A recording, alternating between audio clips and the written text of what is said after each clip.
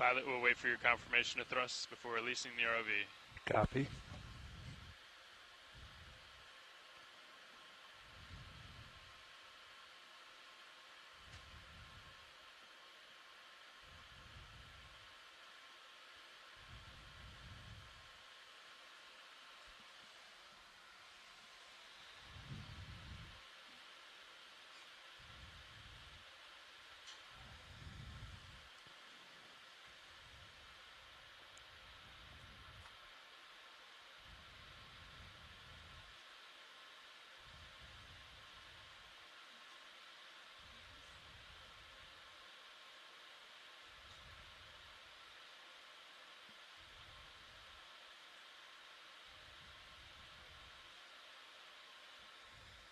Pilot has control. Pull the PIM. Stand by for line, pilot. Copy. You can go ahead and come ahead. Pilot coming ahead. That's a good heading right there. Good copy.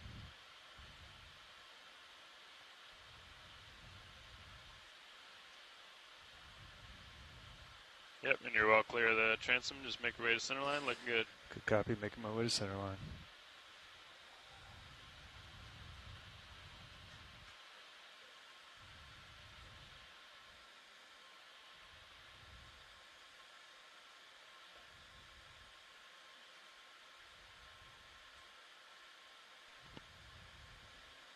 Yeah, looks like you're out there streaming nicely. Let's go ahead and lock in auto head inverse the ship. Auto head engaged. Inverse the ship. Roger.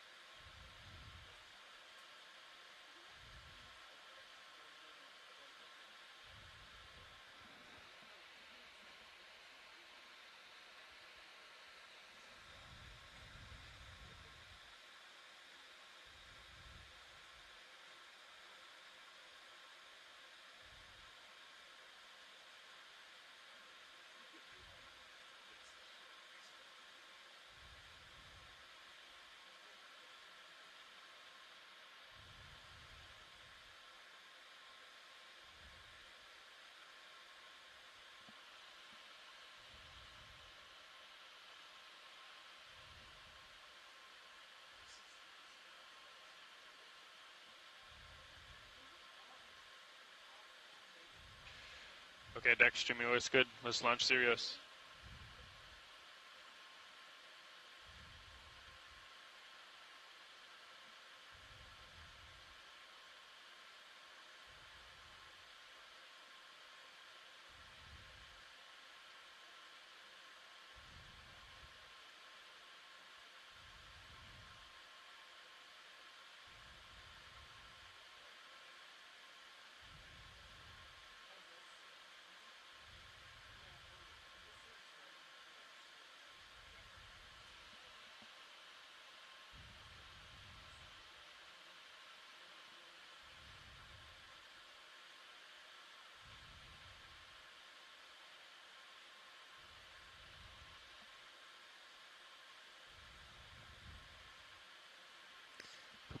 Providing slack.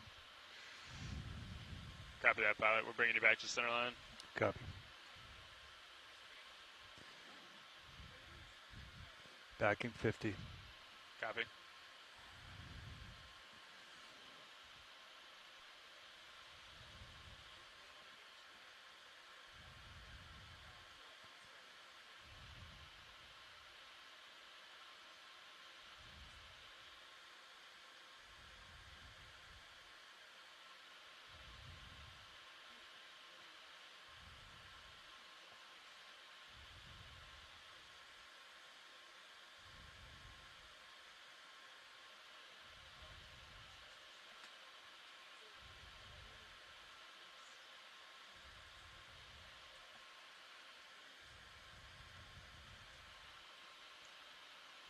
That's looking good, pilot.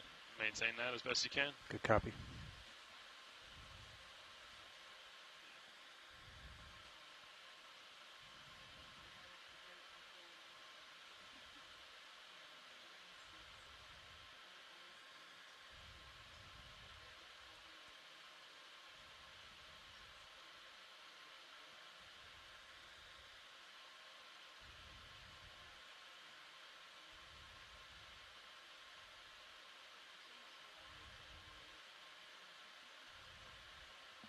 Yeah, I'm out.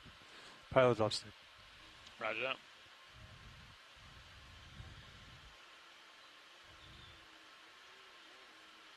Oh.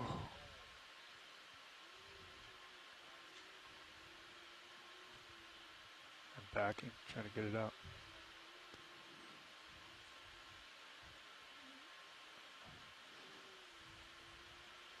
I'm backing.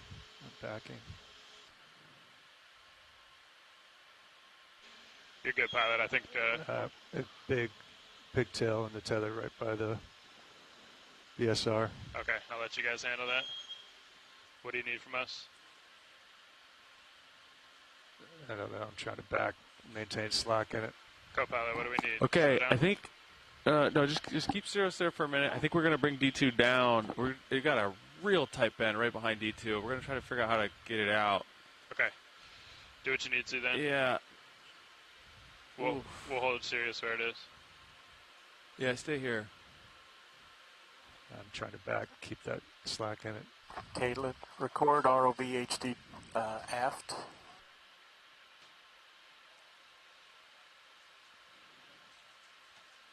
Yep, I'm bunch of slack.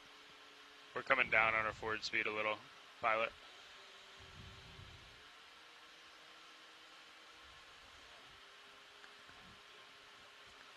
Coming down. Okay. Yep. You still want Sirius on the surface? Coming down. Well, let me come down and see if it turns out. You stay there. Roger. We're keeping Sirius here. Yeah, I'm turning now. Winch guys, zero the counter. Okay.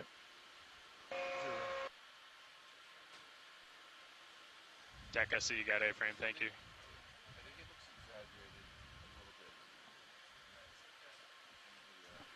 It looks straight now. Looks much better now, Chris. Fiber numbers are okay. Okay. You ready to come down then? Yeah. Okay. He's at 10 meters. Yep. Okay. All right, push up. Chris, Yep. Turn left. Yeah. All right, I'll let you guys manage depth. Okay. We're going to bring Sirius down to 50 meters at 15 meters a minute, starting now. Good copy.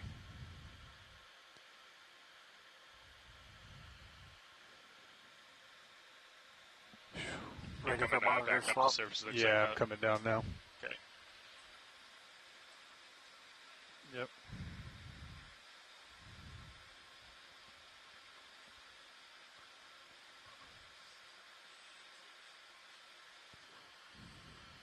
It didn't look great.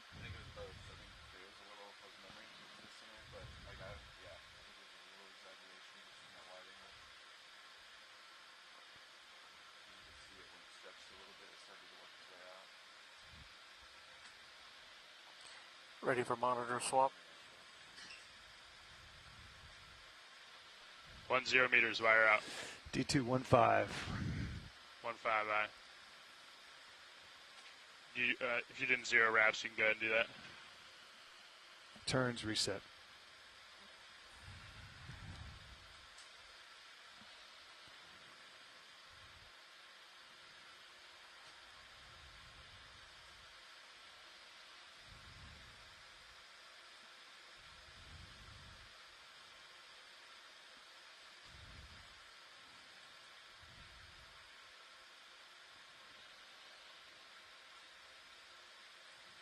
Two 0 meters, wire out. D223.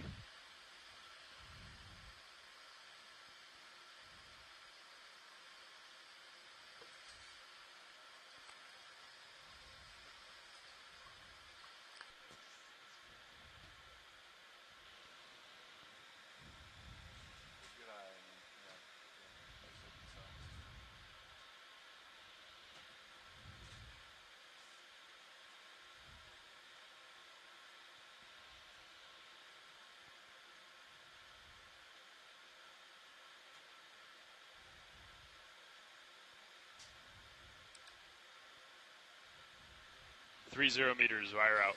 D233.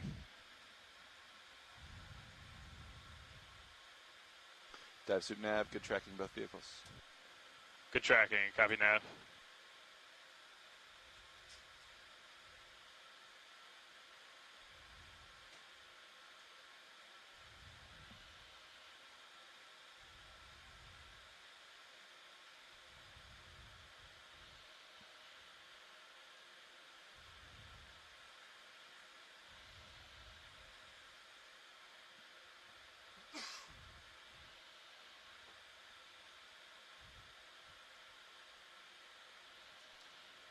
Four 0 meters, wire out.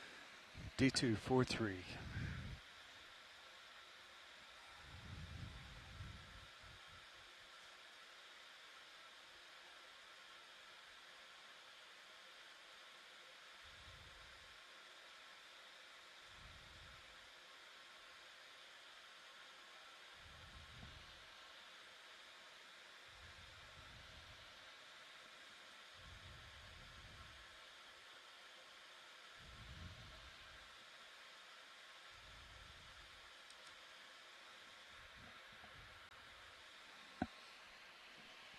Winch, I'll stop. 50 meters. Winch, dive super. Winch. Hey, can we pass control to the control room, please? Done.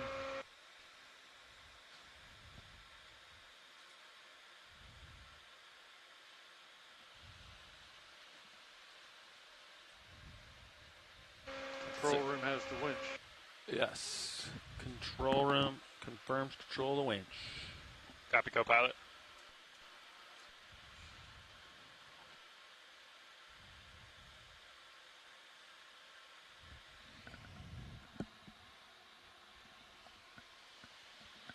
Nav, dive super. Go dive suit. Hey, how's our approach to waypoint 1? Making good progress. Still about 25% away from the target where we set up, but making towards it. Yep. Good forward way. Roger that. Do you, what do you suggest? I suggest passing it up, and we'll work from there. With the Okay. Yep. All right, great. Pilot, you guys are free to dive. We'll work on passing control now. Good copy. Take a dive suit. Tether looks all good? Tether looks good. Fiber numbers look good. Great. Stand by for control pass.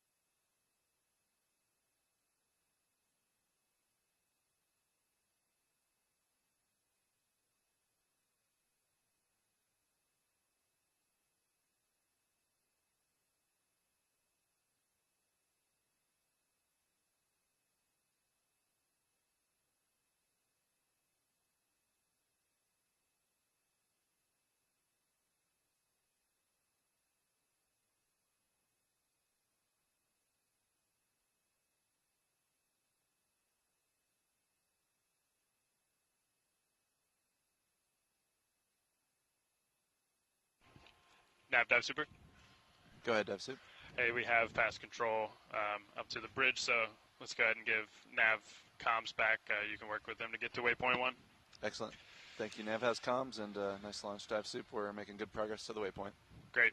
Nav has comms. Thanks. Nav, winch. Go ahead, winch.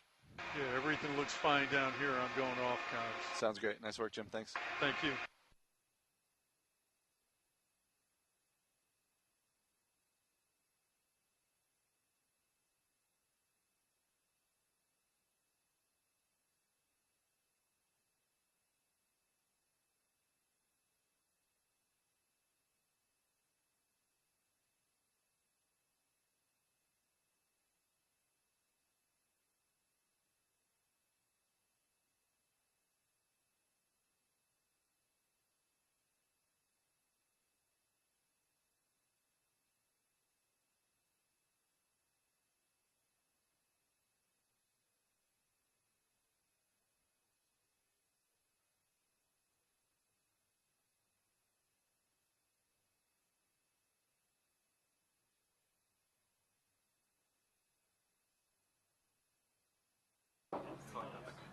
That is correct. I am moving towards the waypoint. Oh, Do you want me to stop? Well, I appreciate the assist. No, you're doing great. Yeah, keep it up. Okay. Thanks.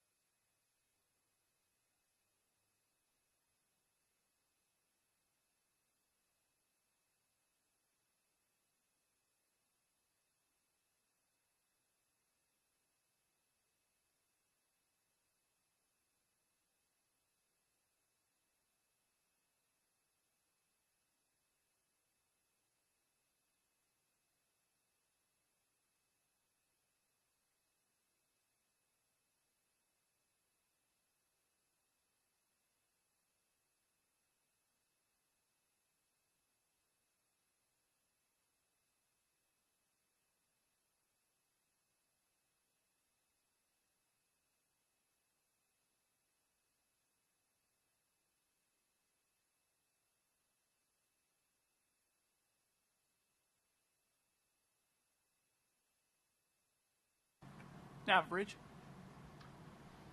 Go ahead, Bridge. Can I engage port prop, please? Yes, absolutely. Feel free to do so. Thank you.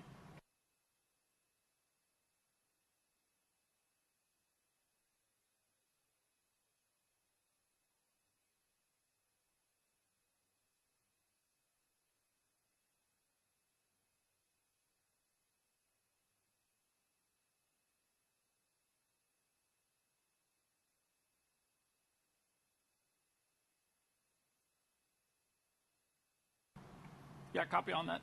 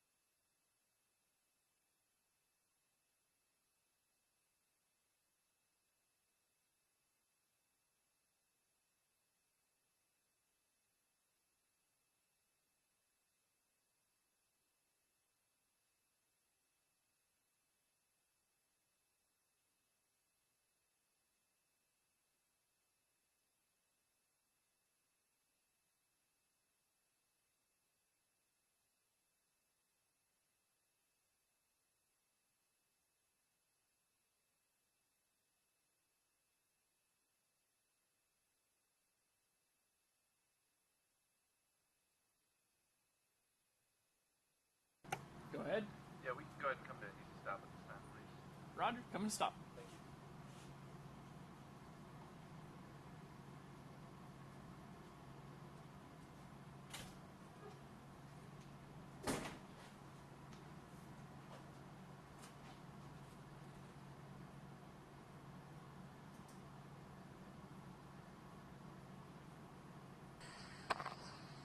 Pilots, we can show it to you on the big screen if you wish to demonstrate.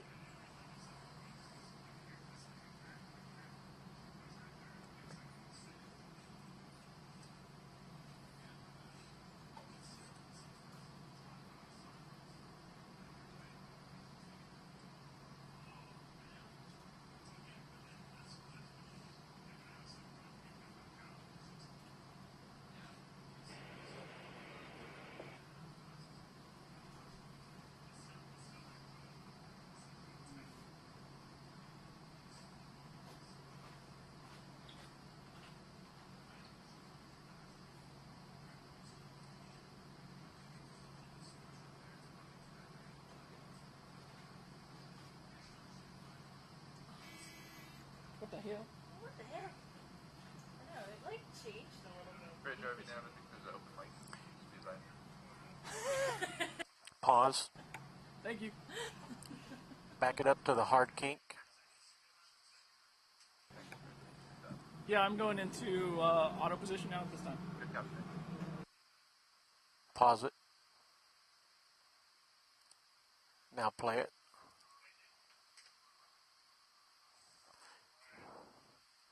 You know, take it to where it's clearing.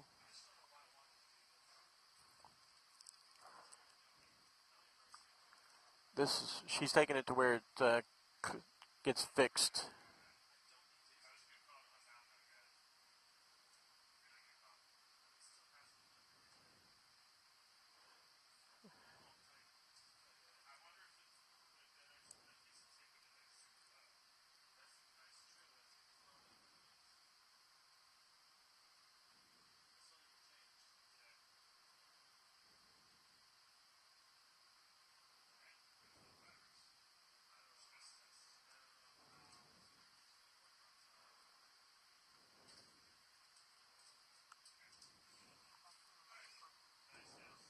Yeah, I think that's cool. Thanks, Caitlin.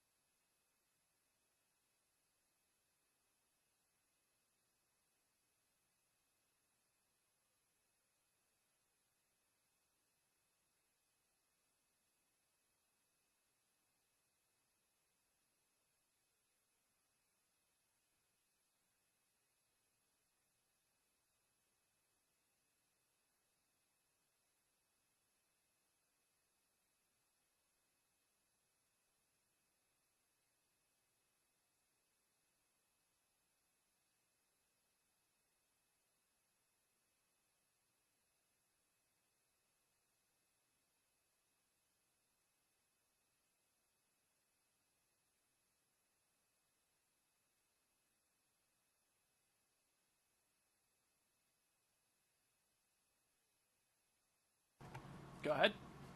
Yes, we'd like to request a ship move if now's a good time. Yep. We'd like to make a move range 35 meters, bearing 130 degrees at decimal 2 knots, please. Roger, I got 35 meters, 35 meters at bearing 130 degrees at a speed of 0.2. Good copy, thank you.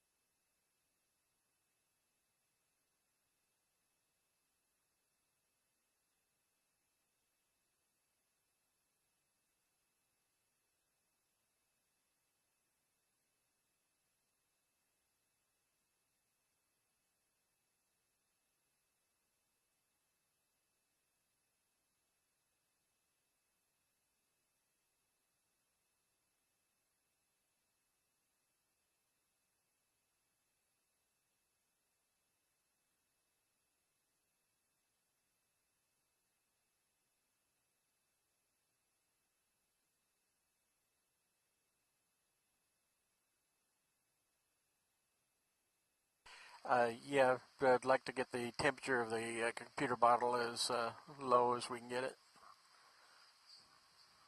Oh, that's pretty high. I think we end up at 14. RV-nav bridge. Go ahead, Bridge. Move is complete. Copy, thank you. Yep.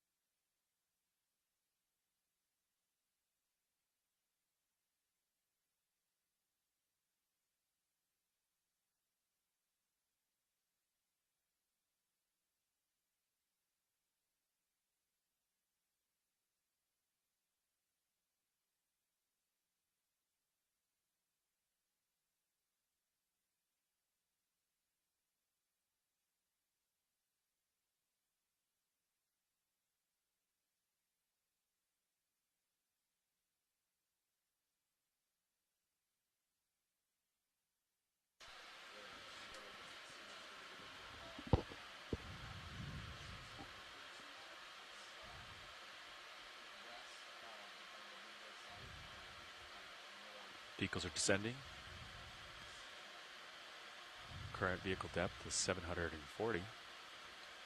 Today's expected bottom is 1650. 1,650 meters depth. A underwater seamount, or I believe this one is a geo. Incorrect. Oh. This is just a regular seamount. Oh, this is just a regular geos seamount. have flat tops and once saw the surface of Yesterday was a geo. the ocean. Yeah. Thank you for correcting me, Navigator.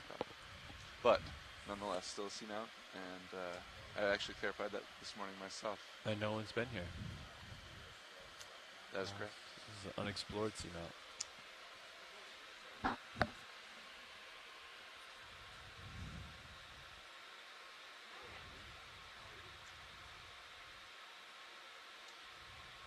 Still relatively shallow dive. Hopefully see some interesting biology. Lots of interesting geology characteristic of the area. Yesterday's geology was pretty spectacular.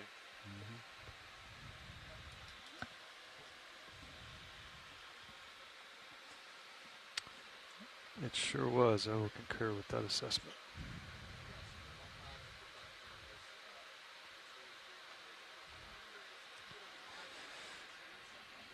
Hey, Roland, can you see if Fernando's out there? Hey, Rolly, can you see if Fernando's out there? If you'd like to join me. Yeah, I was just seeing if Fernando's in the dry lab, if you'd like to come out and give me a hot break here.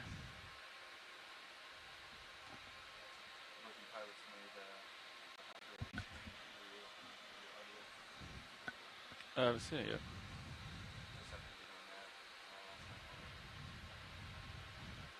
Gotcha.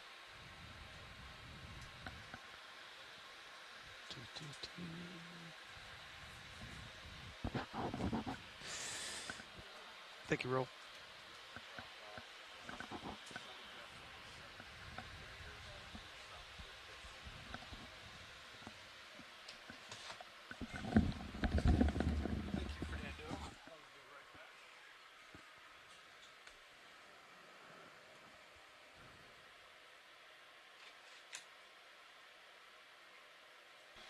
Co-pilot, navigator. Pilot.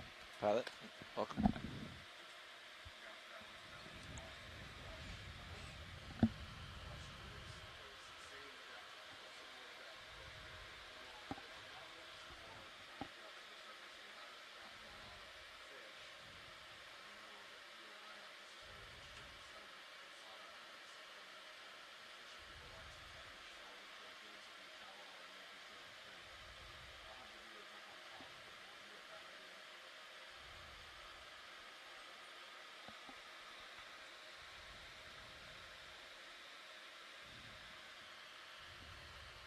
I feel like we need 2 more monitors right here. They got more cameras and monitors now, don't we?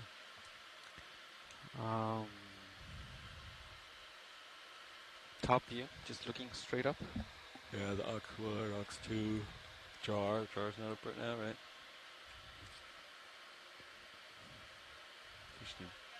This guy think I should. Inside, a camera looking inside the bio boxes. One for each. All right.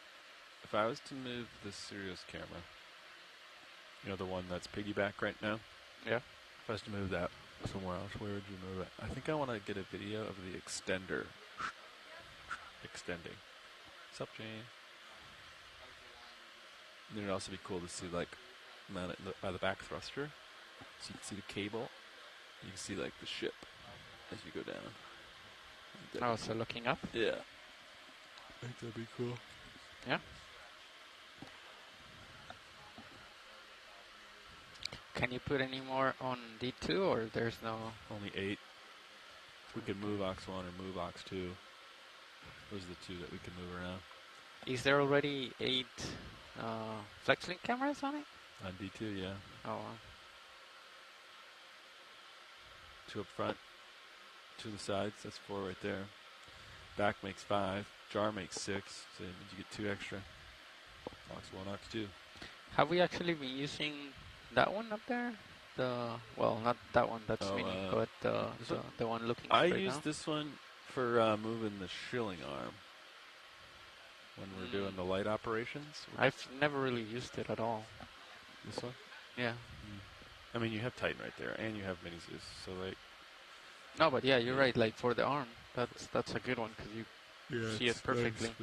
Yesterday I was trying to stow it, and I was actually thinking about, you know how you have the Orion? Yeah. And the wrist, it says left and right. Yeah. To me, left and right doesn't mean anything.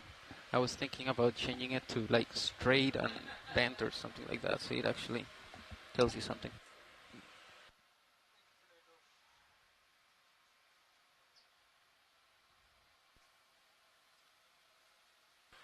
Welcome back, Chris. Thank you, sir. Almost to 1,000 meters. Delta 7, 8. Copy. Thank you. Heading's about the same, huh? Hasn't really changed. I agree. We have 24 minutes to bottom, so we're going to hit it right at shift change. Or set up right before. Copy, copy. Be advised. Roland, we'll give it another 5 minutes or so. Then we'll white balance. You good with that?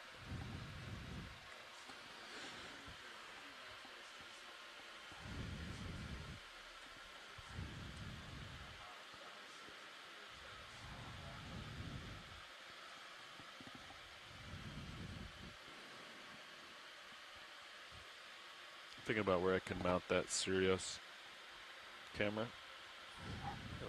The one that's piggyback right now. Yeah, I think I'm gonna move it. I want to have it watch the extender extend once, just to get a video of it. I think it'd be fun. What other places can we mount it? It's fun. I'm thinking it could be mounted in the back of Sirius and looking at the ship as we go down. Look at the cable and the props. On top, you mean? Yeah, they're tucked in somewhere, but yeah.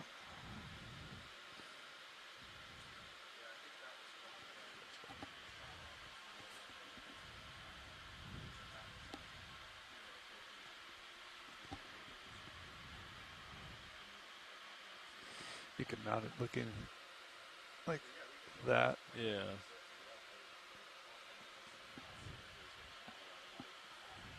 So that way you can see like the top Sirius, the Cape 6.8, PMI, and then maybe like the ship's props as you go down.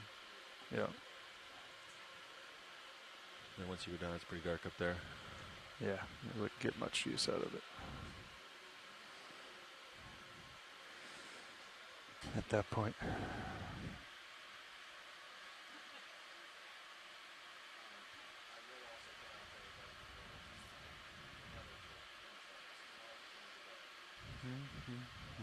You did dry lock some starboard way in, just so you know. See that 3%? It's probably nothing, but I can eliminate it.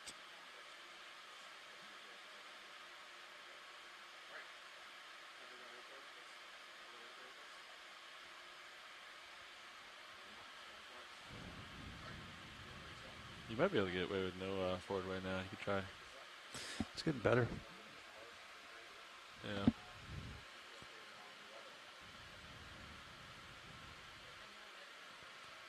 Birds are happy. Delta's good. Keep it in. Okay. I definitely learned that we can pull Sirius.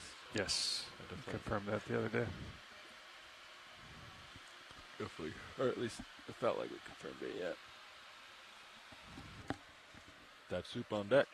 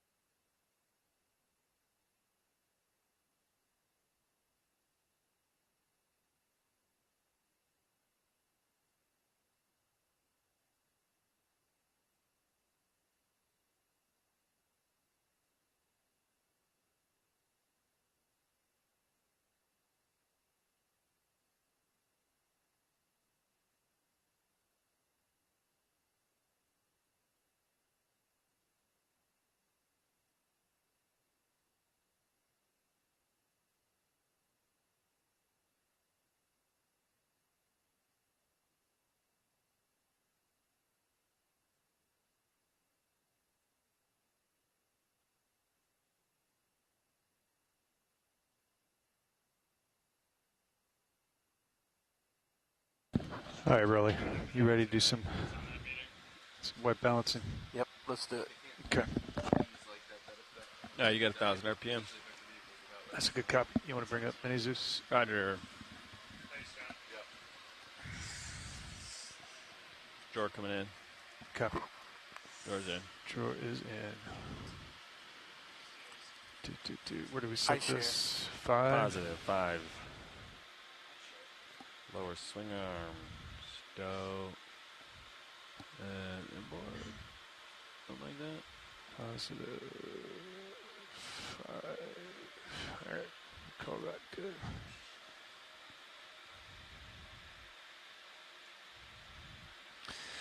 All right. Coming around.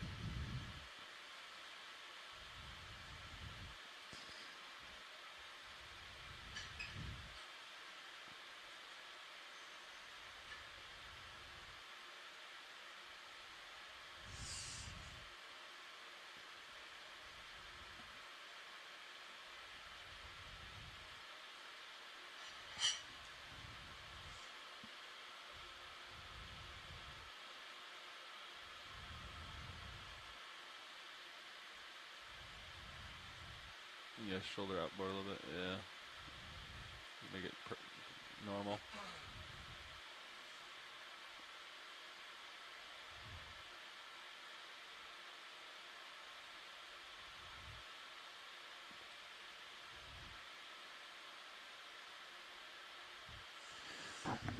Give that a go roll. Checking now. Looks like it's a little high. Move the camera. That's good. That work for you?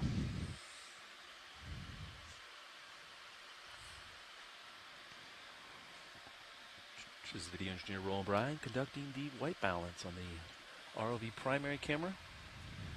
He's checking the black levels this time. That is why the screen is now black. Blacks look good. He's then going to open the iris to reveal the chip chart. He's going to check the white levels. We have moved one of the lamps to perfectly, the best we can, illuminate this chart with 6000K LED lights, 90 CRI. Looks like he's going through our RGB, red, green, blues, gains, looks like. He's checking his waveform monitor. He's looking at the gamma crossover. This is currently the gain settings. Oh. Ron, what does the, in the chip chart, it says like VS equals 2, gain something? So the chip chart that you see has 11 We'll go pretty fast. various Slow down a little bit shadings, first? Or of you like black it? and white Good. across the top Leave and it? the bottom. If you were to look at the waveform monitors that you cannot see at home, I'm looking at a waveform in the vector scope, and that allows me to see the details of the settings, and I can change it. Currently the whites are slightly in the red area, so I am tweaking the red, as you can see on the primary camera, and this is referred to as the red gain. Gain, in essence, for everyone in general, is the whites, the whitest of the whites. And I'm just setting the red precisely, and I'm going to go up and do a little bit more of the blue setting.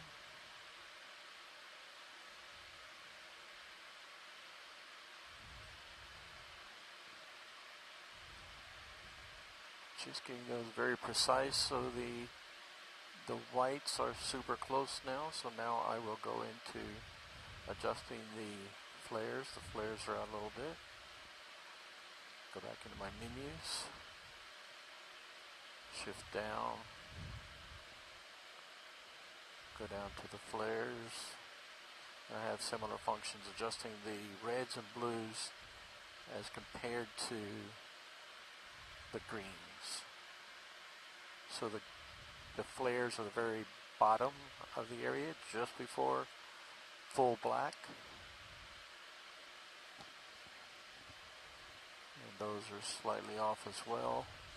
both the blue and the red. And we typically wait until the vehicle gets down at depth or relatively close to cool the camera housing in the bottle. As the electronics for the camera sensors heat up and cool down, they actually change how they process the electronic signals. As such, it'll actually shift throughout the dive if we don't let it get at the temperatures. Now I see the gammas are also slightly out, so I will go down and adjust the gammas. The gammas are the center of the top and the bottom of the chart, that gray section between the bright white and the dark black. That is referred to as our gamma crossover. All of those chips have a bit of a gamma setting, and on my charts it gives me a straight line when they're precisely in and a curved line when they are out, and currently they are very slightly out.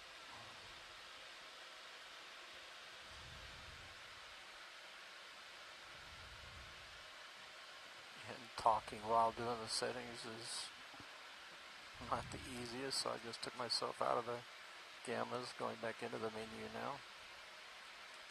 And I'll do the same. This is red and blue in the gammas as compared to the greens. So right now I am shifting the blues. And you won't be able to tell that on the screen when you have nothing to compare to. But our goal is to make this extremely precise, as if you're seeing these specimens on the surface. So we mimic natural light. I calibrate the cameras so that on this chip chart, every single day we go through this process to ensure that it's optimally calibrated for best we can at the bottom of the ocean, which our team does an excellent job. While I'm going through all this, give a little bit of a background on our team. We are the ROV team for the Global Foundation for Ocean Exploration. We are a team of engineers, broadcast video, as well as production editors and photographers, and we all come out to the deep ocean to do these scientific exploration. Many of our team actually have a science background, as well as our engineers have a varying engineering background. Pilot, can I get the chart just a little bit more centered? I'm seeing a little bit of the supers in the top. And our entire team comes out to gather these for our science community, to be able to characterize the area that we're investigating. It looks like the levels are pretty good on the chart. My gains are good, my gammas, my crossovers, so I'm pretty good. So now I have the pilot rotate the the RVHD2. We have about 17 various cameras on between the two vehicles, and we have two that we have these detailed controls available. We refer to them as ROVHD and ROVHD2. The one that you typically watch on the primary stream is ROVHD camera. That is an Ikegami HL55 with a Fujinon lens with an 18:1 optical zoom. That gives you the very good close-ups, very calibrated signals. Okay, co-pilot, video is happy with HD2. You can clear the chip chart. Thank you. And for all you at home, we hope you guys enjoy what we do out here. If you do, reach out and let us know what you like. You can reach us at the Global Foundation for Ocean Exploration, or reach our science team at oceanexploration.noaa.org. And come along with us for the dive. Thanks.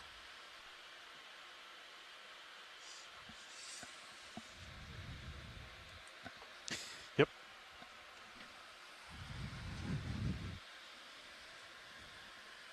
Yeah. Let me bring that swing on back up. is Okeanos Explorer video engineer Roland Bryan making a general announcement to all those on the ship and the shore. This is a notification that all audio associated with this dive will be recorded with our archive video, as well as being streamed to shore via the satellite and the internet. Keep that in mind as we proceed with the dive today, and enjoy the dive. Thank you. I'd kill your forward way, try to drag Sirius back. Copy.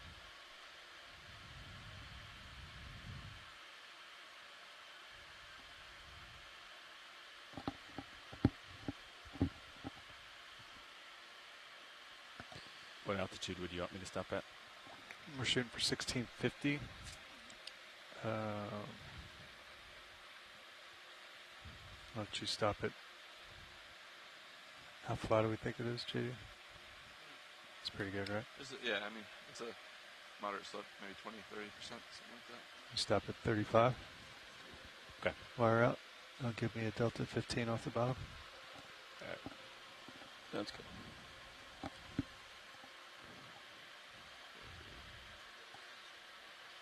Getting some pings, some probably quadruple pings. It's like within the last 200 meters. Multiply. It's either doubles or quads, so it's 200 meter. Right. So consistent. Got a fish in the main camera. Makes sense. Right, 200 meters away. Dimetry is to be believed. You can take it roll with if you your want. orientation. You may not see the depth until a little bit way out there. A little bit more Is there. that fish descending with you? No, he's staying up there. I'm moving the camera. All right, that's all the way up. Let him go. You see your orientation pilot, you're looking downhill, so it might be a little deeper. Okay. Thanks, Nav. Yep. We're currently at 1,490 meters depth, descending to the bottom. We should be to the bottom shortly. Position of the vehicles?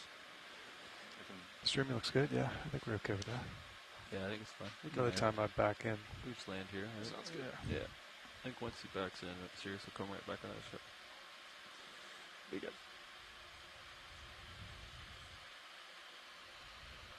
Alright, I'm over 60. So then I'll stop at ship 35.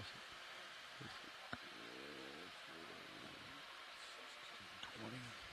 Okay.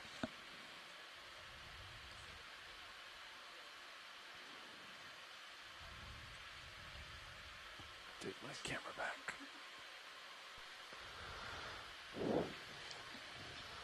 Good morning, everyone from the Okeanos Explorer. We are on our way to the seafloor, just passing through 1,500 meters of water depth. Just a couple more minutes to the seafloor.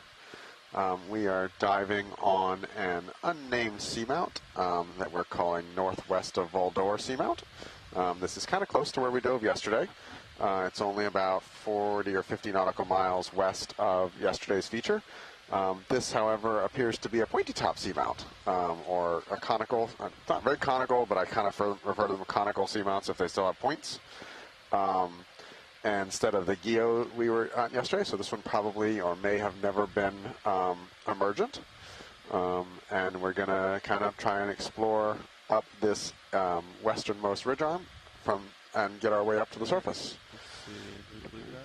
Yeah, so we're descending to about 450 meters below the summit, a depth of approximately 1,700 meters.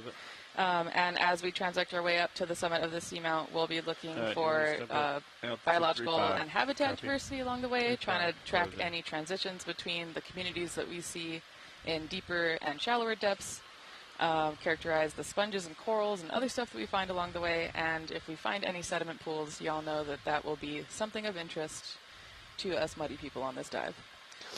I'm going to be really interested after seeing yesterday's communities.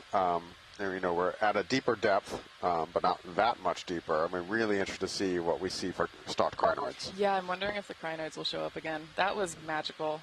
And I told everyone on the ship, but I don't think I've communicated it shoreside yet, that the sediment that we got had a bunch of infaunal brachiopods in it.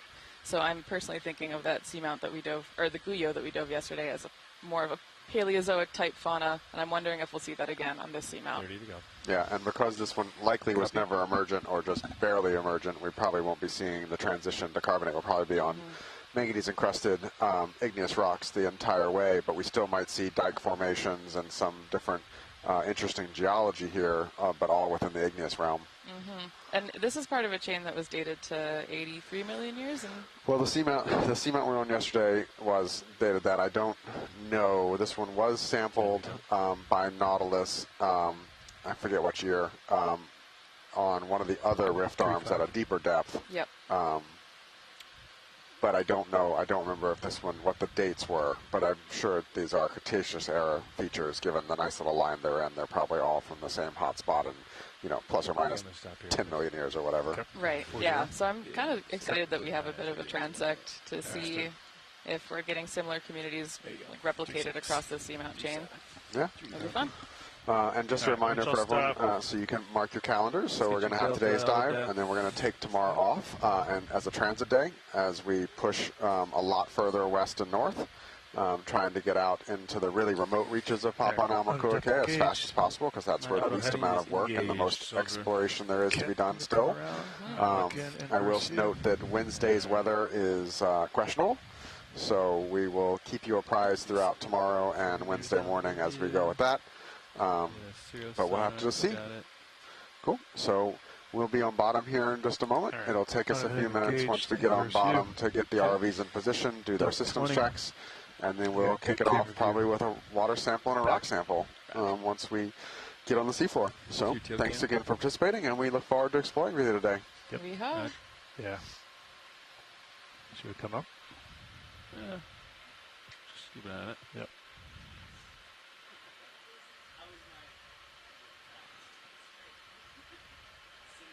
Yeah, I'm still 30. Okay.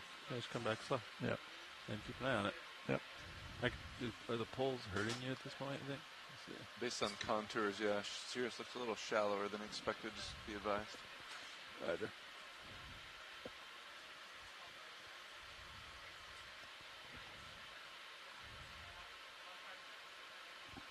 Yeah. All right, you're right here.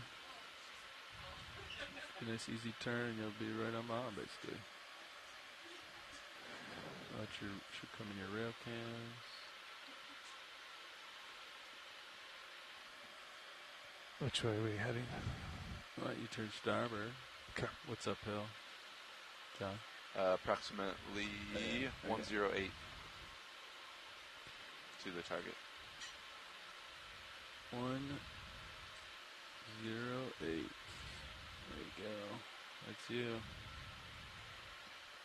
All right. So you want to meet at 108?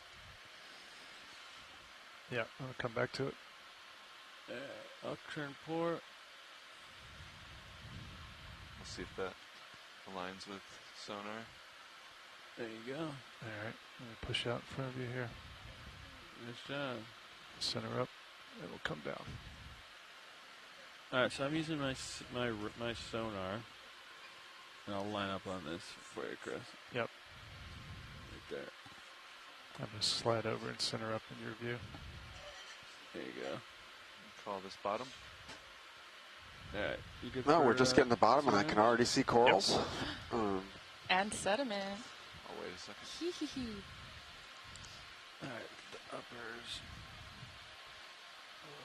And maybe some echinoderms too. That should be fun.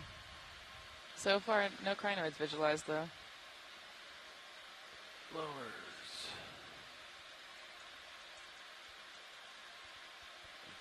Where are you guys at? 40 on the Z? Yeah, 38.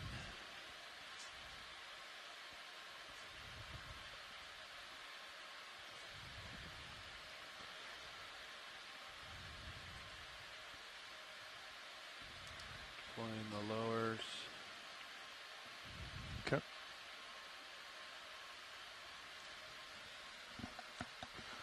I think we're just going to wait here. We're ready to swap it out.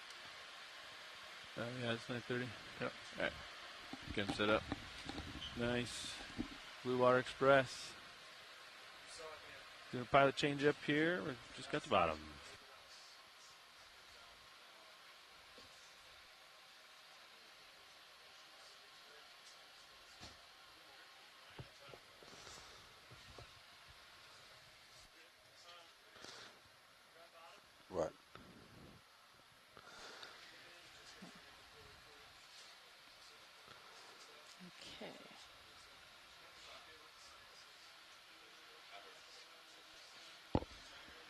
Bridge ROV now. Yeah, I just wanted to inform you guys that the vehicles have reached the bottom. At this time, we'd like to set the bailout direction, please. We'll set that to due northwest. That's a bearing of 315 degrees. And at this time, if you would please ensure that the center of rotation is about the A-frame, please. Thank you very much. Hey, Nav. Hey, pilot. Go, pilot. Let's go. Going to jot down some numbers. Okay, so Good, pilot.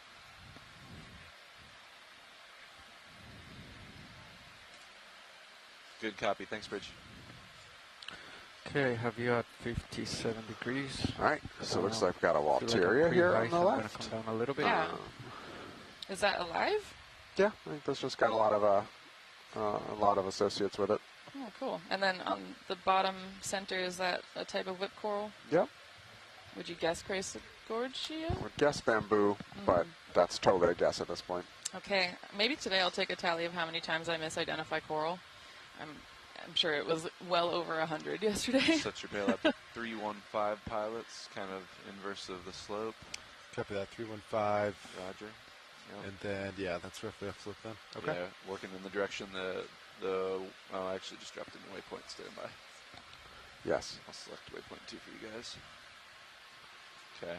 Waypoint 2 is a bearing of 106 from D2. But so our first sample of the dive will be a water sample. Okay.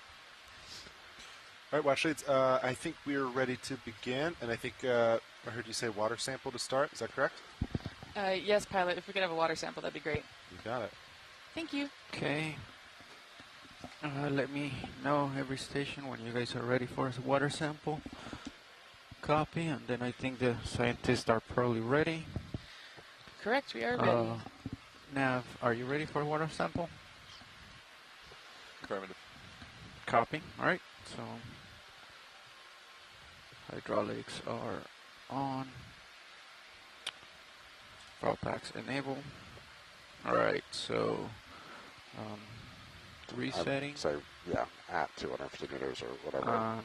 Taking the water sample. No, that's three, sorry. That's the sonar. There you Don't go. look at that. Water sample. It's 1935-25.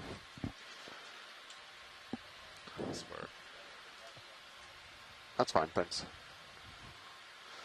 All right, well, actually, we'll start doing our zigzag upslope as normal. Let us know anything you need. Sounds good. Thank you. You got it. Do any of these rocks look like they want to come home with us?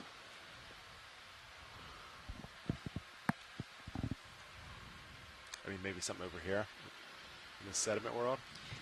Yeah, if anything looks loose, it'd be cool to pick it up and see what we're getting. Yeah, copy that. Thank you.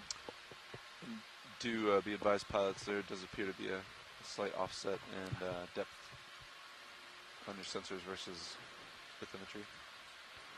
Copy that. About 30 meters or so.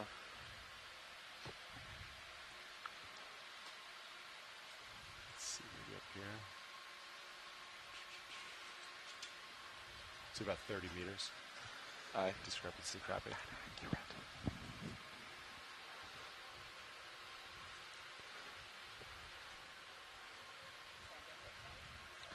I'm gonna move ROVHD2 a little bit up. Yeah, copy that. Val, welcome. And do we see any rocks here that look interesting to you?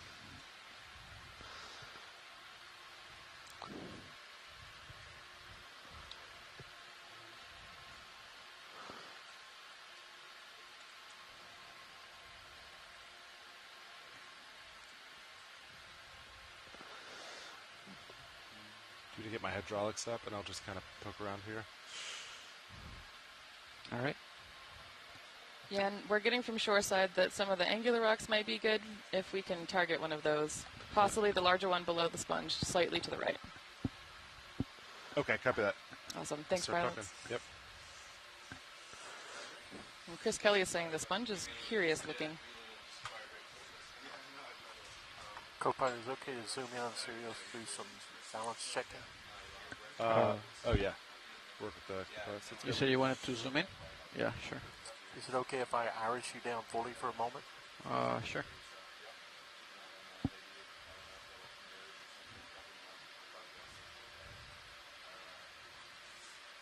Blacks look good. Copy. Come out whenever you're good.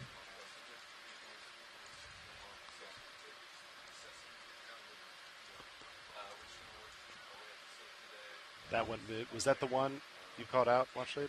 We think so, yeah. Yes. Okay. I can go for that one if that works. Yeah. That works great. Thank you. I'm going to open the, let's see, lid on the port box. Copy. I'm seeing some really fine sediment plumes coming off when we poke those rocks, which makes me feel like we're in the carbonate ooze again. All right, so ready to come in? Yes. All right.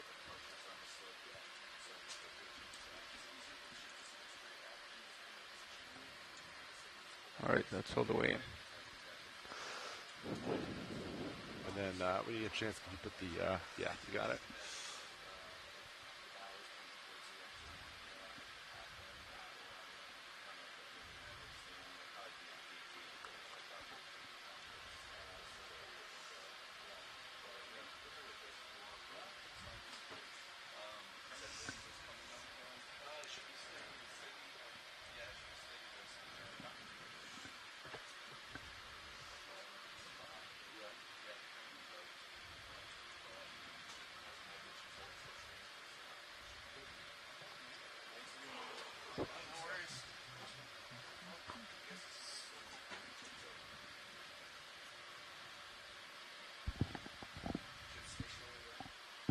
Do you want fog lights?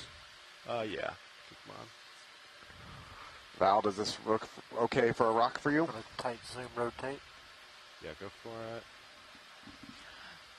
My favorite rock close-ups. Ooh, lots of cool potential incrustations. Keep rotating slow. Val says this one looks great. Great. Full 360. I'm excited to peek at it under the microscope later. And Right. we're clear. That works. Stick it in the box. Copy that. Thanks, pilots. You got it.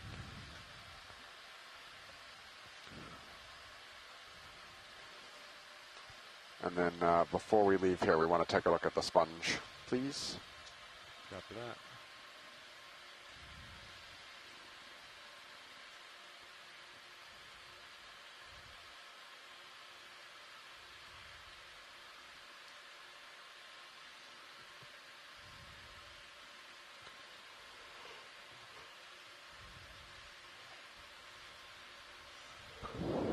Okay.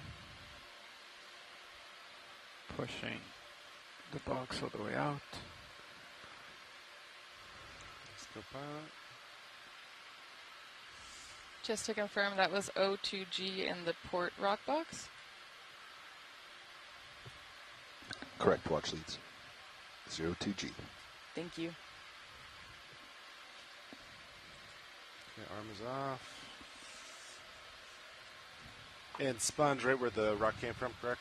Yeah, I probably want to look at both of them, but yes, the one just to the upper left of the rock would be the next priority.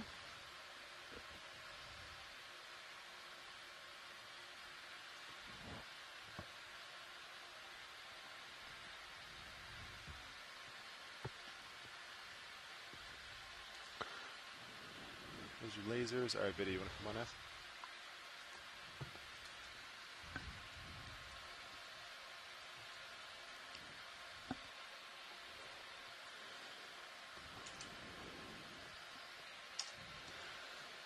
Oops, ours. Came off big crutch there.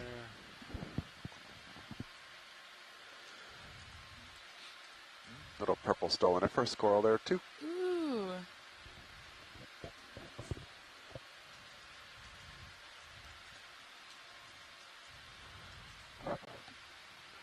Do you have thoughts on a sponge idea? Yeah. Nope, Me not neither. sure about this one. That's max zoom.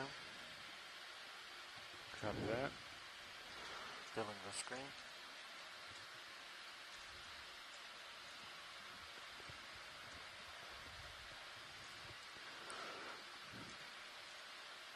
All right, I think that's probably good enough for us to dig around in the guides and figure out what that is. Copy that. Or video, whatever you're set. Purple. Yeah, we can look at the stolen first corals in the upper left if you want.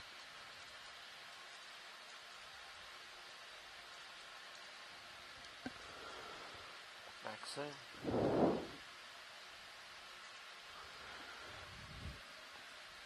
Those are beautiful. So are these the corals that form a mat sometimes? Yep. Okay.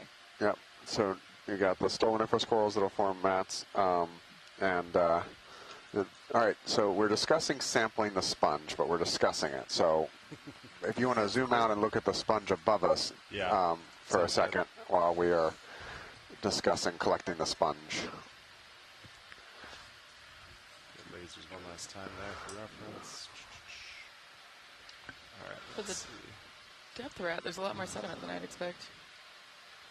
Okay, sounds like we do want to sample the sponge. Copy that. All right. Let's see, it's about maybe 8 centimeters diameter. Nice. Is this, let's see, video come in? If it was on a rock, would you want the rock or do you just want the sponge?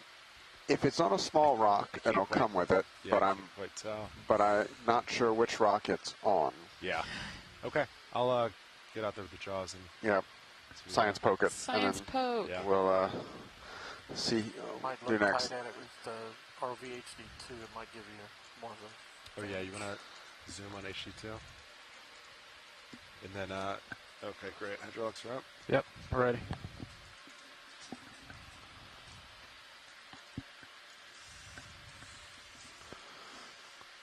Still no conclusions. Must be directly under it. Arm is live. Pulling the main HD out. Look at that.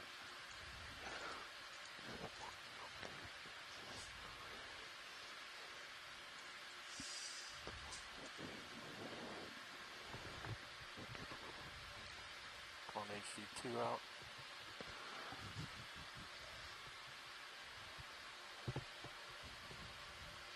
Ooh. It's on the big rock. So Not on the big rock. now it's Nah. off all rocks. All right. Okay. Just gonna let it settle.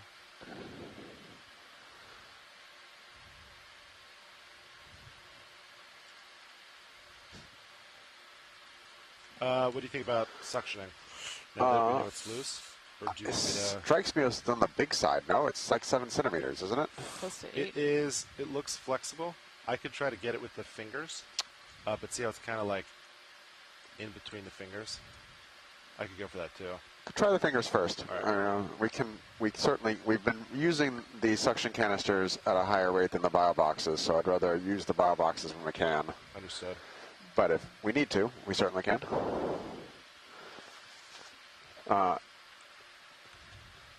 What's the diameter of what's the ID of the suction tube? What is it, about 8 to 10? Diameter suction? I would say less than 8. It's a 3-inch nozzle. 3-inch nozzle, 2.54. Should 4-inch. Yeah, so that's right mine. We will get a number for you. That's fine. This would be also a candidate for generally. It's very soft. Okay. It just kind of tore. All right. Did you see that? Yep. Slurp it. All right. Sorry, buddy. Let me know when you're ready. I've had success on other vehicles too with things like this, where you just turn on a low degree of suction and stick it in the tip of the suction jar, and then use the suction to bump it into the bio box too. We could try. If for whatever reason it didn't get Go through. stuck, we could do that. Sounds good. We try to limit that because that strain, for longevity purposes of the hose, it puts a lot of strain on it. But that is something we could do. We just don't like to do it often. Ready for drawer. All right, I'm gonna come out. I might hit the rocks. I can reposition if you do. Can you put your HD2 down a little bit? Center up. That's great. Right there? That, yeah. All right. Might hit that rock over there pretty soon. Copy, just go slow. Okay. Just stop there. Great.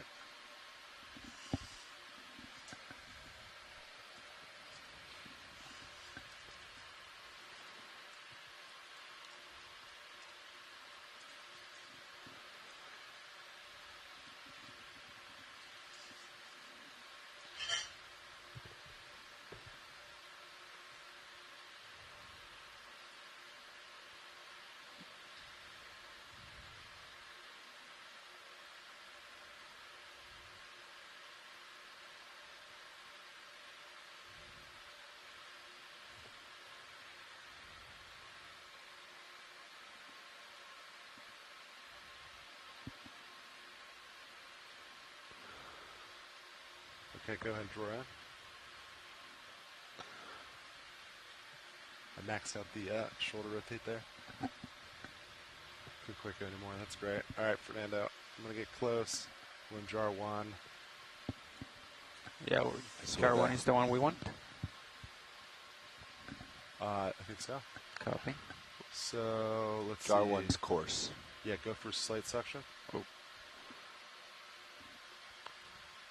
So when I enabled it, somebody had annulled it before. So it's in. All right. Let me know when it's in. Do it soft.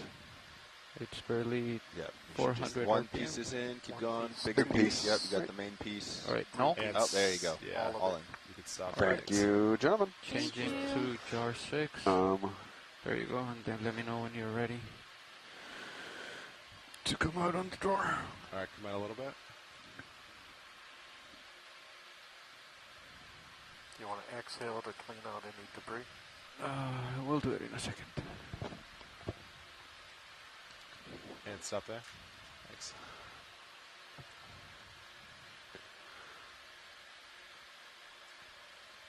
All right, coming back in. All right, Sean, you see in port rail cam, you see the coral at the kind of candelabra shape when you're done with the arm? Sorry. Yeah, no, you're good. Just give me 2 seconds here. Yep. All right, arm is off.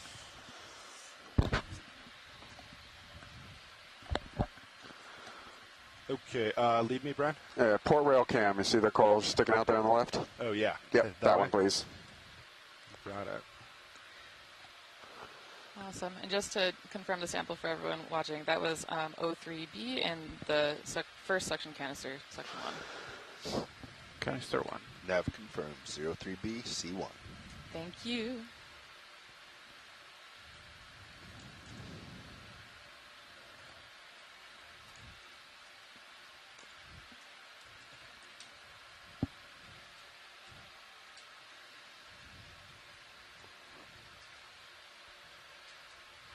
Ooh. Love the topography over here. Is that a metallic gorgia on the right? Yep. And what's the one on the left? Primnode? Yep, I think it's primnode. Really? Okay. Let's see, lasers are on. Lasers on base.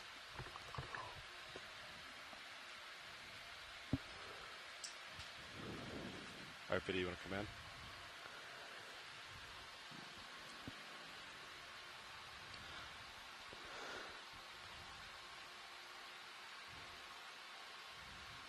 Max in. Copy that. That's beautiful. May have been wrong here.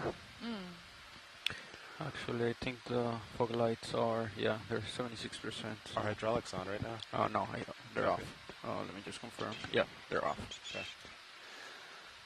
What are you thinking instead? It's a bamboo. It's a bamboo. Oh, I see. I see that. Yep.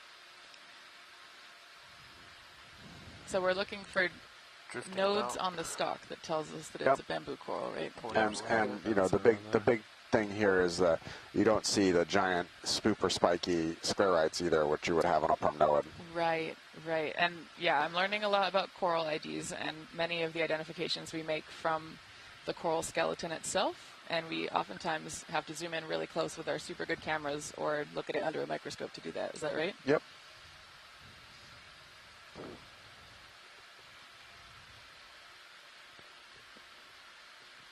That's beautiful.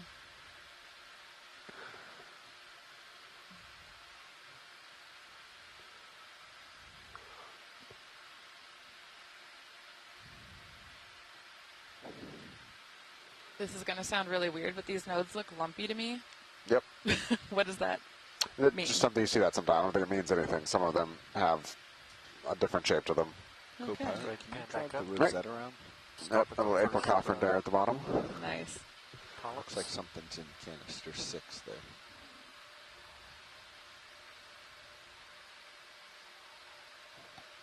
Hold there. Yeah, okay. Oh, like a piece of it Yeah, went it looks into- like we had a little piece of it still. Yeah, I think I changed it too fast, I guess. No problem. Okay, video's clear. Going Can full you see screen. the name of the April Cochran, if you don't mind? Copy that. All right, Wash leads. Anything else in view? Yep, can we look at the sponge on the right, please, or the two sponges? Copy that. We're going to do one last shot here. Oh, that is full line. Yeah, I'm pretty close, Roland. Copy. We can go for the sponge. Awesome. And Shoreside saying it's, how do you say that? Tridentisis? Yep, that sounds about right to me. All right. Do you want me to turn folks down video? They're okay at the moment. Copy. Don't see any backscatter. Copy. Partial.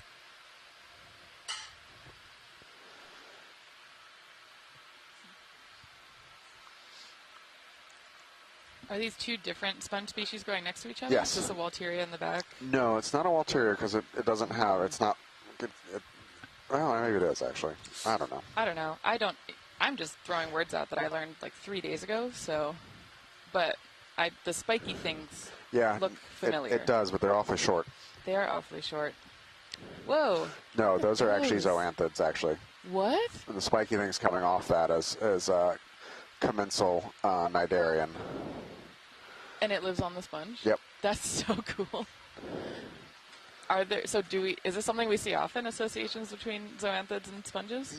Often, I don't know if I go for often. It's certainly something I've seen several times. So yeah, that's a glass sponge, probably a euplectellid of some type. With, I'm not sure what type of cnidarian, but some type of cnidarian growing on top of it. Those could be anemones, they could be zoanthids. And then this sponge kind of closer in the foreground is, I think, pretty similar to the one we just sampled that we're struggling with. And then that's a dead, probably euplectellid there on the right with the Ophiocanthid brittle star in it. All right, science is good here, thanks. Cool. Yeah, clear. Thanks, video. And yeah, every time we've gone on these dives, I've just been struck by how diverse the communities are that live on top of other things. Yep. All about the ecosystem engineering. Yeah, it's pretty awesome. Also, the topographic complexity here is going to be interesting because it already looks like we've got some pretty solid benthic habitat features. And we're only at the bottom depth of our transect right now. Yep.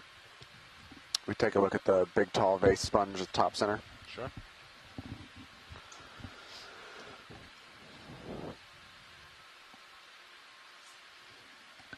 Actually, before that, sorry, the little scraggly sponge bottom left. Or not sponge, coral. Just off screen now. The like whippy coral? Not the whippy one, that one right there that I think I'm not sure what it is. We can just snap zoom on the squat lobster on the coral. Is it maybe metallic gorgia type? Ooh. No. No. That's Umbellopathes. Umbellopathes. What is Umbellopathes? It's a black coral. Oh, cool. Okay. And is it named that because it looks like an umbrella? I think so. The squat lobster is vibing. Yep. Those spiky types odd lobsters are often found in association with black corals. Wow. Which is a good indication of, at a distance, that was actually what caught my attention, was the squat lobster looked different than what I would expect on a metallogorgia. That's so cool. All right, thank you very much. Let's go back to the other sponge. Copy that. All right, Roland, you can come wide. You're good. Do the squat lobsters use the corals as a place to lay eggs also? We find egg cases in corals. It is hard to tell what they came from. We know that octopuses lay eggs in chrysogorgids. Several octopus eggs have been recovered and dissected or even hatched in the lab on the ship after being recovered. Whoa. And little octopuses have popped out. Oh, That's really cute. Is this one of the wedding glass? It's in the same kind of sponge? Same group, yeah. This is a little different. Yeah, it looks more translucent than the one we saw yesterday. Well, the shape around the operculum is kind of different. Oh yeah, it's more frilly. Okay. And I think I remember Steve Oskovich said the top plate is called a sieve plate. All right, Biddy, you want to come on out?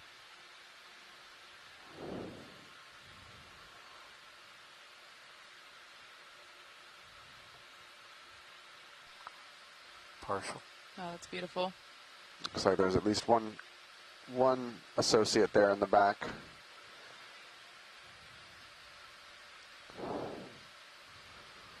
Oh wow! The super surface. zoom on this camera is wild.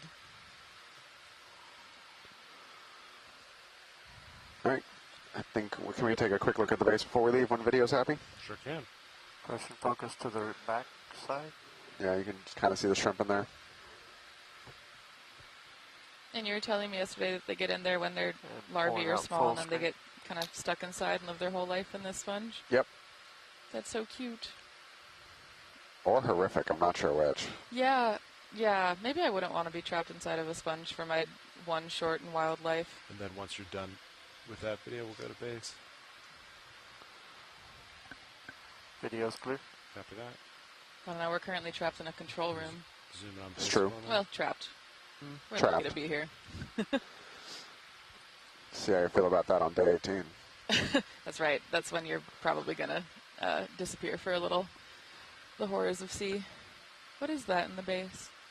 Not sure. Is that part of the sponge? Not sure. Okay. Tilt down to the bottom right. Ooh. Looks like there's some things growing on it. Yep. Is that a zoanthid? No. Too small to tell. Could be several different things. All right, I think we're good. Thank you. You got it. All right, got a rock, got a sponge, got water. That we did. So I think we have accomplished the start of the dive goals. I think we are probably ready to start moving. All right, let's do it. All right. Pilots, our general way uphill is 105 today. 105, copy. So I'm zoomed out. You can see it just on the right edge of the screen. There's our waypoint. Sirius is looking like... I can turn like maybe 5 degrees and then... Should we do like 130 maybe? Follow Sirius terrain and then meet up with 105? What do you think? Yeah. All right, I'm facing 130. Works for me. Yeah, I'm lined up. 130? Yeah. What do you want? 10, 15? 15 is fine. Looks like a dead Walteria there on the right. 15 meters at 130. Alteria's Copy. The super spiky vibe guys, one. Up. Oops, sorry, go ahead. We're coming up with you. Bridge, RV nav. Good items. Yes, can I Is get a that ship move, potentially a please? crinoid in 15 the meters, top that's right? 15 Yep. meters. Is it possible bearing to do a snap zoom on 130 that, degrees pilots? at decimal 2. It is. Yay. Center screen. It's lasers. All right, Good copy. Thank you, Bridge. Lasers off. Ooh, yes? Bonus crinoid. Bonus crinoid. Look at that attachment. That's so... Is that It's Is that how it attaches to the rock? Yep, those are at Siri. Siri, I think. I'm just kind of floating. That is very cool. Okay, so that's our first crinoid of the dive. So yesterday we were getting a bunch of stocked crinoids, and the vibe right here is very different. No stocked crinoids, but this really cool unstocked one. Pulling out. Science is happy when video is. Holding. Pulling out. Shrimp. I love these shrimps. Go tight on shrimp. Sure.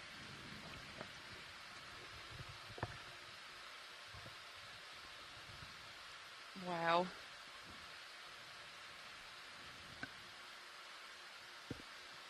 What was this one called again?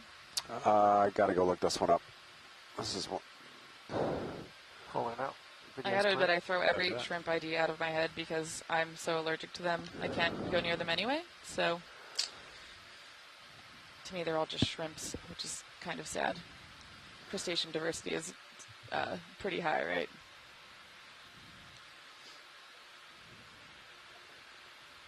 Coming up with your co-pilot. Yep. Eyes out for overhangs. Looks good. Cool. That might be a cool visual of some incrustation on the left, and then that with coral in the background.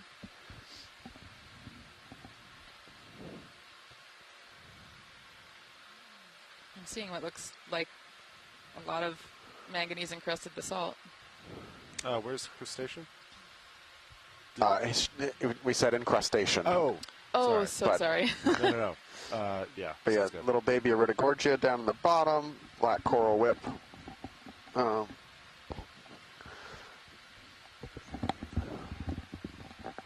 Is that another one of those sponges that's maybe... That even might be the one we looked at. Oh, nice. On a brittle star eating itself off of something? Yeah, it jumped.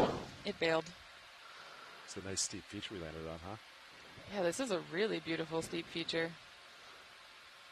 Yesterday we saw an incredible diversity of Chrysogorgia on some of those massive cliff faces. Here's another big bamboo whip. Ooh. So, and we're a little bit deeper than we were yesterday, but we've already seen a couple bamboos here. And I think I see, looks like more off in the distance.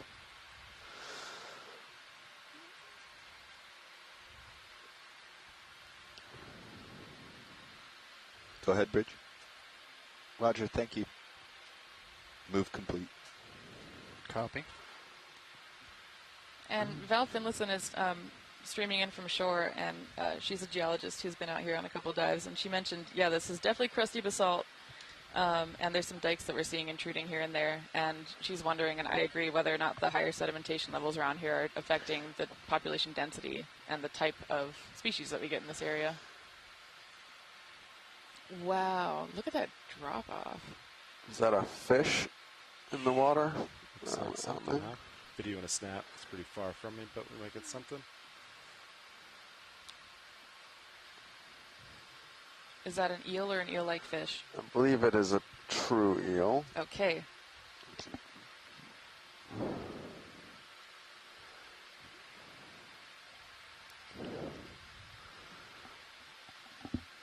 Huh. Yeah, we didn't get too many fish on yesterday's dive, but the ones we saw were either eels or eel-like fishes, or that one batfish thing, right? Yeah, and then we saw the potentially slime head and the cat shark too. Oh, that's right, the cat shark.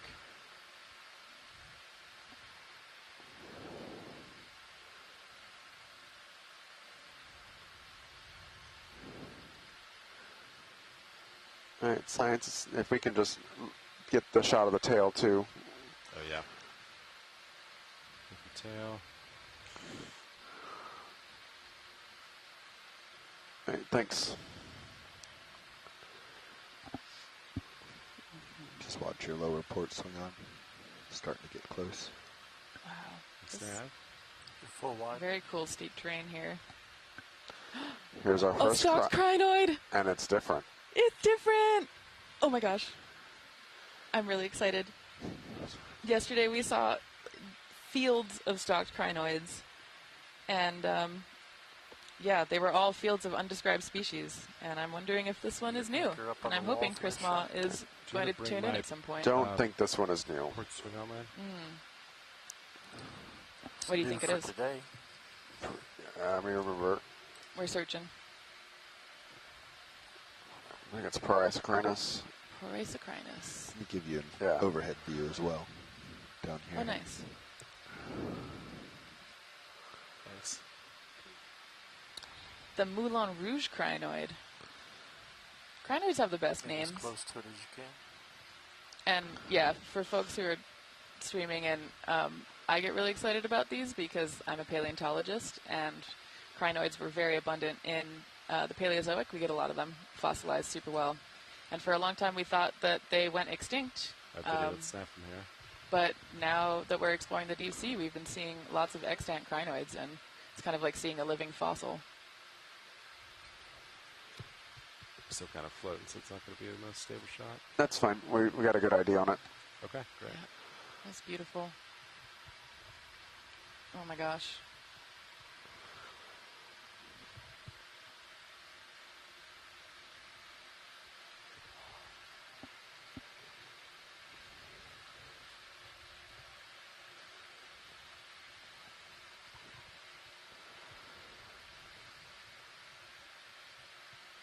To me, it looks like this has really different ossicles from the ones we were seeing yesterday. These seem a lot more dainty.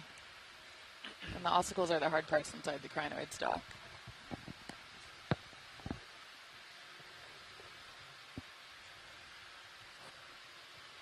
Pulling for the full head. Slight tilt up. Do you want any lights video? Nope. That stem is already over bright.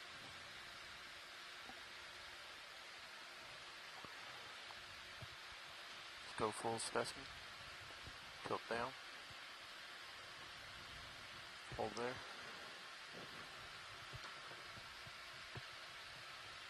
That's gorgeous.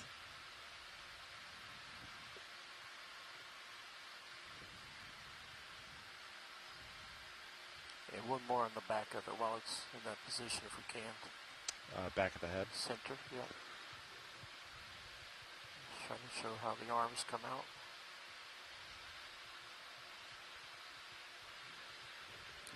Awesome flying, pilot.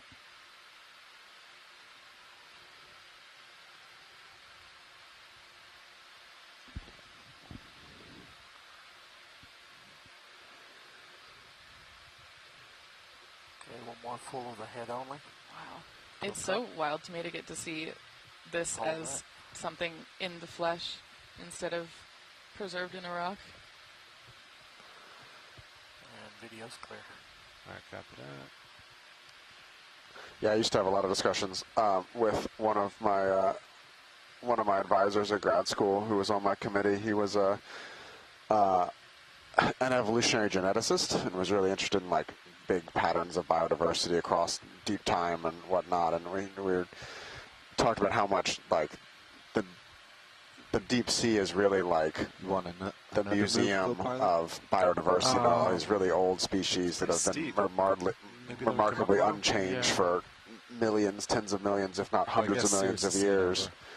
Maybe, I mean, 10 degrees. How much evolution changes down here versus just preserves. Like that. Sure. Look at the really clear dike formation there. That's so cool. Yeah, I'm coming up. Yeah, so 10 meters should be fine.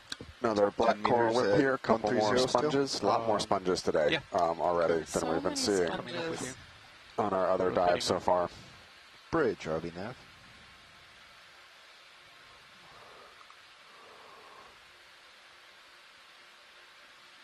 Oh, and you can put my outputs around back. Copy. It looks like a lot of the sponges are maybe that morphology-ish, the one that we looked at in the beginning of the dive. 10 meters, bearing 130 degrees. Couple of anemones here. Whoa, that was fast. No, Dougal, I haven't seen anything gelatinous in the water column yet. Good copy. Thank you, Bridge.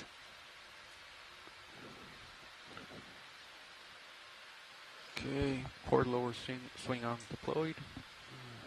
Thanks. Yeah, the sedimentation is markedly different here in my view, or at least just the way it's accumulating. And that's interesting. I do wonder why. I know we only have two or three data points to go off of from these seamounts. It's not exactly going to give us any conclusive answers, but Dougal, we haven't seen any jellies today. We saw a couple probably pyrosomes yesterday, which were pretty cool, and then a couple of small ctenophores. But we only got good video of the pyrosomes. Can we take a look at the stalk sponge center lower? Yeah. And I'm wondering if that's an unstocked crinoid in the background. Sit lower and look up at it if you can. So sort of further back from it.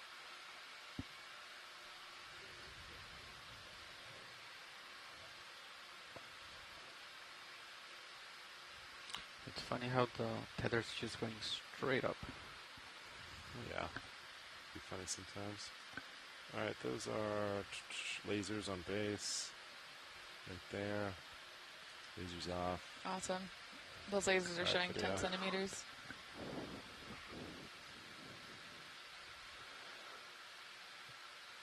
What is this? Stock sponge. Stock sponge. Yeah, that's it's definitely a glass sponge. I get it. Cool. The sponges can be so similar sometimes that I don't trust myself unless I look it up. Chris will tell us what it is here in a second. Yeah, like Chris Kelly and Chris Ma are so quick with the IDs. And Asako. Everyone who zooms in or calls in is so fast. It's amazing. That's cool. There. Nice view of that batrioidal You see the crust. camera vibrating there? Is that it right today? I do have thrust going. All right, I think we're good. Thank you. So I think that's thrust there. Full screen. From the base to top of the sponge. Are hydraulics up? No, they're not. No, God.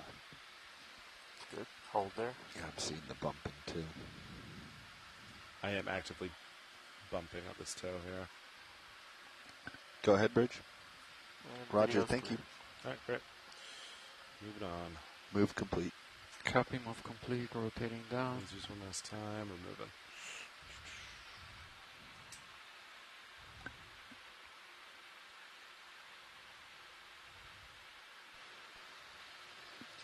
Do you have thoughts on what that coral is Which one? in the background? Probably a bamboo, Nice.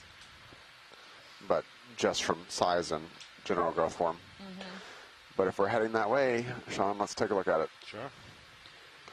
See another unstocked crinoid on the rock up there. That's cool.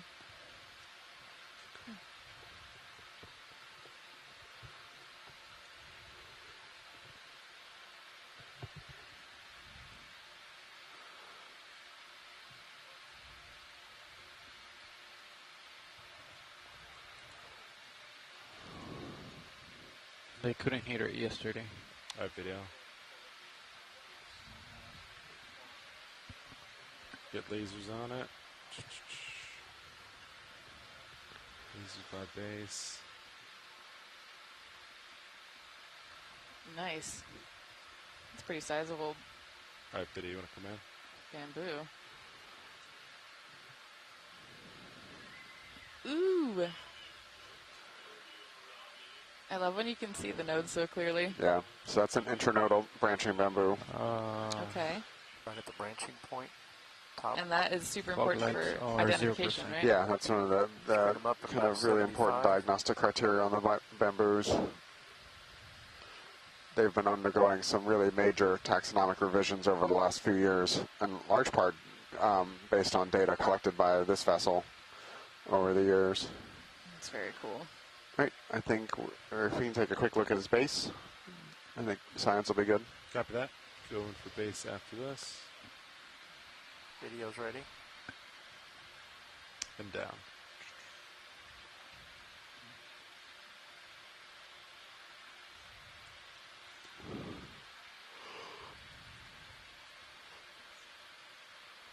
Cup coral there in the background too.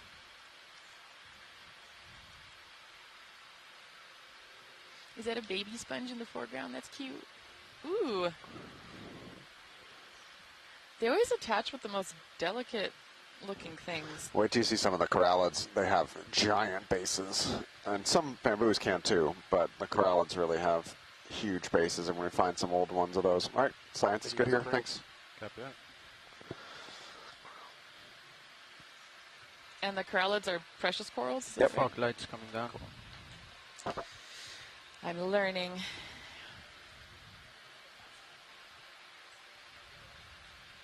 Racing with you.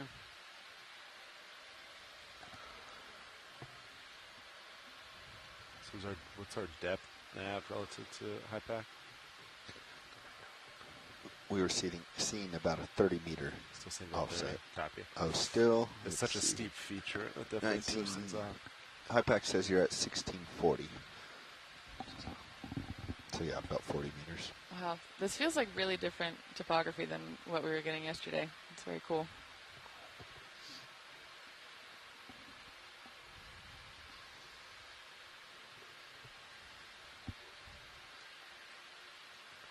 What do you think, co-pilot? Another move? Maybe in a little bit.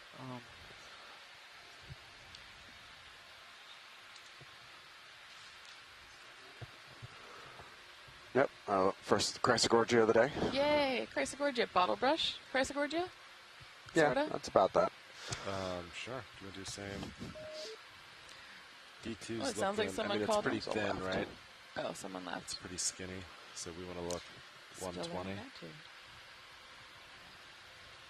Is that a metallic gorgia on the back? You really like the psychic, like barely see a hint in the background. I want to know what it is. Yes, I'm curious. This is my entire life, is seeing something and going, what's that? Right. Yeah, but that's from And then maybe 1% of the time Not actually being able to necessarily identify what it is. It's not Sirius's perspective. Yeah. I'm a big believer of We're vibes. to 130. Also, for what it's worth, my vision is so bad that this kind of 15 resolution is meters usually would what be I'm getting fine, I anyway. feel. Yeah. Sorry, I misunderstood you, Sean. I thought you were saying go 120. Oh, no, I'm just saying. Like bearing 120, Blue yes. view, D2, 120, it's skinny. I'm on 40 your meters page, out. your frequency now. Got it. Co-pilot, I heard 15 meters at 130. Correct. Coming in. Bridge, ROV nav. Okay. Ship move, please. 15 meters, bearing 130 degrees at decimal 2.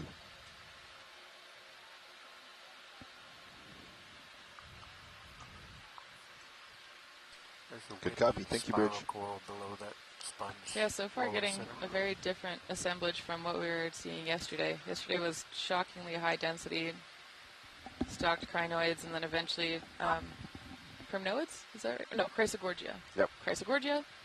Yes. And today it's a lot of sponges. Occasional, it seems like unstalked crinoids and bamboos. And sediment. Ooh. And a lot of sediment. I'm very hype about the sediment. Yeah, you can kind of see the shift change in terrain from Sirius. Goes from rocky to sediment and rocky. Yeah. Yeah, if Sirius View is giving us a solid wider zoom of the landscape. I think we're going to get some really interesting sediment today, which I know is your favorite, Brian. Well, that brings out the fish, which makes some people very happy. It does. I'm mostly talking about post-processing in the lab, where I think I'm the reason that we've been staying in a little bit late because we've been sieving everything. Well, I've also just been abandoning you. Well, that's fine. You get to work with all the crustaceans and mollusks that will kill me, and I get to work with the sediment that keeps you from going to bed on time. Brittle Star getting ready to bail out. Yeah, a little evacuation. Send it. They remind me so much of turtles, and for the way they behave. If you've ever been kayaking or tubing in the southeast when on a river, you see all these turtles out hauled out sunning on logs, and as soon as you get near them, they just all plop in the water, no matter how gently or quietly you pass them. And sometimes when I see these brittle stars feel the pressure wave of D2 approaching and start bailing, it reminds me so much of like red-eared sliders and painted turtles that you get in the southeast, who have a very similar, anything comes near them, they just jump off, kind of predator avoidance strategy. That's so funny, 'cause when you say turtles, I think like Hawaiian green sea turtles. No, not sea turtles. No, and they don't move at all. Maybe just they just kind of sit there and vibe. Interested in something else. Wow, nice visualization of pink. Oh, pink. Pink coral, bottom right, please. Bottom right up corner. Bottom right. Below to the left of the whip. Okay. Fog lights that is a out very at long, 0%. potentially bamboo coral in the background too. Copy. I'm going to ask it again. What do you think that is? It's one of those pink corals. Good pink coral. Are we expecting to see more corallids, maybe? I mean, do we know? Generally, this part of the world has got a lot of corallids. I'm sure at some point we will find some. I cannot see your tether. I'm pretty cool low. Sponge community in the background I think too. you should have tether, but copy. Let me know if I need to come back. All right, video, you want to come in?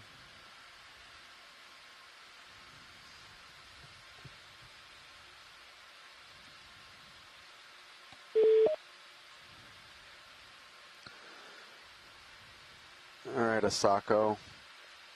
Which way are you going to go on this one?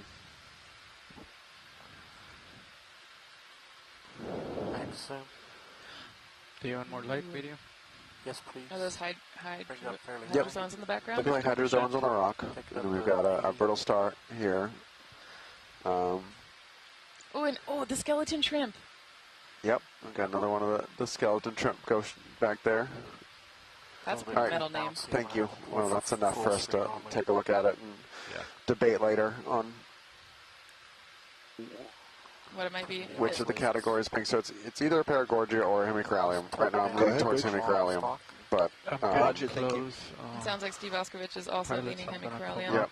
Move So complete. is the Saco. Moving forward as well. So Nice. Let me know if I need a boogie. The hydrozones okay, in a I line believe. going down to the stalk of that coral. That was kind of interesting. Rotating Tilt down. down for long stock. I don't know very much about the vagaries of recruitment long when it stalk. comes to corals, but I'm curious. That is a Lasers long. on. yeah, that is a very long bamboo. This is Yeah. on now. You can put it across the rock to the left. Are they? They're on. I can't actually see them though. I can barely see one. Oh, I see them. Okay. Just swipe You're the not going to rock be able the far to left. effectively laser this thing. It's too skinny. I was trying to see if it showed up on the rock next to it. But I think it's too far in the Can background. you in that turn? Yeah. It's fine. Kind of there. There you Yeah. This is gorgeous. go. All right. You're full wide. Moving on. All right, Fernando. All right, I'm gonna come up. Come back to moving. you. Yep. Gonna come up a little bit and then rotate down. And for folks just streaming in, we're exploring an unnamed seamount, number 2, northeast of Volador Seamount. Our closest point of land is right of Bank, which is about 95 nautical miles away. And we're currently at 1,590 meters water depth, making our way up to the top of this pointy underwater. Honestly, half the time just choosing a word and throwing it out there and hoping that I flip the coin right.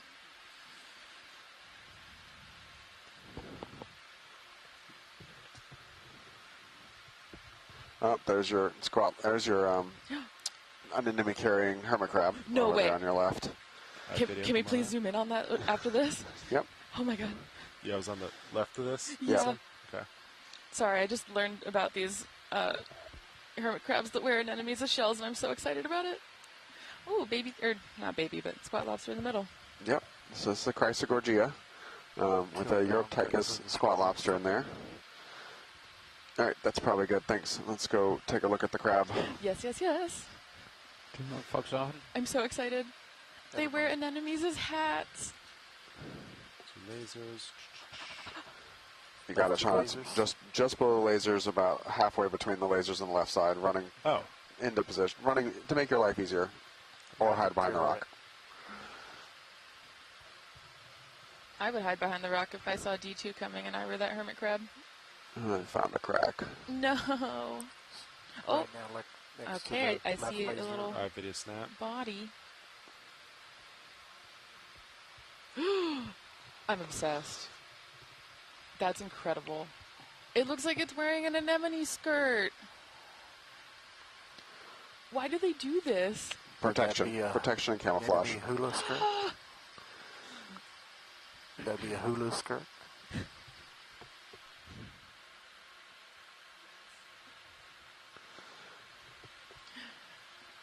That's so cool. I think this is probably my favorite deep sea phenomenon, aside from all the forums we've been seeing. Just, this is wacky. Life is wild. So this is a Pagorid or Parapagorid, kind of similar to a hermit crab in shallow water land, where they have anemones that they carry around as their shells. I can get closer and tilt down. Does it? Yeah, please. Does it switch out anemones like land hermit crabs or shallower water hermit crabs? I don't think we know. I don't think we know for sure, but the anemone should grow, right? Oh, yeah. So it might just keep up with the grow. I don't know if they have the same problem with having to switch out shells like land hermit crabs do. So they're just besties for life. Potentially.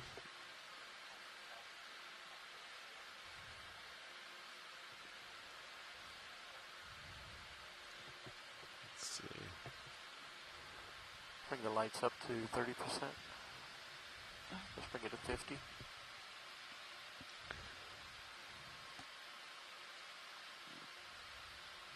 Alright, video. Start to come in partial.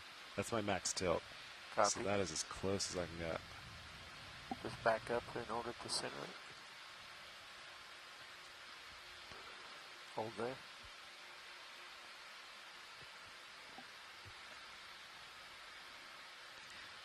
Wow.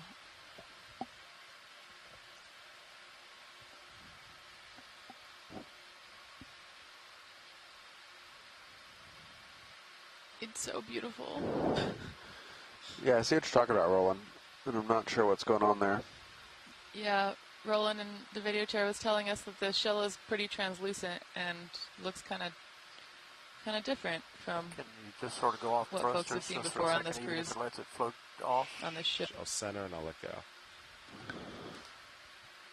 There we go. And we'll call it good. Thank you, Pilot. Got it. Put lasers on it before we go. Go ahead, tilt out. Oh, there they are. Yeah, nice and small. Full wide. Copy that. All right, can we take a quick look at this coral, too? It's coming down. Come on in. This is, I think, a Pranapathes black coral. Oh, and a chitin. What? A chitin? Oh my god. Sorry, that's very exciting.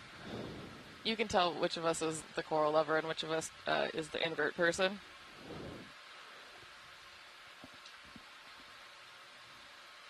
Can we do a full frame? Sure can. Chris, focus, ready for full frame? Yeah.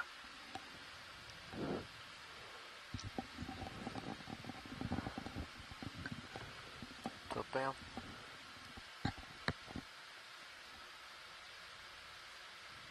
Hold it. And now you see the you know what a chitin is, Sean? You see the thing on the left, mid? Yeah. I see it was the thing. Yeah. Yep. Let's look at that, please. Yeah. Yay! Video, are you set with this, or should we? Yeah, lower left corner. Copy. I'm really happy about all the mollusk sightings that we're getting lately. And I've been getting some emails from folks who are really stoked about the videos that we've been getting about the gastropods on previous dives. A few of which were new species. Excellent. Wow, chitins are so cool. I always loved the Latin polyplacophoran. So I always thought it was a really cool, just fun word to say. Yeah, and chitin teeth are super strong, right? If I remember correctly.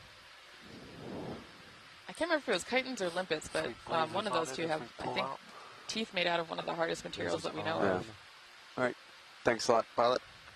Got it. Just going to paint it with lasers. There they are. There they are. Nice. Nice. Oh, it's a little chitin. Maybe like 2 centimeters? I don't know. Yeah, if you ever look at chitin teeth under a microscope, it is kind of gnarly looking. They have these super hard teeth in these rows, kind of looking like a conveyor belt, and they use that to scrape stuff off the rock and eat. I can keep moving into the same direction, maybe. Although he sees something out there. It might be, yeah, some pockets of local highs. Oh, yeah, we can maybe move another 15.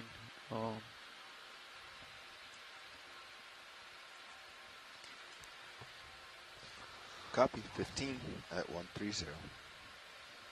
Bridge, RB nav.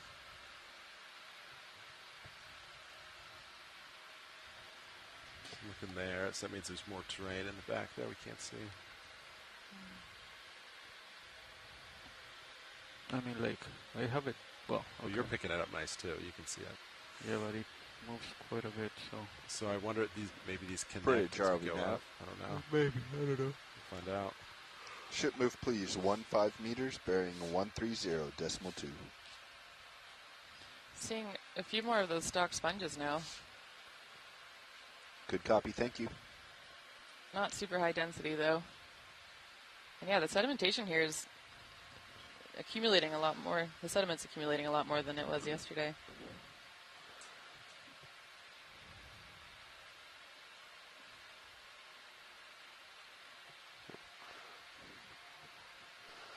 Looks like another one of those maybe blind lobsters there and hidden in the rock.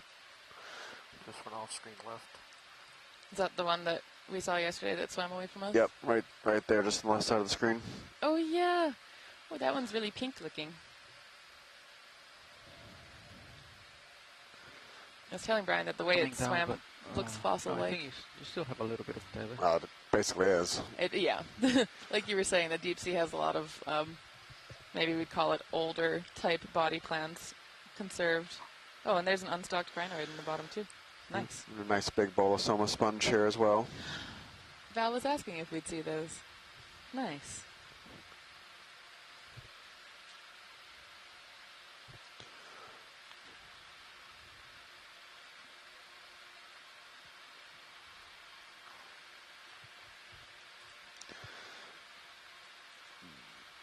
Another big metallogorgia coming in here into view. Beautiful.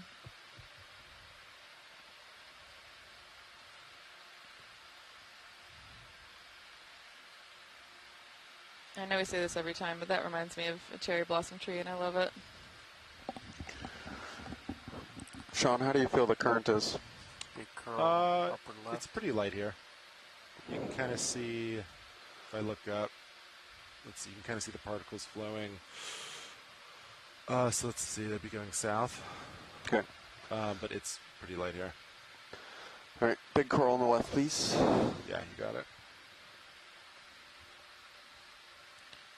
Okay, well, you might not be able to reach all the way out there yet.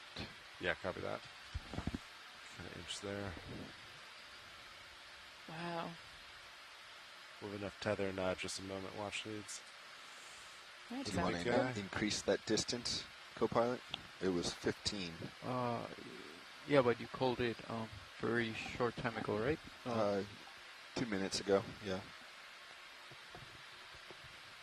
Do you want to add 5 meters or something? Or just let the 15 play out? Let's wait until we stop, and then we might want to move again. Roger, we'll just let it play.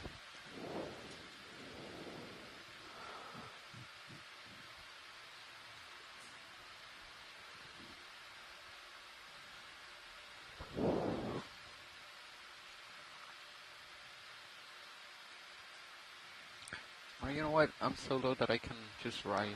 And so most of the organisms we're seeing here are away. So maybe you can extend all of them are actually are heterotrophs, and they're dependent. So they eat other things or already fixed organic carbon coming from other sources. We're settling up on and all of that here happens in the shallows, and so all of the food coming down is raining down from the surface. Unless you want more. And it's actually an exceedingly complex process with bacteria involved and viruses and other vertebrates and invertebrates all in the water column, eating and pooping and re-eating the carbon that the photosynthesis fixes in the shallow water. And so generally we think about the deeper you go, the less food availability there is, but the more other nutrients and sometimes oxygen and stuff like that. So there's trade-offs living at different depths. And so yes, it looks like you're settling up depth on is that endpoint there. Primary no worries. driver of zonation in the extra 5 meters. All of basically all marine ecology. But as we've looked at a different depth every day this week so far, we haven't revisited kind of the same depths. We're getting an interesting profile, but it makes it a little hard to compare one dive to another given how much difference we're seeing in depth across the dives. Yeah, like for example, we're sitting at about 2.2 milligrams per liter oxygen, and yesterday we were close to 1 for a good chunk of the dive. That's more than twice what we were seeing yesterday. Yeah. Can we do yeah, I have room now. Sorry, what should say? Good. I was just going to say, can we just do a base to tip kind of pan through this coral? Sure. No, that was, and then we'll look at the pink one next. Yay. All right, Biddy, you want to go for base, and then we'll do a... So is this another bamboo coral with chunky nodes? Yeah. Cool. Pirouette around the left. Add that to the species description. That can lead you astray. Some have it, some don't. Yeah, this is why I'm glad you're the coral expert. Are you good, Fernando? Yes. Really not a coral expert. Yeah. Well, more than me. It's all wavy.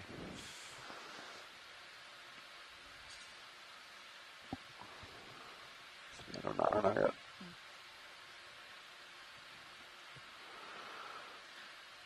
see another unstocked crinoid in the background. More of those blobby sponges. Interestingly, I don't see any associated organisms with this yet. There might be there, just can't see them yet, but there's nothing big living on this one, which is a little strange. That is weird, because it seems like it would be prime habitat to get you up Perfect. off the Thank you, seafloor. Bridge.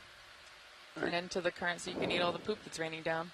Ooh, a cute ophiurid brittle star in the background. Ship is stopped. All right, we don't need it. That's fine, Sean. We can just. That's good enough for the low end. Let's just work our way up and see what might be living on it. Copy that.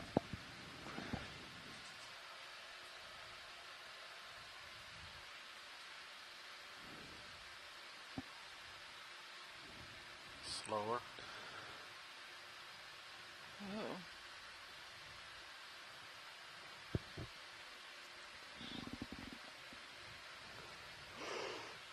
So this is a nodal brancher. See how every time it branches, there's a black thing there. So it's branching out the nodes.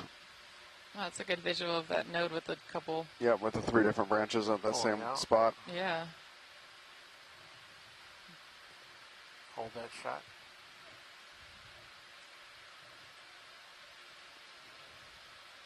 Seems like it's drifting away. I'm losing light. Yeah, I don't see anybody living in it. All right. Up a little bit. Weird. So way back in the overhang, there's something pink. It's going to come into view there. Yeah, pink and blobby. I don't have a clue what that is. Blobby. Top left. Top left. Yep. Yep. Okay.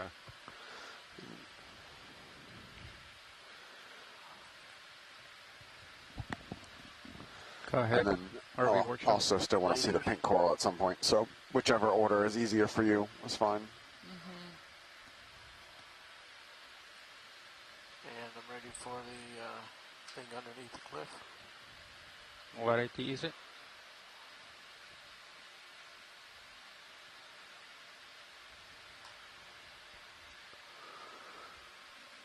You have to go. Yes, it's 2. Copy.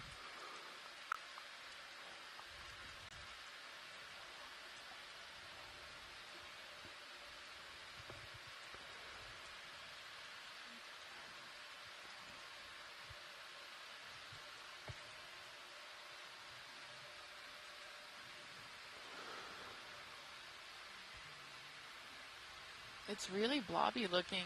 I wouldn't go any further. The coral's starting to cover it. Yeah, I see it. Oh, it just moved. Ooh. Would it be exposure, iris? Alright, video, let's go in. I wonder if it moves out of the way for me. Nope. It's going to stay there, isn't it? It is. What is that? Sea star? Is it a sea star? Ugh.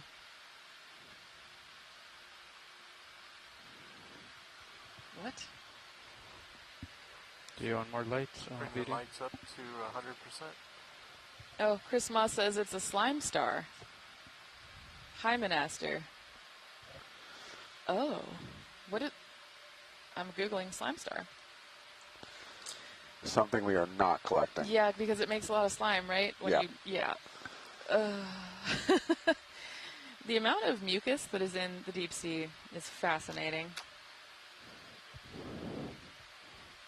This thing To the coral. is even swollen for slime stars. Like, I was not sure that's what that was going to be. It's huge. Yeah, this is giant.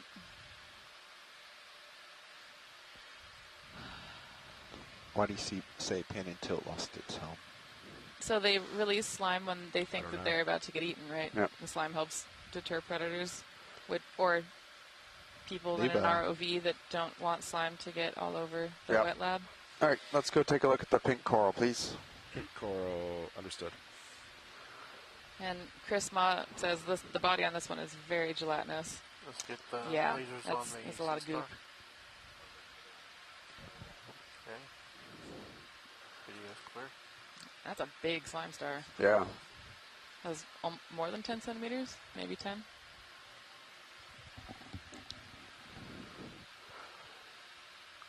Full wide. So let's see, pink corals where? Watch it. Bottom right, around probably the other side of the big coral we were just imaging. Copy that. Yeah, co-pilot. Levi was saying it looks like one of your motors on the pin and tilt needs a home position. No, never mind. We were talking about the manips. We're good. Radio. Yes, so it did lose home. And for folks curious about the slime star, Chris Ma says that these can get up to 1.5 feet still across. Move it, but to home it, so you gotta go all the way down. Let me see. That's a lot of slime. Okay, Brian, what's the vibe on this coral? 550, you want to come in? 5 is, we'll look and see and zoom in and tell you in a second. Ah. But I want the answers now. That's it. Let's set home right there. I think this is another hemicoralline. Ooh, a precious coral. Precious coral? Yep. Okay. All right. Thank you. Copy that. Some nice brittle stars cruising in there. Oh, is that a aphicopterid in the background? Yep, looks like it. Nice. Those are wormy little mollusks. Well, not that little out here. They're actually way bigger than I thought they would be. I think worm might be one of the most popular evolutionary body plans. Oh yeah, it definitely is. I'll start up with you. Makes sense. We all start as a tube. Yep. I wouldn't mind being a tube or a worm. That's not. I don't. Would you I kind of like opposable thumbs. Would you still watch lead with me if I were a worm? Depends on how gelatinous you are. Oh, okay. I try to keep the mucus to a minimum. Lost camera control from thumbs are nice. Sirius there for I'm not gonna lie. But the serial went away. Copy that. Co-pilot can mark it in the book there.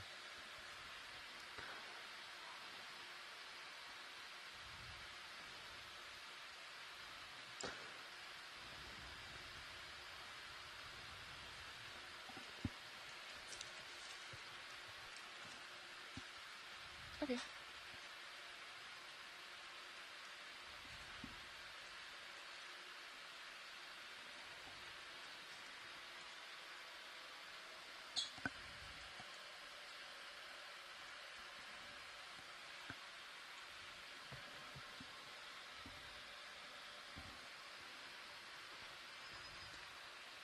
Okay, so we're continuing up. For folks just tuning in, we are exploring a little local high. An unnamed seamount in the northern part of Papahanaumokuakea, or the northwestern Hawaiian Islands, and it is northeast of Volador Seamount. Sure. We're currently around 1,575-ish meters water depth. Taking a look at what we can find.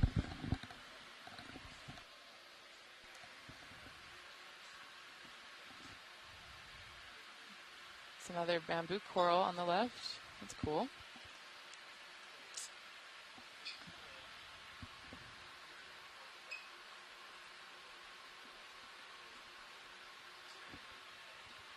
All right, Rashid, we're just going to do a quick pilot change. Just be a moment. Copy that. Thanks, pilots.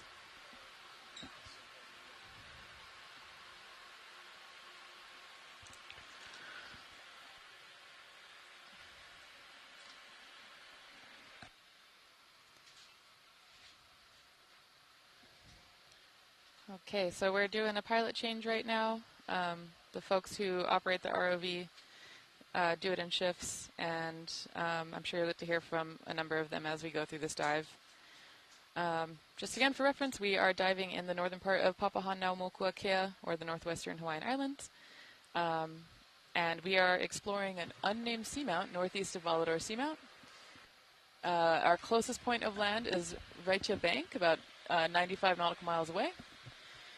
And today we are in a really different dive from where we were yesterday. We're going up a seamount that has a pointy top, so instead of being something that was probably exposed at some point long ago, co-pilot looks like it's our more next of move an is going to underwater be volcano that never quite made it to the surface. Maybe 090. And we got a nice view of this it's his heading. whippy bamboo coral. We're seeing it. Yeah, we're currently stopped, yeah. All right, so I'm going to rotate a little, line up more with your heading. Yep. For reference, be advised. Yeah, he's coming around to due east, and that's lining those targets up a little bit. Looks like multi-beam he's splitting to right now. So there might be a little depression here for a little. We'll see. Yeah. Lots of good visuals of the sediment. What are you feeling for your next move? Yep. And we, so what I was talking about earlier, like the marine snow is visually what we see here from that fixed carbon coming down from the shallow depths. But you also get particulate and dissolved organic carbon and stuff like that coming down too. That plays, super critical role in all levels of the ecosystem down here. That's a little to the right, huh? And the grain size and the structure of the food that's weighing down probably pretty important in controlling life down here. Somewhere in that area. Yeah, and that's part of the reason, I guess, why I'm interested in the sediment. Though honestly, I think a lot of it will probably get eaten up by the time it deposits. 110 but maybe? Okay. The heading's bouncing around the husks of what was eaten sometimes preserve in the sediment, and it tells us something about what might be being exploited as 100, food. I mean, that looks 100 to 110, something like that. What do you think, Nav? Yeah. I mean, it looks like on his, it's about 195. I see it right there. 095. Somewhere in there. So I'd lean more towards 100 than 110, but up to you. 100 sounds like a great number to me. All right. Sounds good. So if you're watching in from home, if you look at stream 3, you can see multi-view, including a view of the 20 meters. ROV from the camera platform. 20 meters, bearing 100. Copy. Bridge, ROV nav. So it looks like we've come to a little local high here. A new ship move, and we're 20 going to have meters, to 20 maneuver meters, off bearing to 100 the degrees bottom. at decimal This is the structure of a two-body system, and where the tether's mounted on D2 and the cameras doesn't make for great imaging and/or super safe navigation going down steep hills. So we'll take just a second here and reposition, and we'll get a better look at the seafloor again. Yeah, that's better. Thanks. You just had a little obstruction on your butt, but you're good.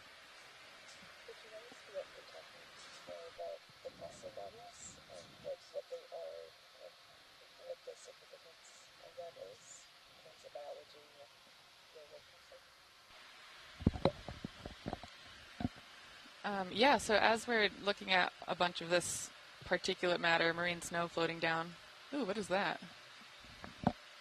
Is that a dead piece of coral? Not well, sure. Hey. Yeah, so folks might notice that I've been doing a lot of talking about sediment on these dives. And part of the reason I'm really interested in the sediment is because it serves as a record of Let me know if I get too far. Your screen is like what has been living in the water column and in the benthos over a long period of time, right? So I'm not quite sure what the sedimentation rate is here, but typically when sediment accumulates in places on the seafloor, we can think of it, instead of being as like a snapshot of the ecosystem at a single point in time or a very short amount of time, kind of like what we're getting on D2. Thank you. Instead, it's more of what we call a time average mix of what's been happening in the broader ecosystem. So I like to think of it as like having a box of Polaroids that at one point were in order temporally, and then you shake the box of Polaroids and they get all mixed up, and then you have to look through it and try to piece together the story about what's been happening in this place. But we've been pulling up really interesting sediment. A lot of it is planktonic foraminifera, which are like amoebas that make shells that live in the upper water column or at various depths, and then when they die, they settle, probably get eaten, and their shells end up on the seafloor. Also lots of benthic foraminifera, things that live in the sediment, and then other interesting stuff like infernal mollusks and worms, and just a lot of the signs of life that we wouldn't be able to see with the cameras on D2, but instead have to go into the lab and look at a microscope to figure out. Yep. Fibers look good, Sean. Raj.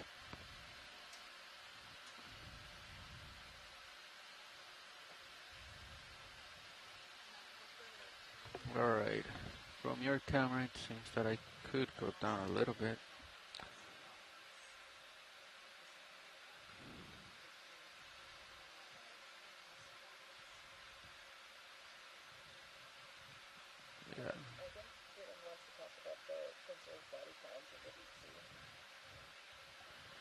Delta 17, okay. So earlier we were talking about how, thinking about cradles of biodiversity versus like museums of biodiversity and kind of different parts of, different ecosystems across the planet and their relationship with how fast body plans change and biodiversity changes. And, in the deep sea, we see a lot of very old organisms that have been unchanged for long periods of time. The blind lobster we were looking at earlier is almost unchanged from like long, long ago in the fossil history. Stalked crinoids are very, very old. Some of the chimeras, ghost sharks we'll see down here are thought to be very little change for long periods of time. And the, slow metabolisms, no exposure to solar radiation down here to generate mutations and stuff seem to make for a very slow rate of evolutionary change down here, at least in the macrofauna. And so the deep sea kind of is like visiting a museum or taking a time machine back to an older time period. And a lot of the organisms we see here are like very much seeing living fossils and understanding their behavior in a lot of ways hard to distinguish from their fossil records going back long periods of time. Yeah, which is really interesting to me because when we think about biodiversity from, I guess, more of a shallow water perspective or a surface perspective, oftentimes you hear that the tropics are a cradle of diversity, right? There's a lot of biodiversification that happens, or diversification that happens in the tropics. Evolution goes really quickly, and the thinking is that maybe it's because there's a lot of different niches to exploit, lots of different types of habitats for organisms to be in, and lots of competition. But we're here in the tropics, and we're just really, really deep, and we're seeing lots of living fossils, like you've been saying. And so, yeah, that's pretty cool. I mean, I remember when I first started taking classes about paleontology, we would learn about things like the coelacanth, right? One of the living fossil fishes that was found by fishermen in the Comoros, and it came up from really deep depths. And I think it was British scientists that went to a fish market and were like, what is this? We haven't seen this in anything but the fossil record. This is wild. And the fishermen were like, oh yeah, that fish, it's gross and oily. You can have it. So there's a lot that we're learning about the conservation of, I guess, these ancient body plans as we're exploring the deep. And there's another stalked crinoid. It's a really good example of a living fossil. Something that was, for a long time, thought to only have existed in the deep past. Partial. Yeah, this is that same Proisocrinus we saw earlier, and is pretty well documented in this part of the world. Actually was lucky enough to see a preserved coelacanth in Indonesia. Are you kidding? Yeah, Roland and I were, and John Medford, who's on board, were on the first ROV cruise ever on Okeanos Explorer in Indonesia, and we got invited one night to actually the governor's house, and in their reception ballroom they had a preserved coelacanth. That's so cool. Roland, do you remember looking at that? I do indeed remember that. It was quite exciting to be part of the program way back in the early day. Oh, I'm so jealous. I read A Fish Caught in Time for one of my theology classes in undergrad, and it's a book about the description of the coelacanth and that story about how scientists realized that it was still alive. And one of my life goals has been to see a coelacanth in person. And I forgot Bobby. Bobby Moore was also there too with us, who's on board right now. Dang. Y'all have the coolest stories. They treated us like rock stars. It was quite amazing to be sort of outreach from America to another nation, Indonesia.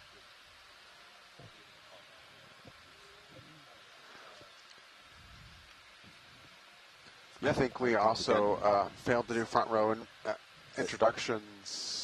Pilot is now a good time to do introductions for you guys. Do you want the same, Sean? Sure. Watch lead. Okay, So 20 meters. We'll 100. do this ship move, and then we'll do the introductions. Bridge, Nav. I don't think we did looks like that introductions move is either. complete. Yeah, you're right. I don't think So we we'd did. like So to repeat while they're it, 20 finishing meters, bearing 100 the ship moves they're working on right now, we can say hi. Hi, everyone. I'm Brian Kennedy. I'm the Chief Scientist of the Ocean Discovery League. I'm a deep-sea benthic ecologist, generally looking at spatial ecology of corals and sponge communities on seamounts across the Pacific. Aloha mai kako. I'm Sadaka Hanamoku-Meyer, assistant researcher at University of Hawaii at Manoa. And I hear them really loud, I'm a marine but I turn them off. I paleoecologist don't hear them and at all, primarily so I feel like they focus were on talking in another microfossils. channel, but... So the tiny things that live in sediment. Okay. All right, I'm going to have him off.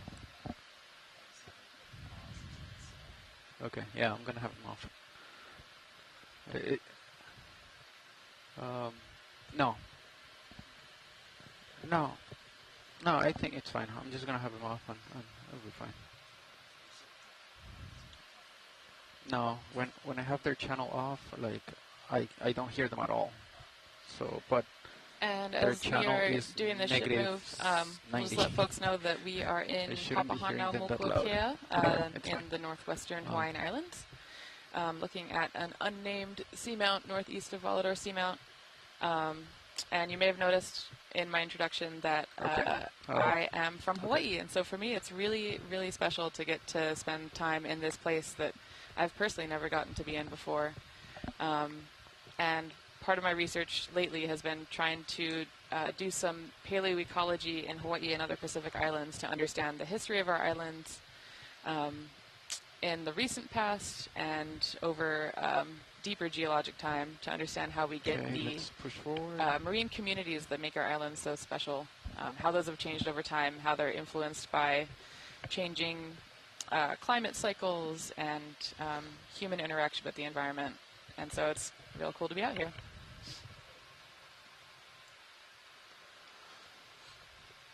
Pilot, can we check out the fish, please? Sure. Do partial zoom video.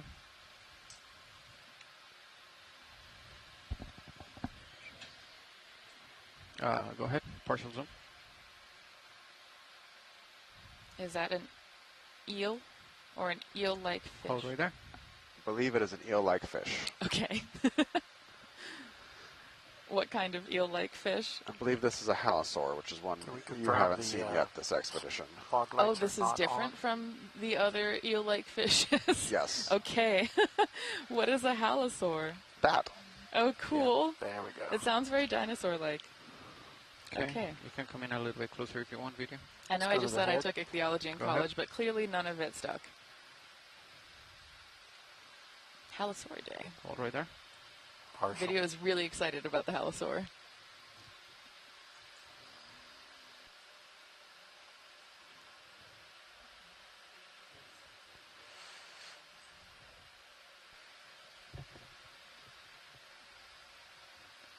Caitlin on video next to me says they look like dragons. They really do, actually.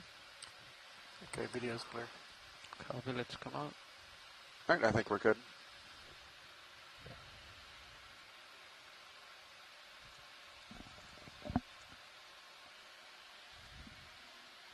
Copy, thank you.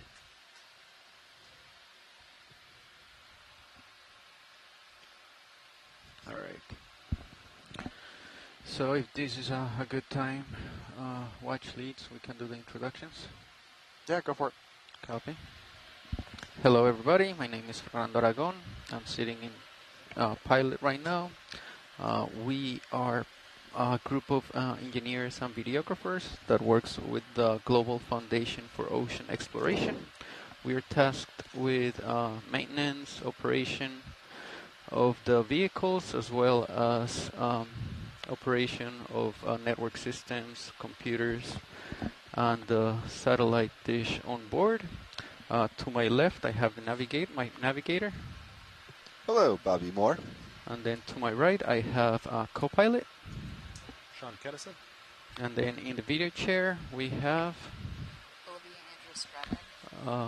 Olivia. And then in the back, clipping, we have Caitlin Bailey. Perfect.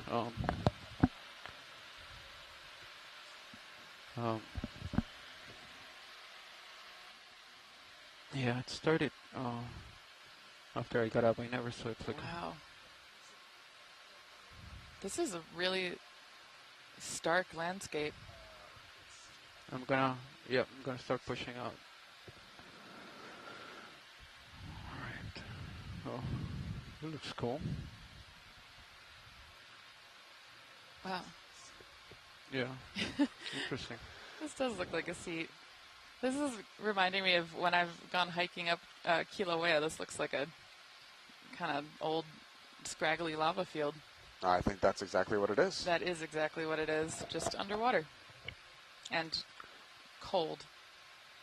It gets really hot up in volcanoes during the day.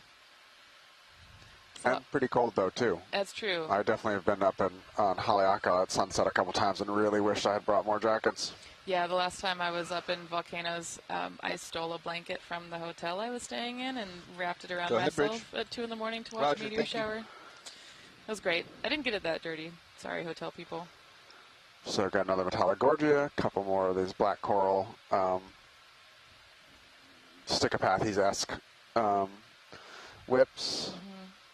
More of those sponge morphs that... Yeah, the euplectellid sponges that we collected that we're not sure what they are past euplectellidae.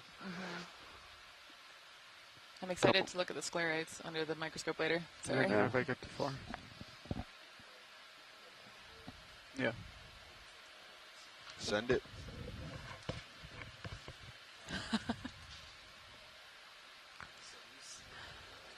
I would maybe cheat more to starboard on this next one. Well, I have today's and I have days, so I have no idea where it goes. I'd maybe go like, 110 at this point. Okay. All right. This is so cool. 20? I know that the fauna is really different from what we were seeing yesterday, but it's, I don't know. I'm just imagining. Bridge, RV nav. This is like you said this yesterday. It's like hiking a mountain move, please, in the dark with a flashlight, going really slow. But we're starting to, start to visualize these sites for the first time, at least that I know of humans being here, right? Good copy. And it's really cool to get to see these very different landscapes every day on the dives that we've been doing.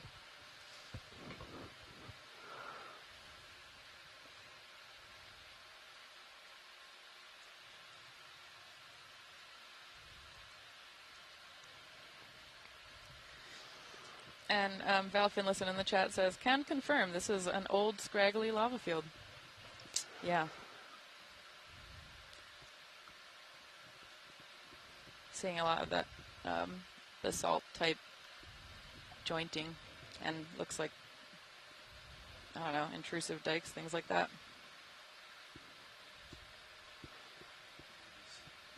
Copy.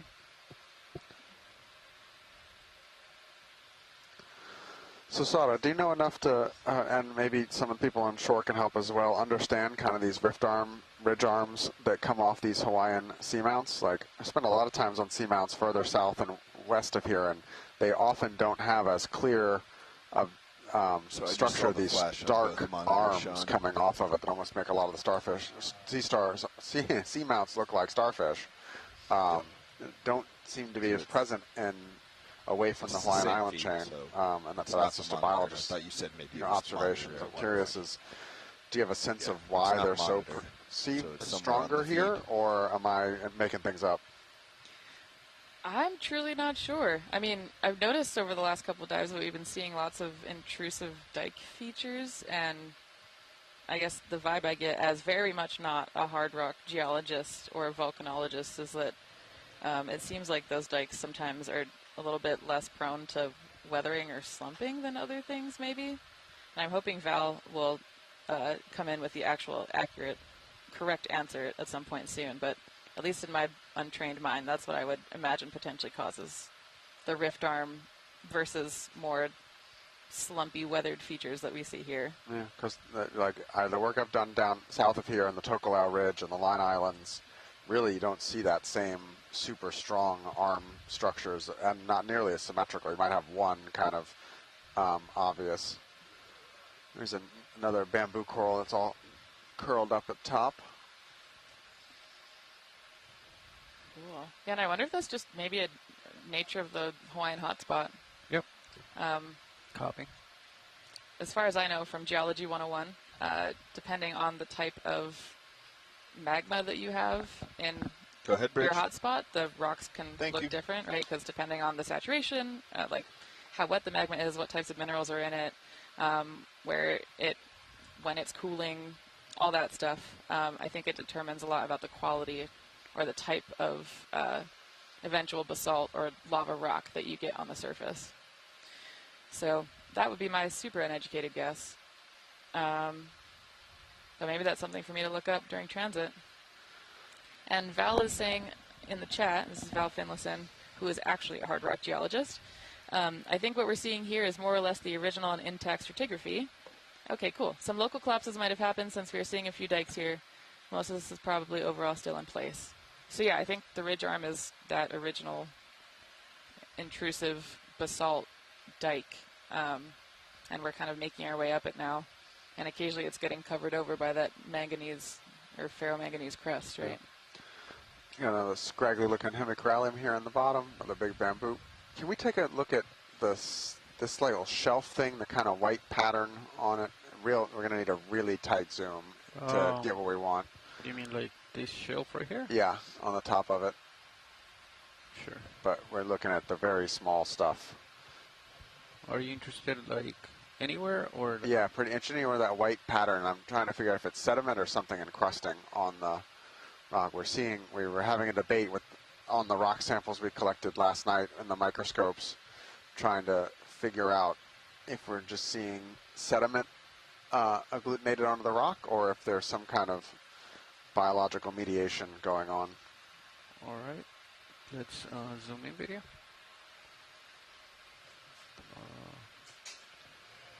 Is that good, or do you want me to? All the way in.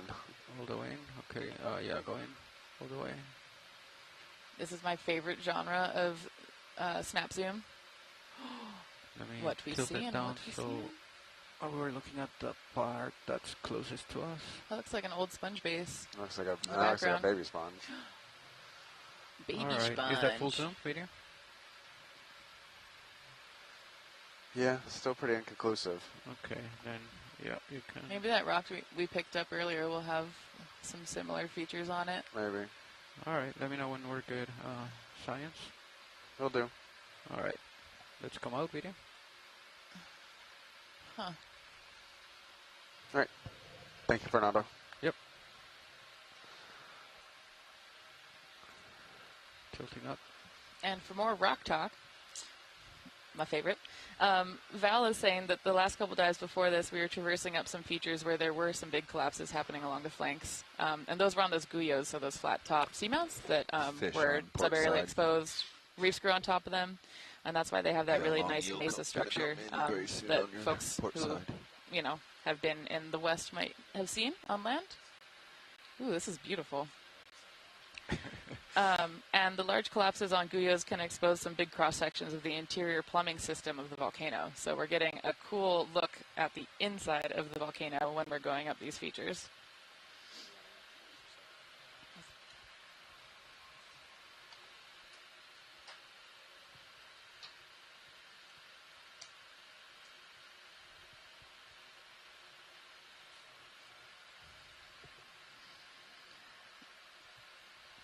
Okay, and watch lead Brian Kennedy is going to eat lunch real quick. So swapping in is Jordan from the sample data team. What is this really dark right here video? So let me just get it right in the middle. Quick zoom. Okay, I'm doing a snap zoom real quick, and then we'll have you introduce yourself, Jordan. So just a rock, yeah. All right. Nice exposure on that rock. All right, we can come out. Cool. So do you mind introducing yourself?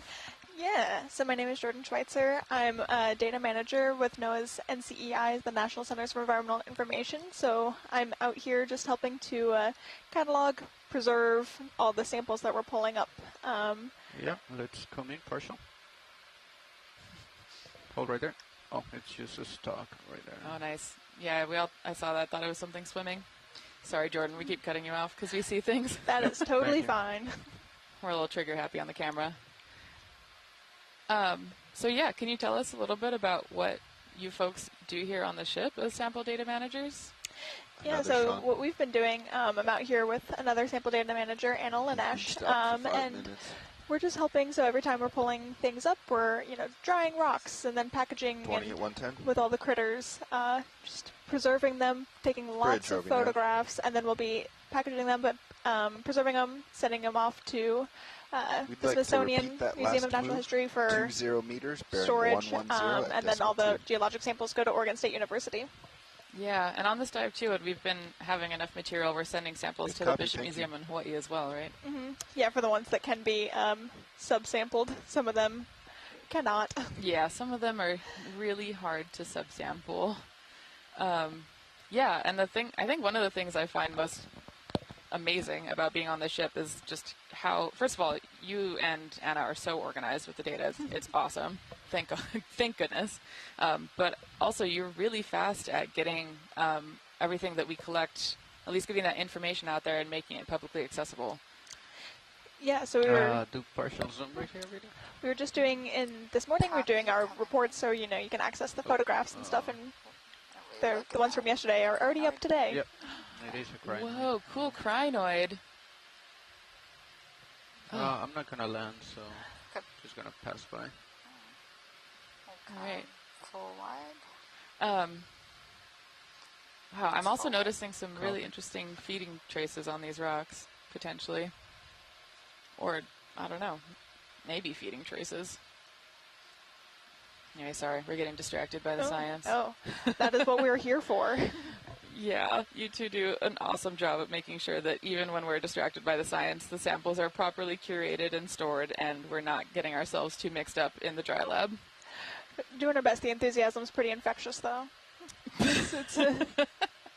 I'm glad. Yeah, Anna came into the wet lab yesterday at like 9 p.m. when I was supposed to be in bed, and I got caught red-handed at the microscope. You can come in. Only got a little bit of a scolding. I think they mentioned it earlier. Oh, it's a chitin. There you go. Yeah, polyplacophorine. So it's a type of mollusk that has a hard shell that's made out of these cool plates. And it has a row of teeth that it uses to scrape algae and other things off the rock. And I think those teeth are recently were found to be one of the hardest biological structures that we know of. Like super tough teeth. I wonder if those are what's making these like darker squiggles on the rocks, feeding traces. I don't know.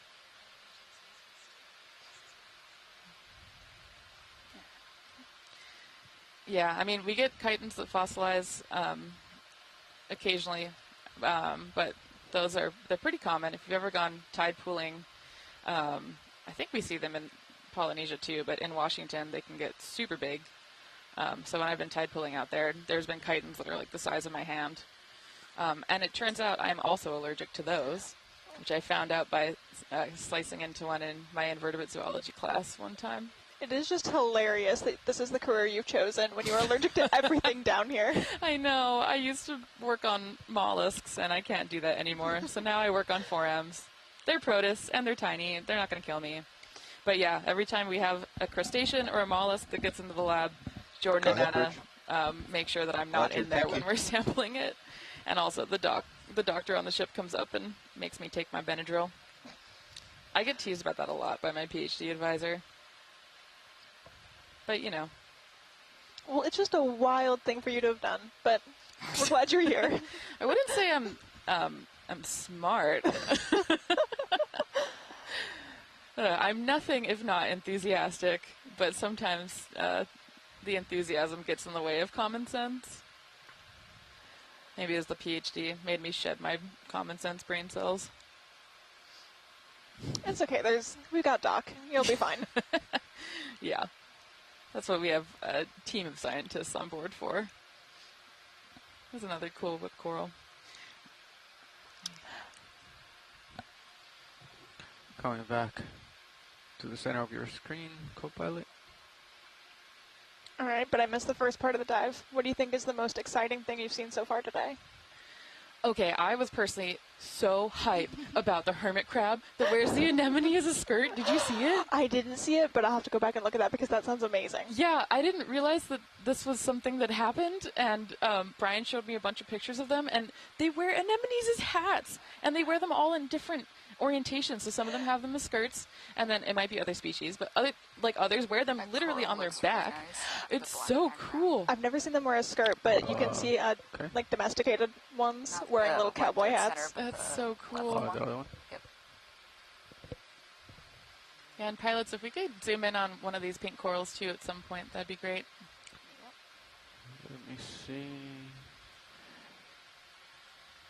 Sorry, I got too excited about the hermit crab. Fog lights are all Stopped the way paying off. attention to the corals. So, there you go. Go ahead and turn the fogs on. Okay, let me turn that down a bit. I'm gonna partial zoom. Go ahead. Oh, beautiful. Back up a bit. That's partial. I think maybe this is a hemicorallid. Can we put the fogs at like 20? I don't know. Brian's not here to correct me. He's probably in the mess, better. Thank you. just laughing at my coral IDs. Alright, I'm gonna come in for full specimen. Go ahead. Wow. It is a hemicorallid. Thank you, Steve and Asako. We're learning something. The tilt up, they actually have a, it looks like a radiolarian. I like the on hydrozoans in the You background. said too. up or down? Upper left, Upper left. if we can. You see, What is that? yeah, What is that? that's where we're going. What is? Oh my! What is that? All right, go ahead. Gonna come in. See if I can come in a little more. That's What? full zoom. Copy. On the right, it looks like a potentially remains of a brittle star. But what is the circle thing? That looks like another radiolarian to me. Oh, another radiolarian. Yeah. Whoa! They're so big here. That's so cool. Can we do? I'm gonna come in and then do a nice. So pan out. radiolarians are silicious. They make their shells out of silica. Okay. And I'm used to them being really, really small because, you know, the other places I've worked where I have sediment, like the California borderlands, radiolarians are teeny. They're maybe like less than 100 microns. And so seeing them so large here is wild. So yeah, radiolarians are unicellular, like Foraminifera. And they, like I said, make their skeleton out of silica. All right. And they're planktic, so they Stopping. usually float in the upper water column. Oh, it keeps going a little This bit. is beautiful. There you go. Yeah, I'm noticing that shake. You guys see that? We're ways. I don't see it as much as before. Like before, it was very noticeable. I mean, we're way zoomed in, so it was much more before. Like right now, yeah. Okay. Alright. I'm gonna zoom out nice and slow. I love radiolarians. I'm glad we've gotten to see two so far. When I was in grad school, we had a poster with Ernst Alright. Haeckel's drawings of radiolaria in our lab.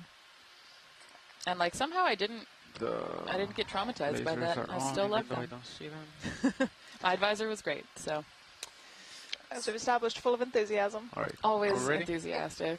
Copy. Let me zoom, that's full wide. That's lasers. There you go. Taking off. And Chris Kelly says that coral that we were looking at might be Hemicorallium.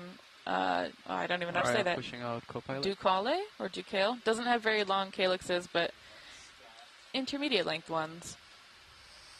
And it doesn't get as wormy as the other Hemicoralia. I can push out. I mean, you're 50, so I can This is push out. beautiful. There's a long If sponge we've skeleton. stopped for a while, we can keep moving. We've been stopped for 6 minutes. Yeah, I think we can keep moving. There's not much here. Yeah. Ooh, nice tall bamboo whip. there's something. If you want to turn that way, maybe. There's an unstocked crinoid down there. Ooh. Yeah, could we zoom in on that pink thing just in the bottom of the camera? Yeah, of if course possible. you can. Yep. Thank you. And then that hold on purple blob in the middle later. Yep. And a stocked crinoid. Yep. Oh my gosh. What is that blob? What do you want, co-pilot? Is it an echinoderm? It's a slime star. Sea star, maybe? Slime star. All right, about to land, video. Whoa. There you go. With this, Oh my gosh. It's so cute. It's so cute. You'll get out Hold on. over him a little bit, but that's okay. It's cute when we're not touching it. No, that's Yeah, fine. Chris Just Moss keep right sent us a picture of Great what job, happens Ina. when you sample and touch a slime star. And they Should secrete a move lot 20 of slimy, meters, goofy mucus bearing and stuff. 100 degrees at As decimal the sample 2. data manager, maybe I'm okay if we don't grab that one then. Yeah. It can stay down here. There's a lot of goop already keep coming in the in. lab. Yep. Good copy, thank you, Bridge. Figuring out focus. Oh, it's so Copy. Hold right goofy. there. While I Ooh, get it in what center. is in front of that? Coral. It All right, looks there like you a go. brain. It's rotating a little bit too much. There you go. Okay. I'm going to just hold this shot for a few seconds, and then I'll go into the center. Copy.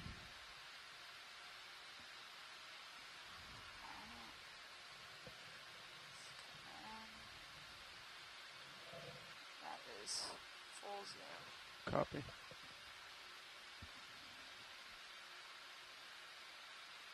Oh, I'm not Wow. sure. I think I'm sliding down the rocks. So, Okay. yeah, let's come on. out.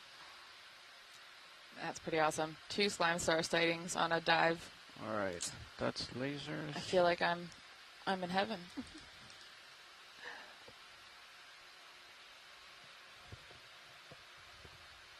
Sorry, video. It's all right. Started sliding down. You're fine. I'm still figuring this out over here, so.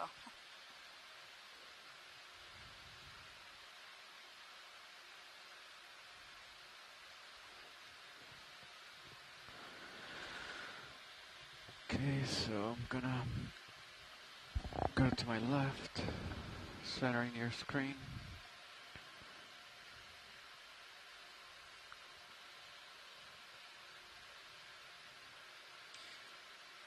Could we zoom on that coral that's at the bottom left of the screen in the trough, if possible? Yep. Thank you. I'm trying to do what Brian would want. What would Brian do? What would Brian do? Brian would zoom in on every coral, which is great. Don't get me wrong. Love a good coral. Maybe like top 5 habitat engineers that I know of.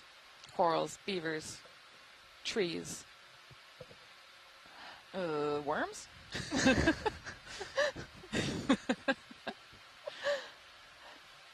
That's 4. I need one more. Right, let's come in partial. Partial zoom. Humans might not be in my top 5. Go ahead, Bridge. Thank you. That's partial. All right. See if it settles. Okay, let's come in a little bit more. Maybe hemicorallid? Closer. Then fogs are at 21%. Yeah, go ahead. And, can you put fogs at 10?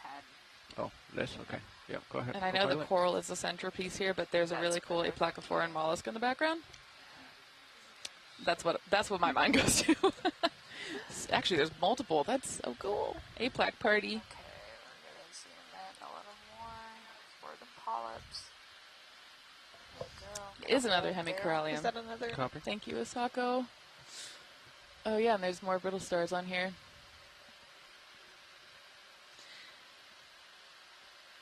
Okay, can we do just a nice tilt up? All right, tilting up slowly. Let me know when to stop.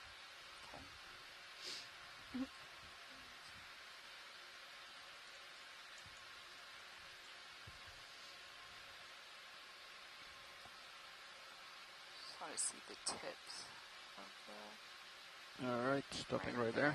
Thank you.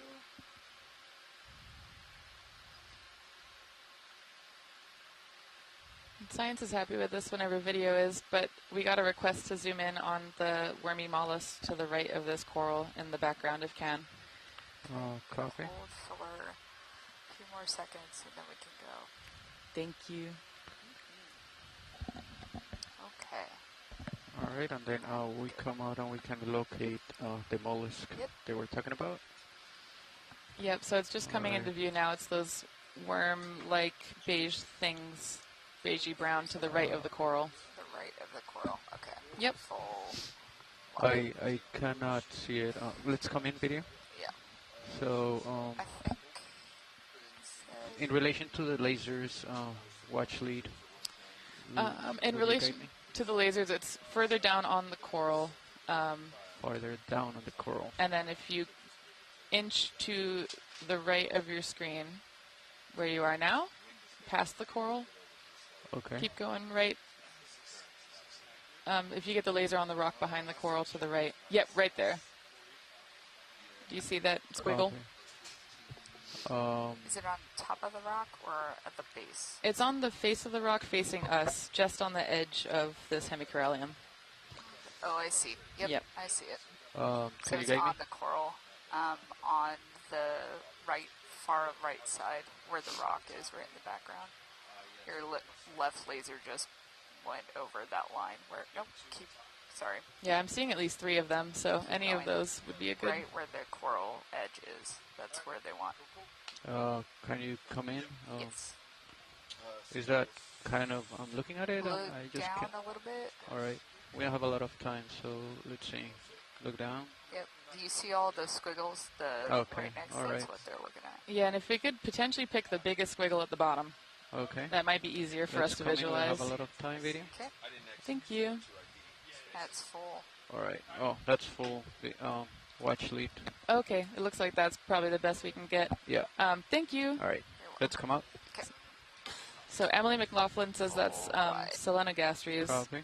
So it's a Selenogaster type of shellless mollusk, aplacophorine. Yeah. Yep. And yeah, might be weird to some folks to think of a worm as being a mollusk because typically we expect them to have shells, but these are shellless, and instead they're covered with sclerites. What is your 74? Or calcareous little spiky spicules that kind of look like hair under a microscope. And I took invertebrate zoology from, I think, Emily's PhD advisor in Friday Harbor, so stoked about the mollusk family is here. the ship moving? Yep. Copy. All right. 62 degrees. Okay, I feel better. Let me stop right here. I have DVL. Pretty sure. Yep. So auto alt, auto X, auto heading.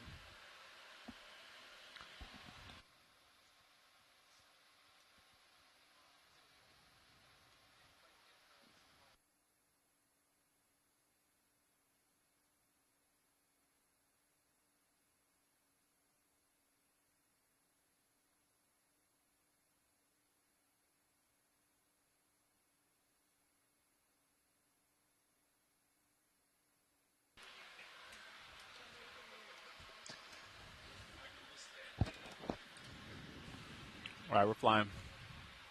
Been stationary about 5 minutes. What do you got for uphill, Sean? 100. All right.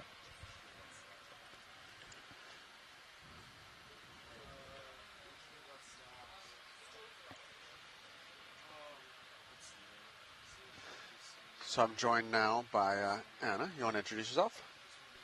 Sure. Hello, everyone. My name is Anna Lenish. I'm with the University of Maryland, and I'm an affiliate with NOAA's National Centers for Environmental Information, or better known as NCEI.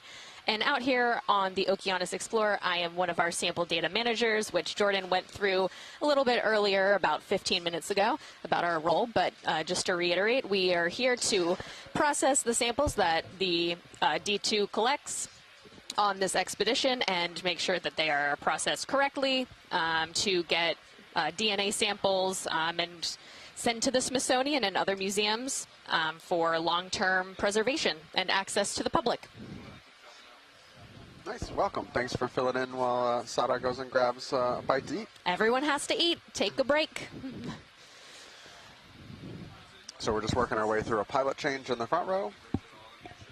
Yeah, Brian, let me know if you see something you want to zoom in on. Copy that. Look at this big whip. Have we seen these? We've been seeing those big bamboo whips. Right. Is that another slime? Yeah, I don't know. Let's go check that out. Purple center right. Roger. Got another fly trap anemone.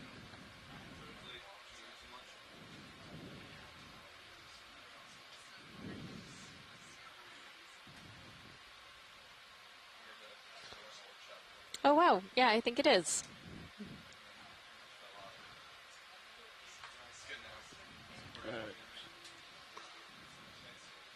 Yep, another slime star. Yep. You need a closer look. Let me get a This one does look a little bit more brainy than the other one did. Yeah, Brian, you want me to sit down for this, or? No, I think this will be good. Wow. This one seems to be slightly less transparent than the other one. Yep. Okay. Thanks, video. You're welcome. Thank you. Looks like brains. Full wide. It does look like brains. Look at the size of this Whip right in your coral head. species. It's up in your brow. Yeah, you can see it on the wide-angle camera there. Wow. As tall as B2.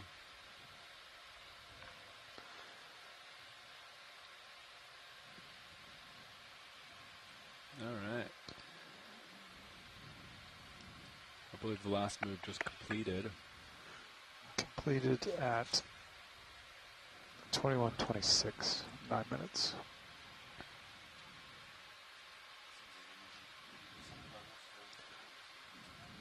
Yeah, I think this is the target that's been selected. Pretty quiet. So we're just passing through almost, let's see, 1537 meters. 15 meters. Coming up an unnamed seamount northeast of Volador Seamount. We're in Papahanaumokuakea in the northwest Hawaiian Islands. Closest point of land is Ratia Bank, about 95 nautical miles from where we are. Bridge over now. This feature was explored once before at a deeper depth by the EV Nautilus a couple years ago. So we are trying to get to the summit and seeing in this kind of intermediate depth here of the 17 to 1500 meters what the biological communities look like and collecting a couple rock samples along the way. Good copy. So far this dive we've seen kind of sparse community, a lot more sponges we've seen the last few days and a lot more bamboo corals.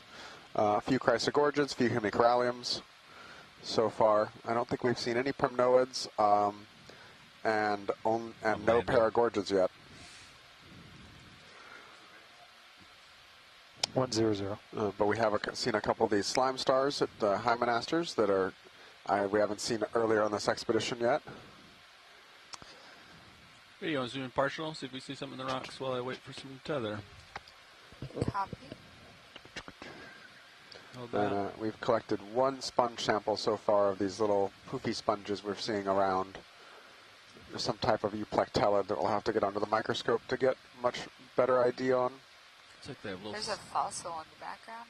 That little rocky, bumpy, right above that sponge. That's a foraminifern.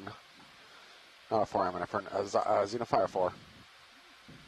It looks like. Over here, video. You want zoom? Sure. Okay. Got a second. Yeah. Sada's going to be sad. They missed this one of their favorite organisms.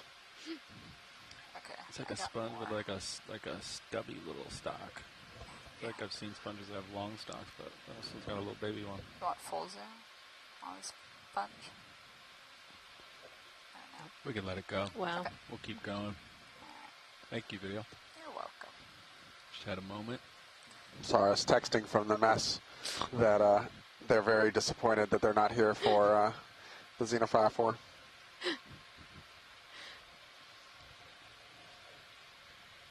We've got a couple sea stars around here in the bottom right and right. Oh, yeah. I didn't see that. You can snap it. Snapping. Roger. Another little sea star. Good eyes. I missed that one. Yeah, me too. Not sure what that is. All right, take more video. Try to get it. Something for you. Yeah, I'm landing here. There we go. It's pretty small, isn't it? Yep. Oh, wow. It's pretty tiny. Pretty far away, too. All right, thank you. All right. Full wide. I don't want to knock this guy over. Go over top of him.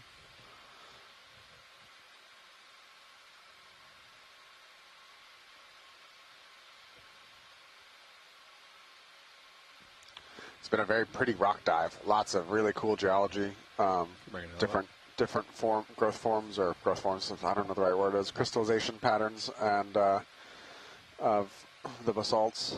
I love these rocks. Hey, Bridge. Good copy. Thank you, Bridge. Got a nice segment here. Yeah. Another little hemicorallium there down in the crack. Couple on that rock.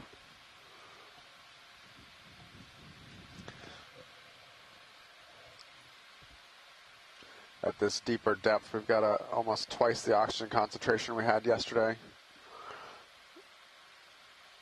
Does more oxygen typically produce more life on the ground? Brian? Sometimes. It's not necessarily. Not necessarily, yeah. Right. There are oxygen minimum specialists or anoxic specialists. So when we get into the really low oxygen, you will see a community composition shift of the creatures that can handle low oxygen. It's interesting which part of this rocks have like a white dusting on them and some parts don't. So we were looking at some areas of the white dusting. Actually, can we see the black kind of traces there dead center? Can we take a close look at that? Yeah. So this is probably some kind of feeding trace from a snail or some kind of echinoderm.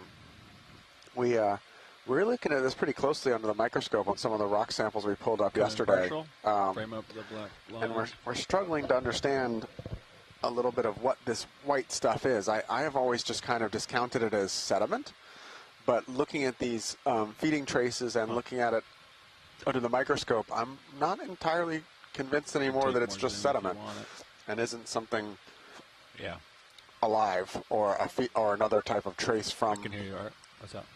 Oops, sorry. Roger. So definitely something has cleaned this off of the rock here. Probably a gastropod. Yeah, just leave it off. Yeah, turn off. Just leave it off. You can also see the little tiny baby Comanchuloid crinoid walking across the rock face there. It's solid for 2 hours, 3 hours. That's true. We have a little more zoom if you want it. No, I think this that's is good. I think that's good. You probably come out when you're clear. Ooh, there's something floating down. Whee. Amphipod, maybe? It just landed. Thanks, video. Yep. Go.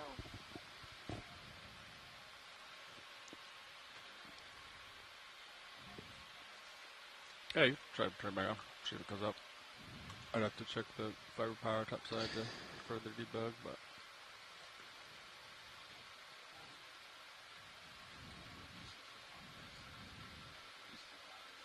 Roger.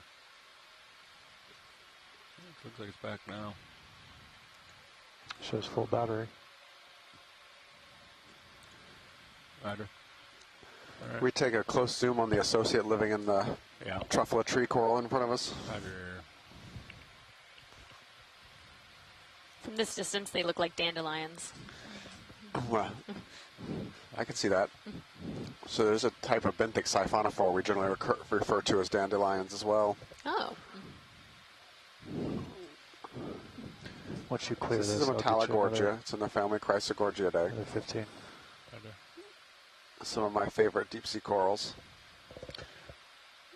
And they pretty much always have a single Astroschema sea star, or brittle star, excuse me, living in them. I'm going to bring it up to the main camera. Zoom in. Is there ever a competition between brittle stars for? I don't think we know. Let's hold this shot for a minute. Yep. Oh, that's follow jelly if we can. Oh my gosh! Oh, jelly. Roger, jelly. Oh my gosh, it's so cute. Dougal, are you still watching? Look at it go.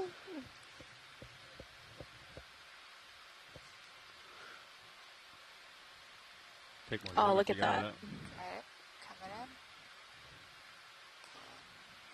in. We had Dougal Lindsay on earlier, who's like the world's foremost expert in all deep sea gelatinous things. 4 arms. Conical top. It is. Oh. Tiny. And clear. Another urchin right there on the rock. Oh, Dougal is still on. Some kind of narco-producing. Glad this guy's still here. I definitely bumped him a little bit. Well, that was a fun little encounter. Yeah.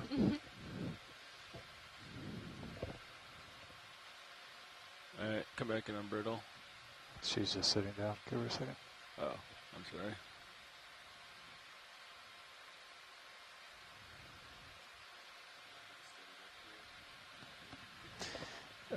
Yeah, it completed. Wow. Yeah, almost 10 minutes ago. Or, excuse me, 5 minutes ago. It really does look like a cherry tree from this angle.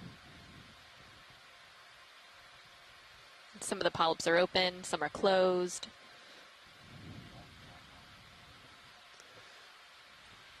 Yeah, beautiful shot. We might be using him right now. Pretty serene.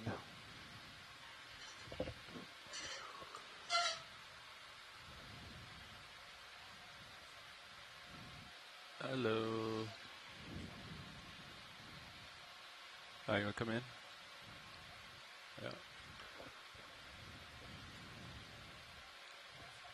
Roger. Oh.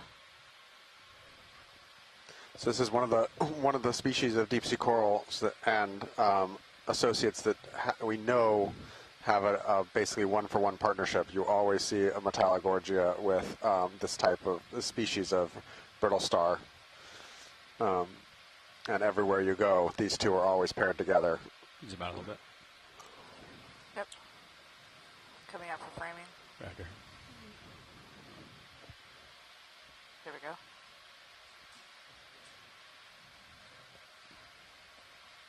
Oh, that was weird. It moved. All right, science is happening. All right, thanks, video. Cool. Video's clear. All right. Coming out. So is there a lot of current in this area? Doesn't look like it. I don't feel much. The tether's sitting right there. Yeah. You can see the Which current? the. Give me 15. Yep. Bridge, RV-nav. Hey, Bridge, we'd like to request another ship move, please. Range 15 meters, bearing 100 degrees, speed 0.2 knots. Good copy. Thank you, Bridge.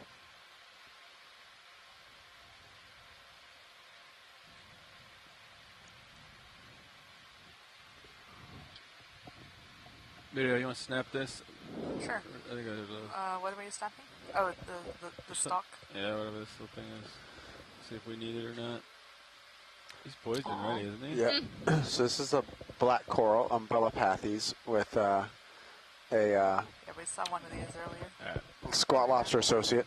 These spiky squat lobsters that are kind of purple are almost always seen on black corals. I like his posture. Yeah, he's poised and ready. He's ready for something to come in the water column, and he's going to snatch it right out. All right, I'll let him go. Okay. Good hunting. Coming wide. Fella. Yeah. Yes, please. That'd be great. Thanks for pilot.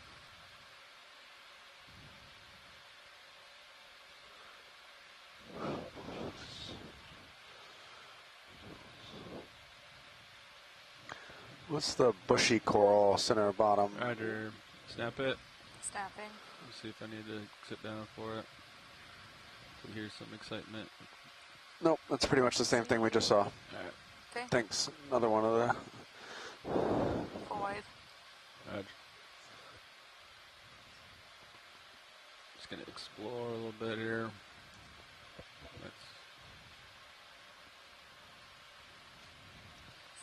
There's a fish over there. Yeah, fish. He's pretty far away. I won't be able Here's to a go fish. over there. You can snap it. Yep. I don't know how snap many it. fish we've seen, but... Yep, little rat tail.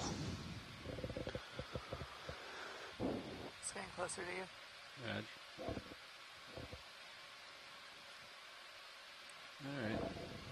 Thank you. We'll let him go off frame and be good with him. Okay. All right. There we go.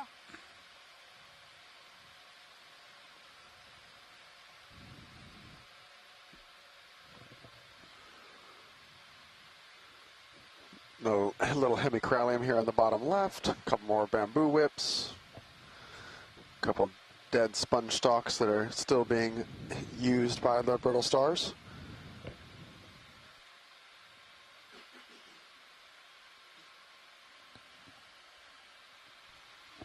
At what point does a sponge no longer become useful, or will it always be as a habitat? As far as I can tell, it's always. As long as it has relief off the bottom, it will be useful. You see anything that bits you off the bottom has got brittle stars and stuff on it. Go ahead, Bridge. That is a really key part of the ecosystem down here is getting off the seafloor, and those organisms who haven't evolved to be tall climb, it seems, and will find anything they can to climb up on. Or like the brachyngeids and things like that that don't climb as much, you know, reach up with their arms off the seafloor. Yeah, snap on this floating subject, or if it's tied to the ground, or if it's just mucus. What is that? Huh. I'll let it go. Mucus. Yeah. All right. Flocculate. It kind of looked like one of those. Yeah, good eye. I did like not see it. Stuck to the ground, you know, Yep. with its Dandelion siphonophore. Yeah. Yep, totally. I thought it was when you first started zooming in. That's what I assumed it was going to be too. Ooh. Is this coral purple? Yeah, zoom in, I'll pirouette, come around normal to it. Get in partial. Coming in partial. Ah, Victorgorgia, our first one this dive. Wow. I'm going to come around the other side. Getting closer and coming around.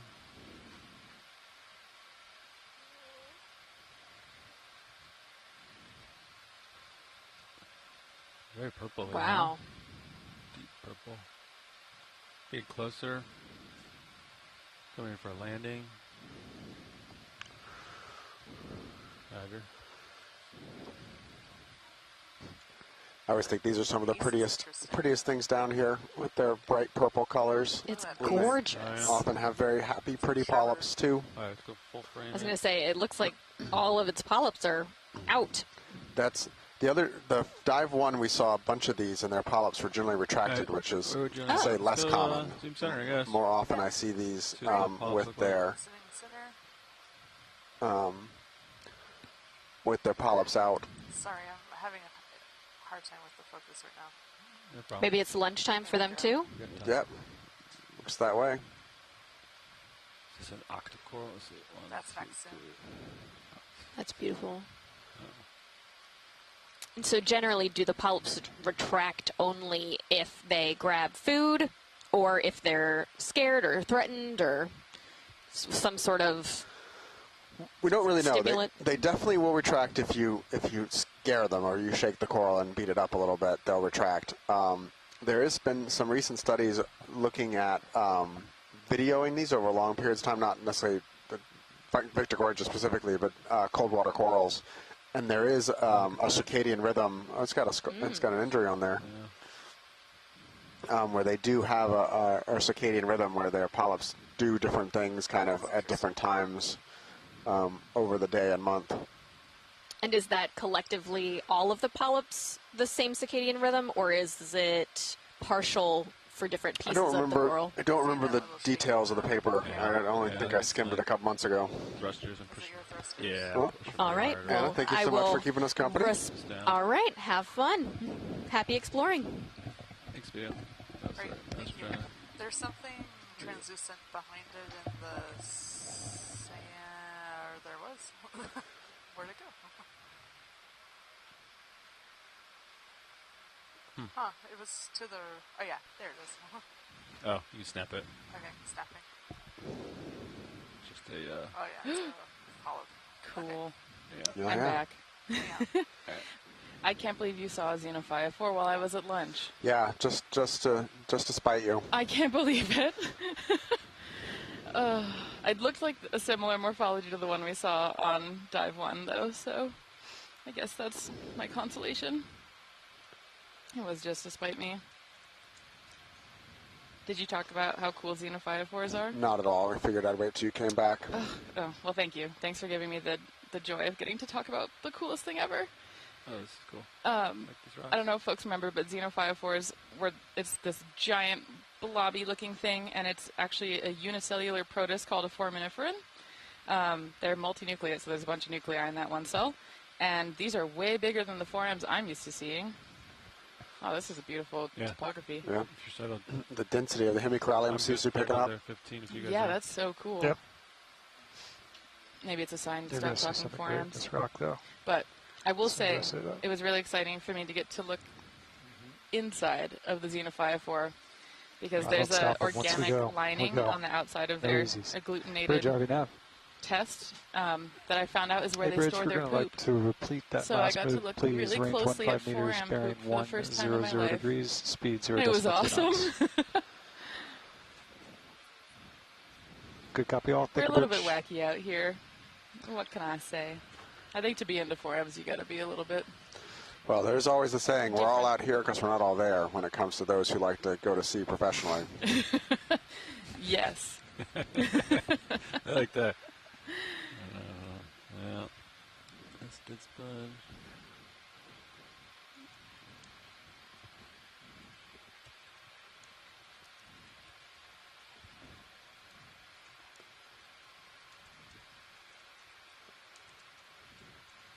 Oh, like little spirally ones. Oh, is that a star?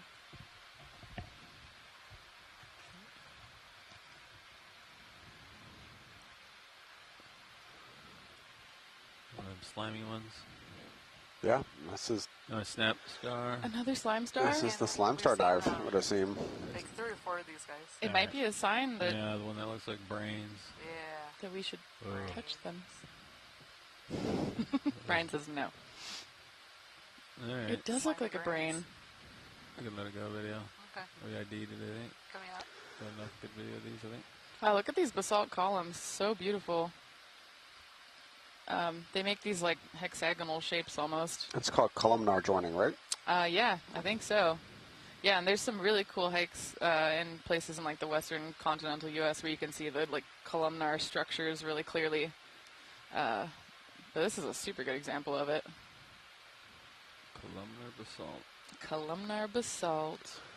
I was amazed. I was in Iceland a couple of years ago, and it's super common there, and you can see like where it curves sometimes, and the whole rock, the jointing is actually curved 90 degrees on like a rock face. And think about the pressures and powers that'll take the cracked basalt and curve it over time was just amazing to me. Here's another Metallogorgia. I think is Devil's Tower one big hunk of basalt? I think it is. Devil's Tower is columnar basalt. Yeah. That's like one of the most. I think if you look it up, columnar basalt on Google, that shows up first. Also, that Giant's dive Causeway. in Iceland underwater is where the two plates. The two plates. Yeah, Yep. thank Giant's you. Causeway. Yeah. Has some too, I think. It was cool. What? Are you, Brian? No snap. You've been everywhere, man. I just snorkeled. I didn't do the dive. But I just got to snorkel off of Iceland. No big deal. Your life's pretty sick. Is mushroom? Oh. Yep. Hello. Mushroom coral. Mushroom coral. Got it. I feel like we need like a bingo chart. You gotta like mark it off. Yeah, we do need a bingo out here. Good copy. Thank you, Bridge. Beyond what the ship's door works runs, we already have a bingo. I know, but it's numbers, like not a marine biology bingo. Exactly. Okay. All right, video, you can come out. Okay, coming out. Yeah, like that one Ship's has all like stopped. small arms and big arms. Just above, just to the left of where the left laser would be, in the crack, there's something red. Oh yeah, you snap it. Oh yeah. This is a fan favorite, I think. Yeah, it is. Yes. Look, no, wait, look twice. What? That's a xenophobophore. Stop! My two favorite things in a one crab. picture. Lobster, right? This is making up for missing the xenophobophore at lunch. Hermit. Oh my gosh, You guys this want is a so closer cool. look at this one? A little bit, yeah. A little closer would be awesome. It's on his back, I think. Yeah. I can't believe it. I'm gonna give you frogs. These are my two favorite organisms that we have seen so far, aside from the stalked crinoids. which will always hold a special place in my heart. Yeah, come in. Okay, coming in.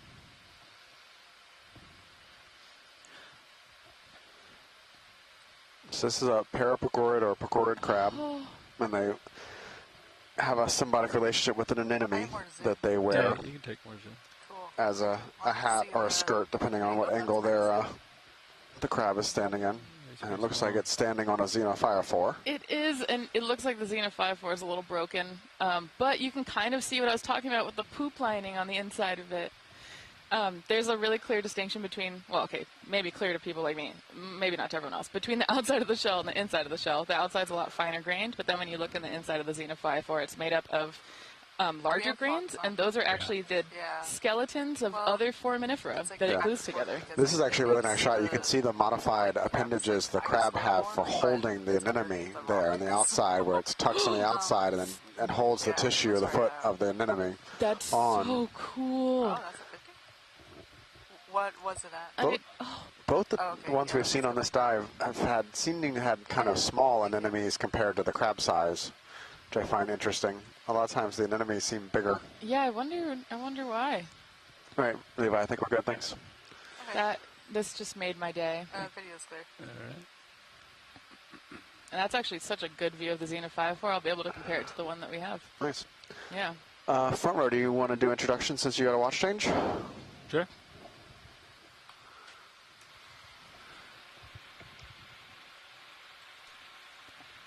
This is the front row speaking. The front row in the control room runs the ROVs. And there's 4 of us in the front row and 1 in the back row. We're from the Global Foundation for Ocean Exploration. And sitting navigator on the left side, Chris Wright. This is the voice of Levi Unima, sitting pilots. We got John Mefford sitting co-pilot to my right. And then in the video chair, we have Caitlin Bailey. And we have Art Howard in the clipping chair behind me, and we're all from the Global Foundation for Ocean Exploration, bringing the seafloor to you live. Thank you for watching. When are you going to launch your podcast, Levi? I know. I'm working on my radio voice. I think this is our podcast. My mom's been calling this my science podcast. She says, Sarah, I'm joining your science podcast today. I hope you find more of those foraminiferas that you like. We take a look at the little squat lobster on the whip coral bottom right. Roger. Ooh. Another crinoid next to it, maybe? I think I see another hermit crab too, to the bottom right. Yeah, I see him. Another sticking out. crab. He's trying to hide from us. You can zoom in. We're going for red subjects on these. Try to frame. There's 2 of them. There's 2 of them. Wow. There's also a rock pen down at the base. Gonna hold this. Oh yeah, look at that. Those arms. Ready for a hug. Titanic. Looks like it's airplaning. Yeah. I have more zoom. Yeah, if you want. I'm gonna go in on them. Okay. These are Heteroptychus squat lobsters. Pretty similar to a couple we collected the other day, or yesterday. Oh yeah, I didn't actually get to take a look at those because they would have killed me if we had cut into them.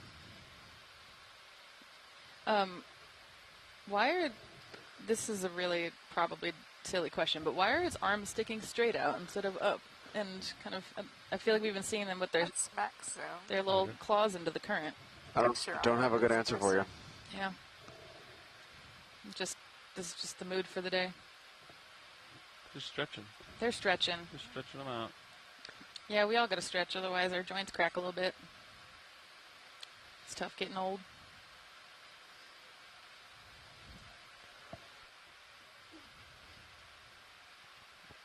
Want to go to the other one? Yeah. So I can find it. Right, I'm gonna come out just a little bit. We can find it. There it is. There you go. We can hold this shot maybe. That's beautiful. Do you need a closer look at the C-pen? Quick snap zoom, please. Roger. Go for that next. I'll try to bring the heading around. Yeah, of course, it's going to obstruct it if I do that. Alright, moving the RV over a little bit. There we go. Alright, you can zoom in on the pen. Gonna hold here. Yeah. Alright, that's good, thanks. Okay, coming up. I love the really see the peduncle holdfast or there. whatever it's called, See through sequence base. geology, how they attach.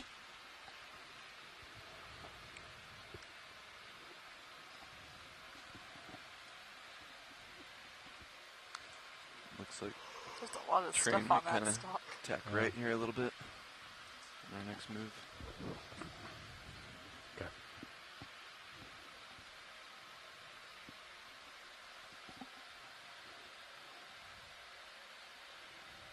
Wow, those traces are interesting. Oh. It's like an old big holdfast right there. I'm wondering where the Yeah, whatever was there, I wonder where it went. Yeah, I wonder if it was one of those big sponges. Huh.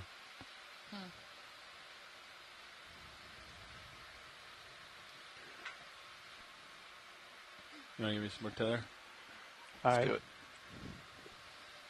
Bridge, over now. Hey, Bridge. I'd like to request another ship move, please. Range 15 meters. Excuse me. Bearing 100 degrees. Speed 0.2 knots. Go for this little red thing Your here call. while I get some tether. Okay. You can come in. Good copy all. Thank you, Bridge. Another little mushroom coral, either Anthomastus or Pseudoanthomastus. Looks like You there's also something see next to a it. bunch of different brittle stars there hiding in the cracks. Now you can zoom out a little bit. Okay.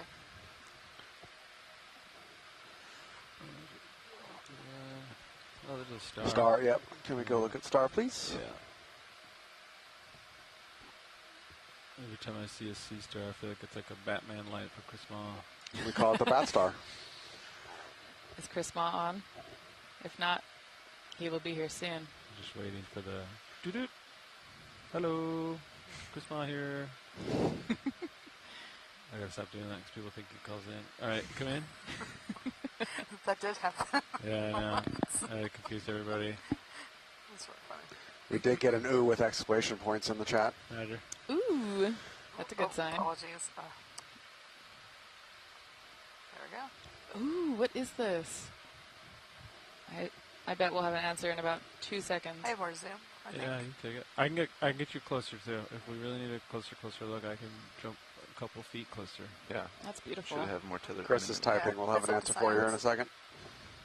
Wow, the 2 It's feet cool. here It's is different. really cool looking. Yeah, that's Oh, yeah, it's I very like pretty. near the Yeah. edge. It almost has like a little skirt or like a little like, Yeah.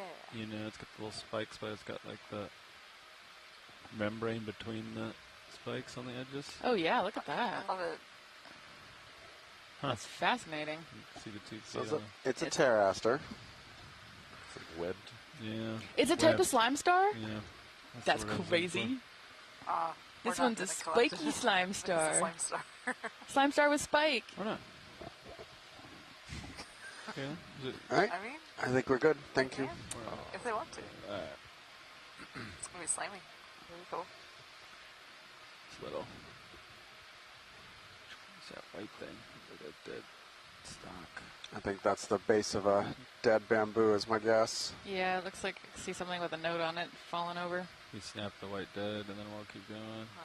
Oh, apparently that spiky slime star has a membrane over the surface of the actual surface. What? Biology is wild. So is Whoa. it less slimy? Dark Ned. Yeah, does that make it less slimy? Slime. Alright. You can come out video. Okay. Keep going. Good shrimps. That's full life. Roger. Starting to get some tether here, Bob. Understood. I'm curious about this thing over here. Kind of has like sponge energy. Oh, no, coral energy in the top. Yeah, but we would like to take a look at that, please. Ooh. I'm going to do a drive-by on this other specimen over here. That looks like hemicorallid, maybe? The last Probably, move but is what's 1-0. that white on it? I don't know. Aye. Again? Okay. Go ahead, Rich. Pilot, look at the Can we right take a the- close look at the pink one in the bottom right? Yeah, Roger. you want to cheat right on our next Yeah, move? that one.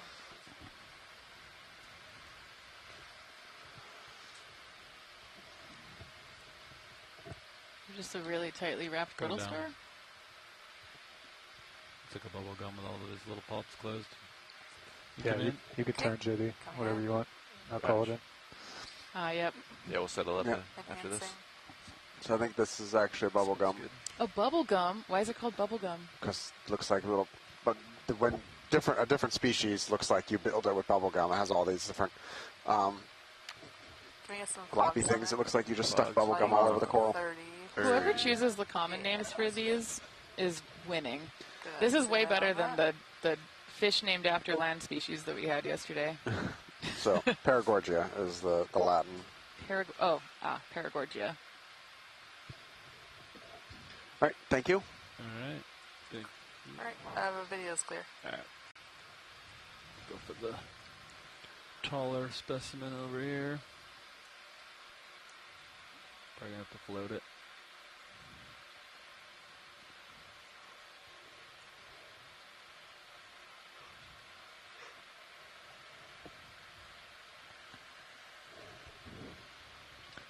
Nice big outcropping back there. Yeah, it's a boulder. Ooh. Nice boulder. That is a good rock, good boulder. This is another bamboo coral? Yep. Okay. I'm getting good at this. Oh, I'm going off of vibes. We're trying to reverse osmosis through my brain. All right, come in. Go for black background. Coming in, black background. Some definition. Holding here, enhancing. Enhancing, I like that. I like that too. There we go. When did you guys get an enhance button? It's literally written on their keyboard. Oh, yeah. Caitlin, she is the enhance button. Roger. Okay, I have more zoom. All right, you can take more zoom. 2. Frame this up more. There we go. A star polyp right there. Roger. I count 8. Sirius is settling. I'm going to turn right a little bit to look at your pilot. All right. I think that's the direction of our next move, too. Good. Yeah. Love that. Let me try to center it more video. Okay. All right. It's going to get bumpy.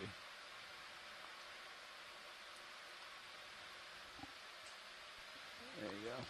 Oh, I like how you can see the internal structure. Yeah. I think that's one of the coolest things about deep sea organisms is they seem to be a lot more translucent than the shallower things because of the lack of pigmentation, right? And yet some of them are so heavily pigmented. Of course, Yeah, which is wild. Without a doubt. The way I think about evolution, Turn and face towards it. sometimes it's just, if it ain't broke, don't fix it. If the pigment isn't too energetically expensive, leave them in there. Yeah, but then you get drift, right? Over geologic time. If you're not, if you don't have a forcing selection pressure, it's going to drift. Yeah, but maybe it just takes a long time. A long time. We're in a very It's really neat. long generation, low mutation environment. Yeah, so this is something that, at least in 4M world, I've been thinking about. Like, 4Ms reproduce asexually at a really high rate, 40%. like a lot higher than we might expect. If we were to naively think about sexual reproduction giving you genetic variation that helps you weather environmental variability and things like that. But there's some evidence that in organisms that can choose to reproduce asexually and sexually, so they're facultatively asexual or sexual, I think one of the strategies that might be most beneficial from modeling, at least, is to reproduce asexually most of the time, and then occasionally throw in some sexual reproduction so you can get rid of the deleterious Yep, Yeah, I think I've definitely read similar hypotheses as well on that one. Yeah. If the conditions are good, reproduce asexually, and if the conditions get bad, gotta be ready. Find a partner. Yep, and that's what I ended up doing.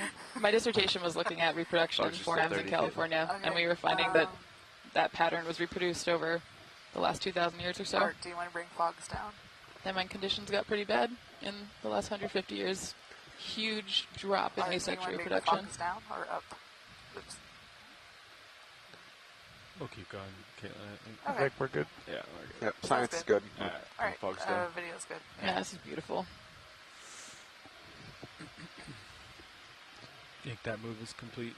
Yeah. For Sirius, should we do more? Yeah, we've been sitting here for 5 minutes. Yeah. 125. Yeah, we could probably do 125, I think. Aye. Maybe a little more, right? But we'll start with that. Aye.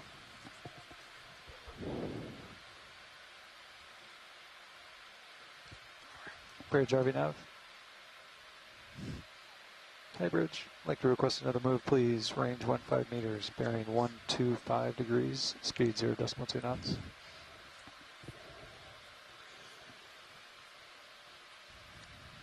Good copy all. Thank you, Bridge.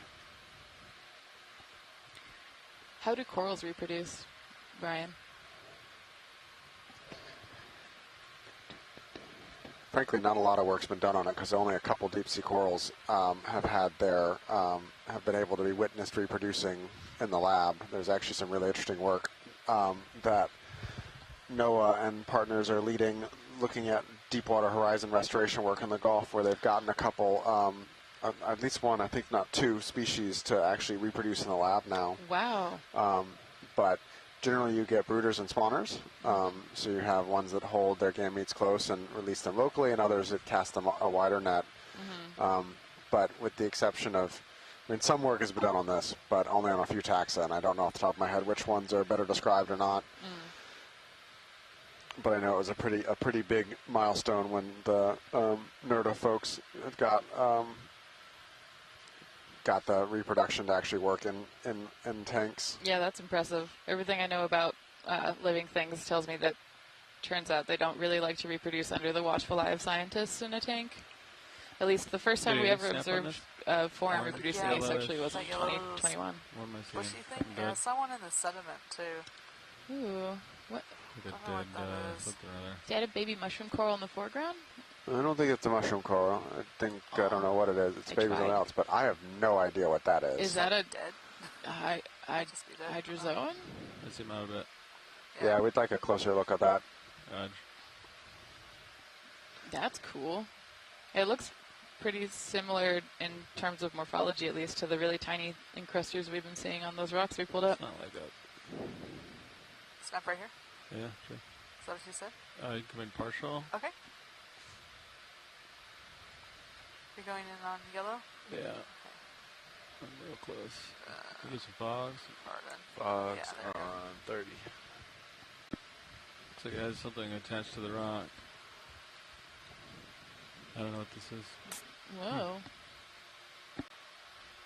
Sorry, I'm moving It's a like bit. there's arms in it or something. I'm going to come out just a little Shore bit. side, anyone ever seen something like this before? It looks like it might be dead. Some kind of hydroid? Yeah. Hydrozoan? Oh. Deep sea tumbleweed. Yeah. Sorry, I'm not stable. Is that good? Do you want me to come wide? It's certainly got hydroids growing on it. Yeah. I'll just hold this here, I guess. Go ahead, Bridge. It's not centered, but... Good copy. Thank you, Steve Bridge. Oshkovich says hydroids, probably. Okay, I'm going to come in. Cool looking. Oh, wait, we're drifting. All right. Asaka says hydrozoan. All right. Thank you very much. Nice. Okay, so it sounds like science is done. Yeah. Science is good.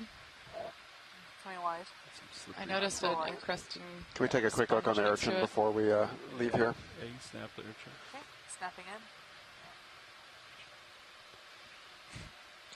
Yes, this is the kind that has the really inflated anal bulb. But this one doesn't have the anal bulb showing right now. We talk a lot about poop here. Oh, one sec. Okay. You talk a lot about poop. I do. Turns out the deep sea runs on poop, baby. Zoom. Poop makes the world go round. I'm sorry, Caitlin. Do you want me to come in? Or All right, science is happy, thanks. Go out. Okay, I'm coming out. It's a slippery rock. I wanted to zoom in on the anal bulb. Yeah. Wow. My feet were slippery. It's all good. Alright, slippery rock. I got some more tether. Starting to look down at you a little bit more. Alright.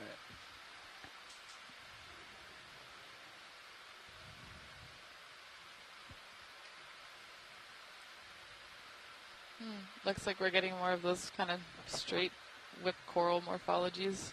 Yep.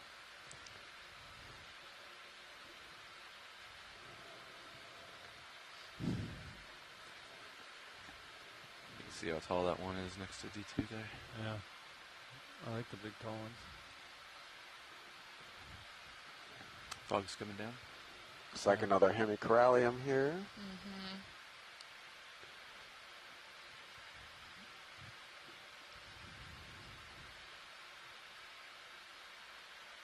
some kind of shrimp there on the left.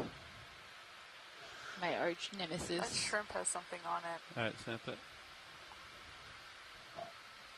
Nice feeding trace on the rock, too. You got a fish up in your brow. Yeah. Oh, no. Go for fish, go for fish. Oh, fish? Yeah. There's a fish? Where's the fish? Yeah, he's right here. Fish. Ooh, you like fish? I'm going to hold here. You like fish? Okay, we're getting there. No, actually, that might be an eel. Are you kidding me? Okay, I it's am an more eel. soon. What makes it an eel versus an eel like fish? So you'd have to ask a fish biologist. Ugh. So, this is either a snapper, blanket, or cutthroat eel, or a conger eel. I sometimes struggle to tell them. I often struggle to tell them apart. Levi? I clearly struggle to tell them apart. But I think these are actually eels. Okay. It looks like it's got some slices on its body. So Steve votes snapper blanket. Okay. Which would have been my first guess, but after sailing with Drazen last year, he got me into second guessing myself sometimes. Well, yeah, whenever Jeff Drazen's in the room, I listen. Big coral my way. Brain empty, no thought. Jeff knows the fish. Oh, that's a beautiful shot. Oh, sorry, buddy. Oops. I think the fish hit the coral. It's I'm still going to there. come out. You can see him in serious. Nice. Hit the coral. Bye, fish. Bye-bye. You were saying sometimes those marks on their body happen because it's really dark down here and it slams into rocks, maybe? I mean, that's a guess, but Or it gets chomped. it's definitely possible. I mean, yeah, I too struggle.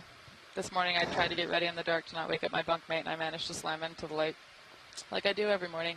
It's been in the same place this entire cruise, and yet.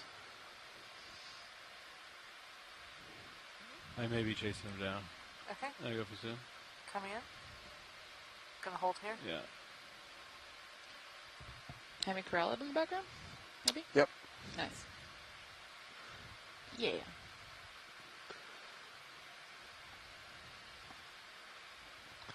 I wonder if that's predation scars on his back. Wow. Very majestic, very eel-like. It's a great shot. Go for face, go for face, go for face. Going in. Go for face. Holding and skating really fast. I'm gonna come out just a little bit. Fogs up. Fogs. Oh, there we go. Oh, making movie magic with this eel. Alright, let it go, let it go, let it go. Should turn those on sooner, sorry. No, it's totally fine. Oh, he's back Oh, in I there. think I hit the rock box. Hello. Wow. Hi. This is an awesome view. He is too close for me to focus. Okay. Wow, look at that lateral line. That's so cool. Woo! Be free. Quite close. Don't get stuck in us. Alright. We'll let him go. Bye, buddy. Hope you find your That's full son. life. Oh, he just bumped into the rock. Can't see very well. That's where the scratches come from. Yeah, I did it now. That Me too, yellow buddy. fuzzy. So Alright. Delta Delta, tether's good. Those are massive. Yeah, some of the bamboo whips can get to be 4+ meters long. the shrimp with the parasite was Wow. up here somewhere. He's in here, but he's gone. I'm looking around for it. He was right here, wasn't Oh yes, I see it right center. he? In. Okay, going in. Shrimp with parasite, copy. Shrimp with parasite. Shrimp with Yeah, this is what parasite. we were looking at before the fish came along. Oh, And also a hermit crab. That's Also so cool. hermit crab, yep. Oh, Coming in don't for like these landing, parasites. coming in for landing, coming in for landing. Okay, do you want me to come out? Oh You're my okay, gosh. okay. What kind of parasite? Is it an isopod? It's either an isopod or a Come out just a little bit copepod, probably. Woohoo! Okay, Ian, go back in, go back in. I would have said copepod would be my first guess. Zoom back in. Okay. Why? Coming in? Copepod vibe? Parasite. Oh, It's latched onto one of its Ooh. little That's unclear where so it's latched. weird looking. we've seen Ooh. one of these before Yeah. in the Pacific, and just ugh. This looks like something out of There an are no alien fogs on. movie. Yeah, no fogs. yeah, deep sea parasites can be Fogs pretty make the gross. shrimp eyes look weird. Yeah. I feel like I've seen so many things Glowy. eating each other. Oh, look at that chitin skeleton in the I'm back. gonna come out just Or a little live bit chitin, I just actually can't in- tell. In frame. And can you tilt down? Yeah. So this is a nematocorcina shrimp with some kind of epically large parasite on it. Yeah, it's huge. Makes me want to help him and like pull that parasite off, you know? Yeah. I'm not sure you got quite the dexterity on the arm to do that. Yeah, we might just squish them both. Circle of life. I agree. Etc. It's really amazing. Some of the most complicated life cycles in all of biology is parasites. They hop from multiple hosts. They have different growth phases. It's amazing how complex parasitic life cycles can be. Yeah, sometimes they need to have, like, I don't know, many different hosts across many different life cycles, clades, right? Totally. Yeah, in order to reach maturity. I don't know. I'm personally grateful that it seems like at least many of the ocean parasites can't get to us because of our freshwater little bodies. Our blood's roughly 35 PSU, so. That's true. That but stalk we in the can eat back has a sushi lot of stuff on raw it. from ocean fish because typically those types of parasites that infect those fish can't infect us, but we can't eat freshwater fish raw because we might get those fish parasites. That's why you never see, like, I don't know, lake trout sushi. Doesn't sound that awesome either. There was a really good episode of Letterkenny about that. Like 10 stars on this stock.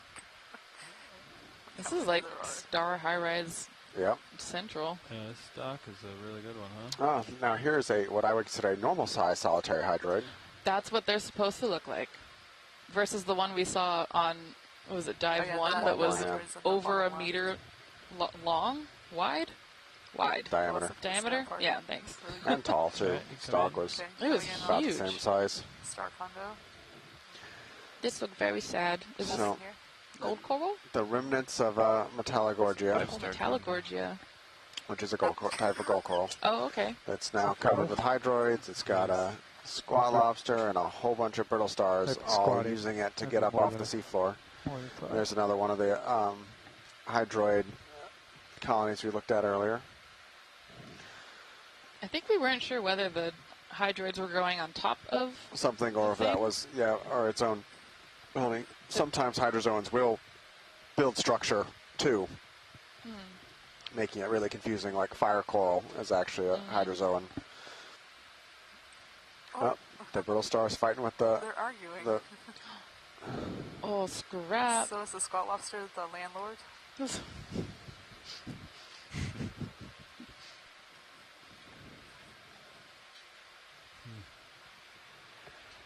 All right, before we leave here, let's get a look at the solitary hydroid down at the bottom left.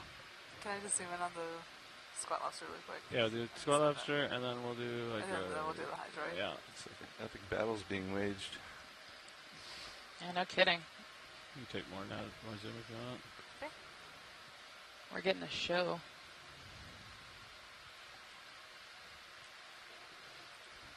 I think the brittle stars outnumber the squat lobster, but seems to be making up for it in terms of posturing.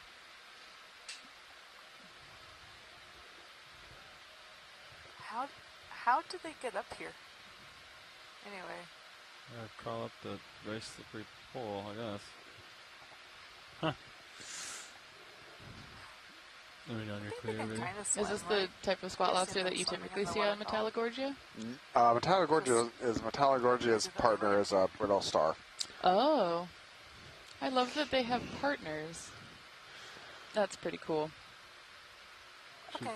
We use that sometimes in the fossil record too.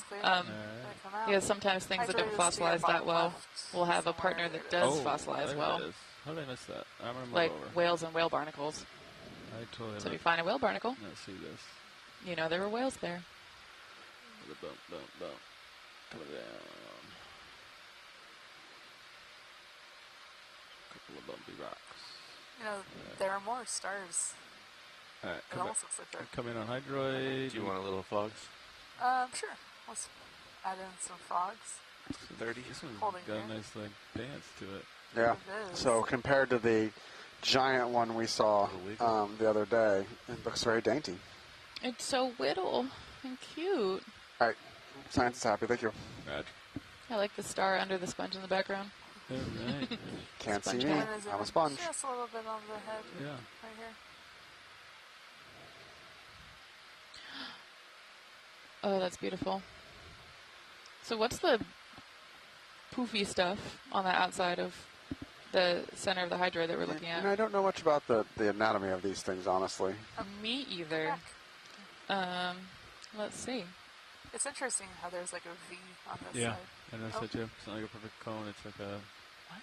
So that's the baby medusoids, according to Dougal. So these have an alternation of generation thing where they spit out little medusas that are free sieving and free larvae, and they settle and then turn into a hydroid, a polyp phase. Those are the babies? And those are the babies, according to Dougal. That is the coolest life history thing ever. I love when you see two generations in one organism.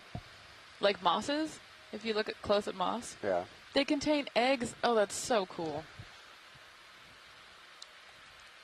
All right. John. Reproduction is amazing. Yep.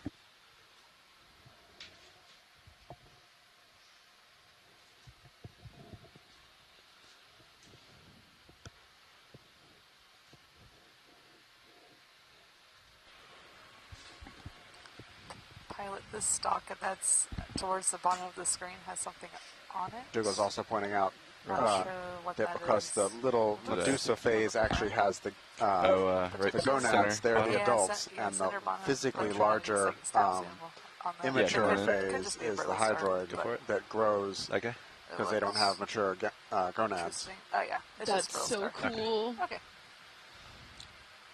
It's kind of like me and my mom. She's way smaller than me. I don't know how that worked out. How do we feel that'll move? Anything else of interest here? Oh, cool. Not in the immediate foreground, no. 130 looks good on my end, Chris. Tired. Bridge, RV nav. Oh yeah, Dougal gave a really good analogy for the hydroid. If you're still struggling to wrap your head around it like me, think about it like an apple tree and apples, with the hydroid being the tree and the medusoids being the apples. That's so cool. Good copy. Take a bridge.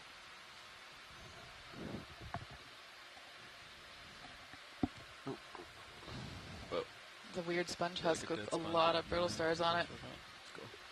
Just gonna go take a peek at this. Come back.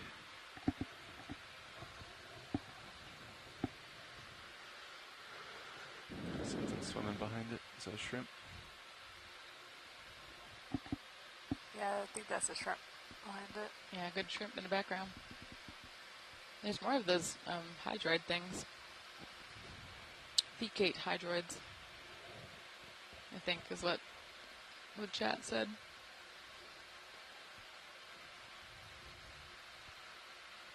All right.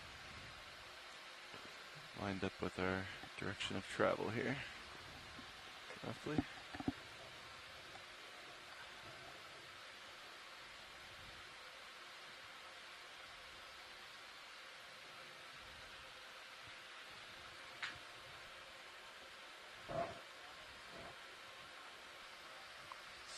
Boulders over here. There's a Nice Arita Gorgia there on the bottom left. We take a pretty big look at. Bottom left, you said? Yep. Yeah, there's a larger. That's what I was watching. Right. Thanks. That's beautiful. Ooh, and maybe we're kind of next to a rock feature here. Yeah, this rock feature's sick. Let me back up just a tad. You want to go for a snap zoom on it? Okay. Snapping. Oh yeah, it's in a really it's kind of down awkward between spot, two isn't it? rocks. Yeah. It's between a rock and a I hard mean, you don't want to put D2 in the D2 size hole. Oh look, there's a D2 size hole. in the back. All right, that's good for science. Thanks. There's a crinoid swimming in the back. Behind it. Yeah. Still got your fogs on. There it Swimming crinoid. Oh my god. Pretty far away, but we. That's so cool. It's got eyes on it. Oh, but it's so cool to see. This is amazing. Try to watch it. Keep going. Holy moly. I love watching these things swim. It's so pretty. Me too. I don't even know how to articulate the joy I'm feeling right now. You can see it's cirri, right, where it attaches at the bottom. I want to perch on this rock. It's so cool.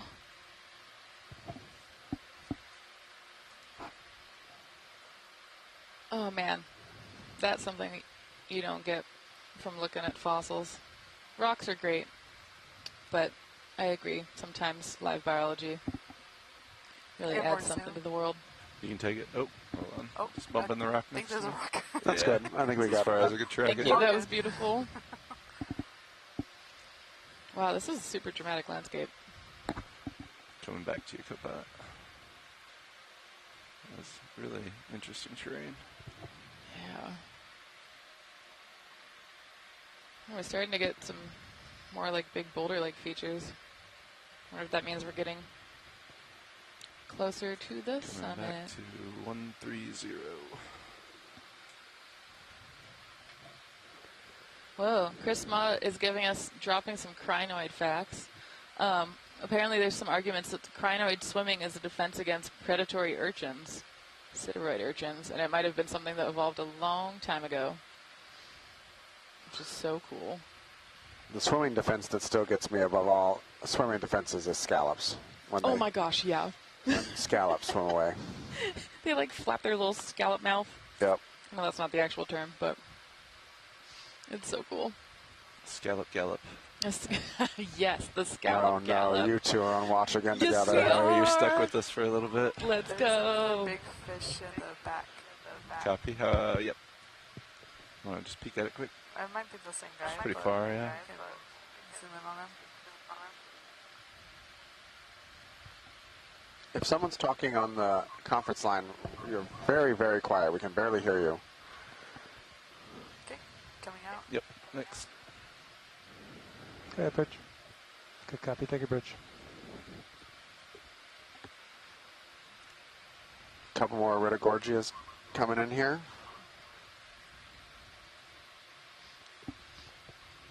More stock sponges too, maybe. Oh no, maybe that's just a trick of the light. Never mind. Wow, another really big whip coral. Oh yeah, that's ginormous. Yeah, it's so interesting how there's like a bunch of teeny ones, and then there'll just occasionally be a massive whip coral out there. What makes some thrive more than others like that? Oh, that is the age-old ecological question. I don't know. Brian, do you have thoughts on why some bamboo corals get so big? Well, it depends. So I think, some are growing up. I think some of this is probably a response to current condition and food availability. So they might be putting more energy into growing longer and taller to get off the seafloor.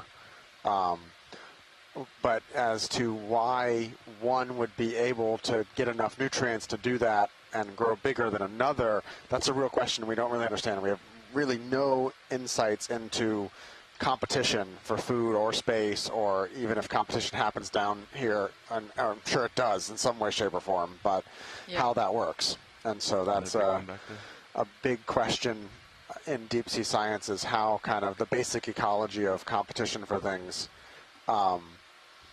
works in the deep sea. There's also those life history trade-offs, right, where if you put more energy towards growing, then maybe you, assuming it's like the zero-sum game, you have less that you can put towards reproduction. And so depending on the conditions that you're in, sometimes it's better to grow for longer and wait to reproduce, because your offspring might have a better chance to survive, or sometimes you just got to grow quick so you can pop out some babies and let them continue the work. But yeah, I think there's a real interesting question, especially when you see an area where there's very little, like not so much here, but when you see some places where you go a long time and see no corals, and then find one like 3 or 4 meter tall, giant healthy coral sitting there with no other coral around it, is always kind of a fascination to me of why that spot and that coral. Was it just a stochastic or random process that the one larva found this spot, and in 1,000 years no other larva has found this good spot? Or is there something else at play here? And that's a question we don't really know. I will say, in going through grad school and getting my PhD, one of the things I had underappreciated beforehand was the role of random processes and kind of initial ecosystem conditions, and how much of an environment is at least the starting, when you have a fire or some kind of event that resets an ecosystem, the trajectory of the succession of that ecosystem is set so much by kind of the random chance of what seeds fall first. and that's a very hard thing to quantify in ecology, is, you know, how much of it is deterministic, and that you have these environmental parameters will always drive an ecosystem to this state, versus how much of it is stochastic, and that you have a random kind of number generator, and that kicks off a process. And it's somewhere in between the two. And it kind of slides back and forth in theoretical ecology on which is more important, and it's probably different in each ecosystem.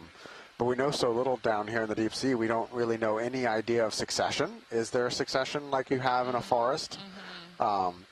What are even the disturbances that would change an ecosystem at a landscape scale? Like in a terrestrial forest or a grassland, you have a fire or something like that can reset an ecosystem. In shallow water, you have hurricanes or big mud events or something, and we really don't have any sense in the deep sea of what some of those ecosystem reset events might be. Is that a jellyfish in the water column? The bright to the right? Reflecting? No, to the left. It's just a bright floaty thing. Yeah. Snap zoom video. I love when we interrupt ourselves to go, what's that? It's usually a good sign. What is that? Ooh, it's one of those little ball things you saw. It's a something. It's a something. Sure is something. It's a too small to tell. It looks like a bunch of poop stuck together. All right, thank you. Yep. Nice. Poop cam. Where are we? Pilots, would it be possible to potentially get into that sediment pool and suck it up, or is that going to be super far off our course? How are we doing on moves? We might need to get a little move over there, but I think we could do it. If it's going to complicate things too much, we could also wait a little bit longer. What would our next direction of travel be, co-pilot? 130 again? Yeah, we could shoot it over a little bit. Yeah. 1-2. Yeah, if you wanted the sediment, we could do that for you. Watch lead. Okay, that'd be awesome, pilots. Thanks. Yeah, give me did that move just complete, Chris? Yeah. Or have we been here a while? You've been cool. here for about We're getting 3 some minutes, sand. 4 minutes. Check it out. Yeah, and speaking of I think initial conditions driving, out, ecosystem history, that's something that we think about a lot in paleontology, and why I'm such a fan of understanding the natural history of places, because, like you said, where we have come from and what little coral different conditions that we've been exposed to over a long period of time, or different communities have, right, drives what we see in the present day.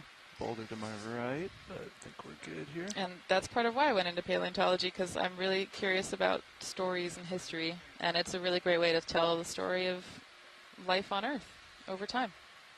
Not that we really come up with answers, but I'm just going to approach it cautiously. We try. Okay. Sorry, I have voices in my ear that you're okay. Get rid of for some reason. Sorry to hear that. Oh, getting tugged. Oh, okay. Yeah, grab Coming out. Well, wait a minute. Wonder if maybe I should do another move towards you. Let's see. Maybe 10 meters, 110? Yeah, I think that would work. Is that what you're looking 120 right now? Yeah, it's a little too. Yeah, 110 would probably put us there. You want to give me Chris? I'm thinking we do a little move. Need a little leash. Yeah, to get to that sediment. Maybe 110, 10 meters. Copy.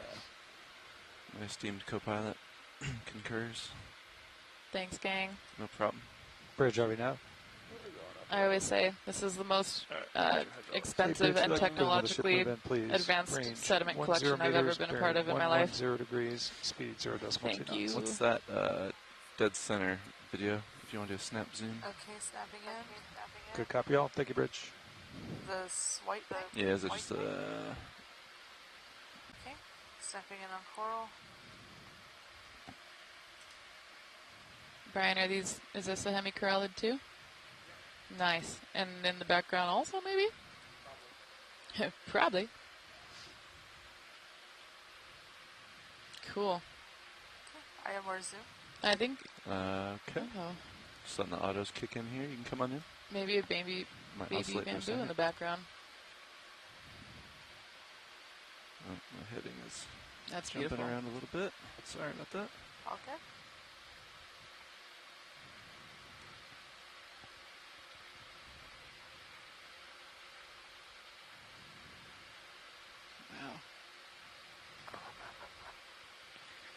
Wow. video's clear. Copy. Okay. Yeah, we're getting a little tug here, I think. Okay, I have hydraulics up. I'm on draw That's 3, fine. which is the fine filter, which is normally what they want for sediment, I believe. Okay. I'm looking 110. I should be living that way. Roger that. We will be in reach of sediment imminently. Yes, imminent sediment. Cannot wait.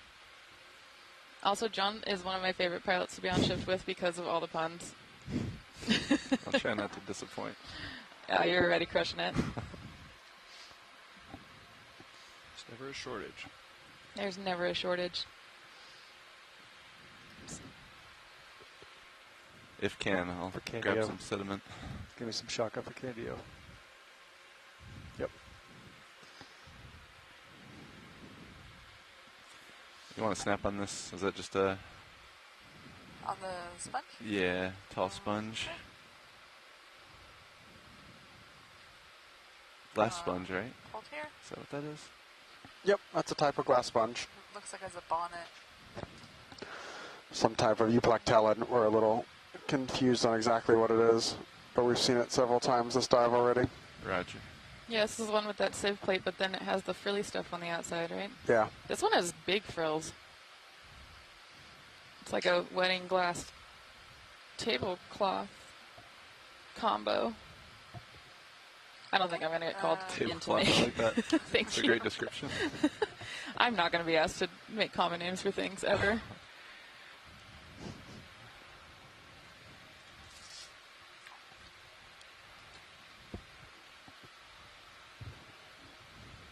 Alright. We have a little bit more tether. Wow, the anticipation is building. Let's see. Yeah, what part of sediment are you going for? You get the good stuff, John. Yep. So it looks like we're sitting at cool 2.5 degrees Celsius and 2 milligrams per liter dissolved oxygen. Not bad. Do you have a preference in these two sand pools? Looks like the farther one might have a little bit more to it. Yeah. Either one might work. I think either one's all right. Whichever one's more logistically favorable is give it me. Okay. I think the closer one would be easiest. And let's do that. Sounds great. Copy. I'm seeing some potential burrows too. That'll be interesting. Definitely some bed forms, ripples in there too. Yeah. So that's telling us that there's... Actually, do you see the stalk kind of center left? Yes. In the sim? Let's look at that before we find a place to land to get settlement, if you don't mind. Sure. This might be, if this is what I think it might be, you're going to like it. Is it a stalked crinoid? No. Oh. I'm going to like it? I think you're going to like this. Locked in I auto can't wait. altitude. If you want to snap on that, Brian you gives can. me Yeah, auto altitude. gifts of knowledge every day. I can Sorry. snap on it, or Every day is Christmas Yeah, here. come on in. in anticipation of. What is this? What is this? What is this? It is what I thought it was. What is it? This is an umbellula. Umbellula! Wait, it's the, is it a type of sea pen? It is. Unbelievable. Got it. There's two of them. A and baby a baby one too. Dude, when you vacuum the sediment, you should I'm sorry. little guy. Unbelievable. On the right hand side. Yeah. That was... You're cracking yourself up over here. We're getting a lot of head shakes from video. So these are sea pens, kind of a convergent evolution thing to be similar to the umbellapathes or the metallogorgias. All have this stalk and then have a spread out kind of umbrella-esque structure. An umbrella? What was the name of them again? Umbellula. Umbellula. Umbellula. Under my umbrella. I'm going to start calling umbrellas that. You want to look at one closer? Or? That's fine. That's good enough. We can go get sediment now. So, following back to the Nematochrysinus shrimp that we had, that just epic parasite on it. It's been passed around the Smithsonian, and it looks like it was a type of isopod. Oh, it was an isopod. Let's go. All right, we're all stop pilots. Tap that. That's awesome. I've noticed that some of these penachulids really like to be anchored in sediment. Almost exclusively. Yeah. How come there was that one that was on the rock earlier? It's a rock pen. It's a rock pen. It's the black sheep of the family. Well, there you go. Should have known. Should have known. Downward.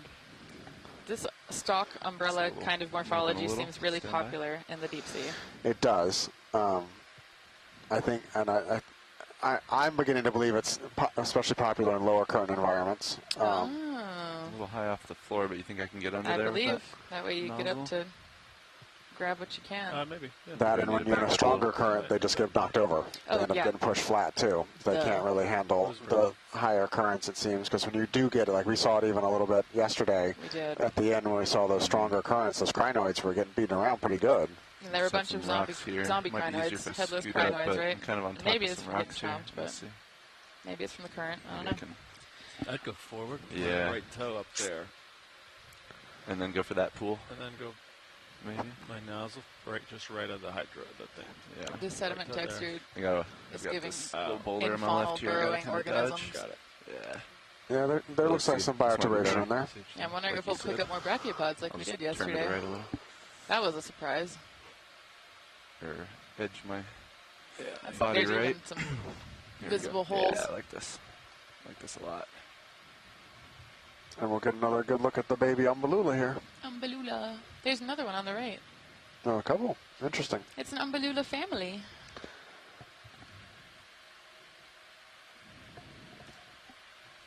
This must be a good spot to be an Umbellula. Okay. Chris Maw shares my enthusiasm for brachiopods. Drifting. Fingers crossed for brachiopods. Okay, you're still moving this way? Why is that with auto XY in? That's interesting. Oh, don't do XY. Not on the ground. Well, I was trying to just push down. Yeah, just push down and dry lock it. That wasn't keeping me from moving either. I don't know why. I think I'm rubbing on some rocks in the skid somewhere. Some slippery rocks. Yeah. Let's see. Let's try this one more time. There we go. That might be a little. What are you? Who is? No, we're all good. Video team's having fun. Just can't get lower to the ground, but I think this will be good. Let's just go for it. Got too many rocks around here. Dang rocks get in the way of our sediment. I know. We'll forgive them. They'll become sediment someday.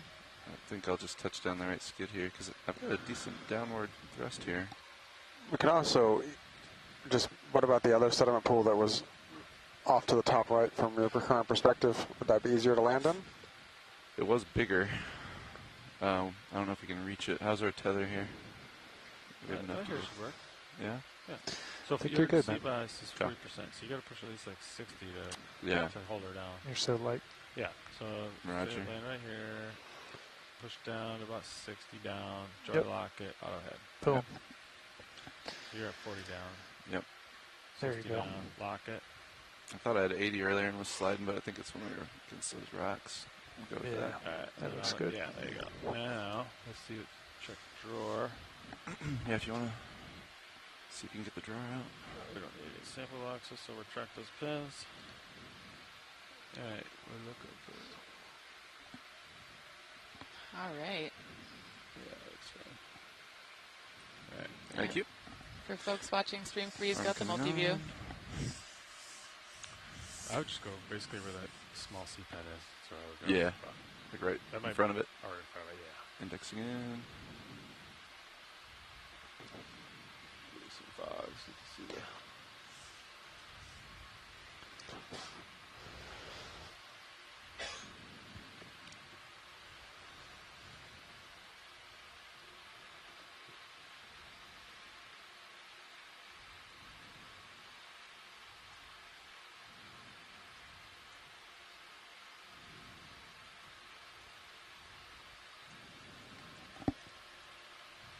A little forward there. Let me back up. Yeah, there we go. That's what you want. Yeah. Nice. And I'll hold there. If you can draw back a little bit. Okay. Thanks.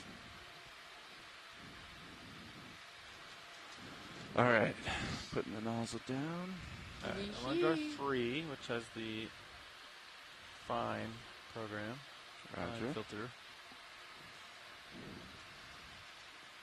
I'll try to dig in and get you. Do you want this on the finest grain, the finest filter mesh? Yeah. That's what we have selected right now. That'll work? Looks great. Perfect. All right. We're going to dig in.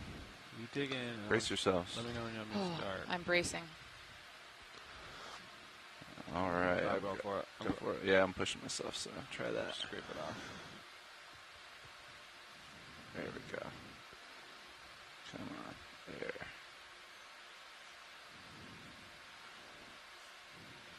Wow. Beautiful carbonate ooze.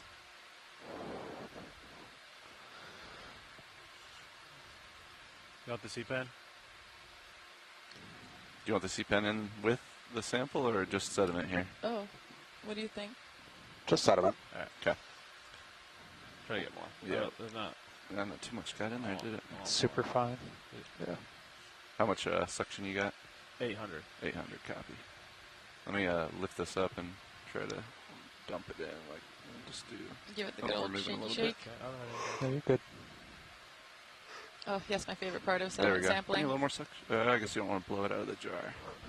You got 150 micron mesh on there. It's not. It should be there we go. Doing a little bit better. We're getting some. Yeah. Also, I've been noticing that my sieves have been getting clogged real fast from the super fine carbonate oozy stuff down here. Let's go for more scoop, I think.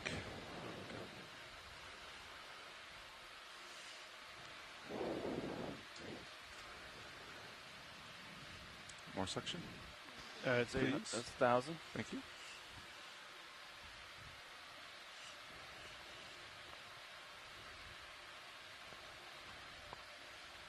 There's not much getting in there, is there?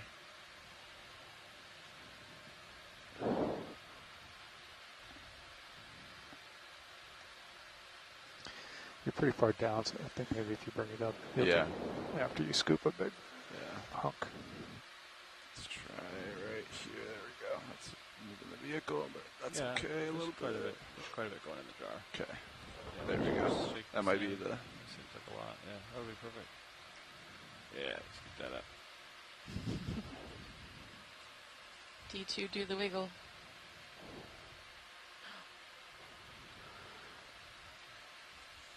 Some pelagic gelatinous thing. You want to call that good? And then we'll clear Yeah, do you think that's enough? Watch lead? Yeah, I think we're getting a visual on the sediment in there, so that looks good to me. Thank you so much. No problem. All right, that was O4G and suction canister 3. You want to call that Geo? Cool. Watch these. Thank you. Not a problem. I'm going to pause here and let you come out a little bit. We're going to call that a Geo. Watch these.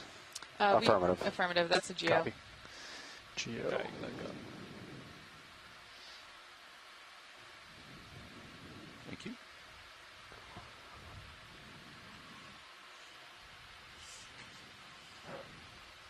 Yeah, there's definitely a bunch in there. There's probably still some in the tube. We'll clear it out. Sounds good. Once we get to it. You can confirm my arm is stowed up. Get over there. Oh, yeah, I'll make it Thanks. Get wrist up a little bit. Yeah. There you go. That okay? Perfect. Okay. Beautiful. Thank you. Arm secure. I don't think we disturbed the C-pen very much, so no. That's good. Enjoy your life on Beluda. All right, I'm on jar 6. I'm ready to clear the hose out, but I want to wait until you let get me up in the water get up column a little bit. Like, it's going to make a mess, so I don't want to make a mess when you don't want me to make a mess. It's very good. Rule of thumb, good etiquette. I guess I could just inhale it through the motor, too. I thought about that, but All right, you want me to... I can turn, actually. You can spit it downhill. Let's try that. At your leisure. Oh, yeah. There's a lot still on that hose. There's a lot in that hose. It looks pretty coarse, too. Whoop. Well, we'll see what we got. Yeah, I saw it. There's quite a bit made it in the jar, so... Awesome. We scooped a lot. All right, so now we're clear for the next sample. Roger that. Thanks. Thank you. No problem. Hopefully we got enough for you there. Oh, yeah. I mean, it's always interesting. Looks like one has a thing in it. There's our sponge friend. Sure does. All right. Shall we keep moving? Yeah. Onward and upward. Onwards and upwards. Going towards the summit of Unnamed Seamount 02. Let me turn that a little bit. I turned the port a little bit, so let me come back. What's, This is the third unnamed seamount we have visited, though. No, technically, yesterday was Unnamed Guyo. 130 was the last one, right? Two is open, Levi. I had to check with Sam, the expedition coordinator, about this. But it is the third unnamed seamounty thingy. All right. To be honest. Umballula. Umballula. Call 130. Let's do it. All right. Hey, Caitlin, can you see if Fernando's out there? When do you get a chance? You're at 15? Yeah. He is. He's. Can you ask him to come in for me, please? Thank you. Bridge, are we now? Hey, Bridge, I'd like to request another ship move, please. A blobby jelly. Range 15 meters. Can't see it. Oh my gosh. 130 degrees. Back up a little bit. Speed 0.2 knots. Oh my god. Let me put it up in the blackness. Is it a Good Tina copy. 4? Take a bridge. Unsure yet. Oh, that's getting above me and inside. Nope. Trying to back up, but Nope. it's above me. Yeah, I think I'm going to lose it. Sometimes they get caught in your... Yeah. Right there on the PTZ. Wow. Also, cool view of the underside of the ROV. That's okay, Kay. Yeah, I'm going to leave it. I think it might have been a Tina 4, a comb jelly, because it had that like flashy It's pretty neat, light though. structure on it. Which, that's from their like rows of cilia, right, that move? Teens. Yep. Teens. Ugh, there's a special name for everything. Yeah. I don't know why they're called comb jellies. Because those rows of teams are also called combs. Oh, and is it because they look like the teeth on a comb? I think so, yeah. I got to look at one under a microscope once, and it was so cool, just to see how it, it like reflects the light off of the teens. Fog still in?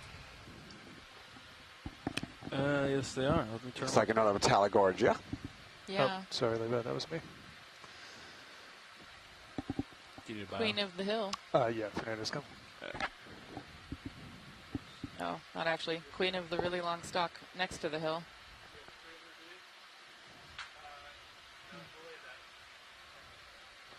Couple more little hemicoralliums here as well. Mm-hmm. Is that a kind of broken up metallogorgia? I think you're right. Actually, can we look at the one dead center? Coming into center here? Yep. Yeah. Come on in.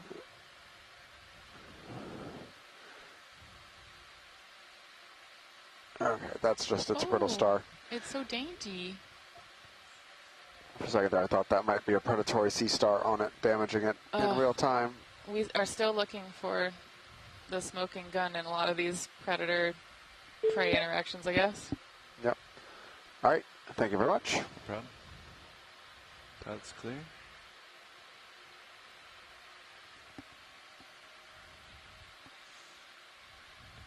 I range up our blue view and see what we see.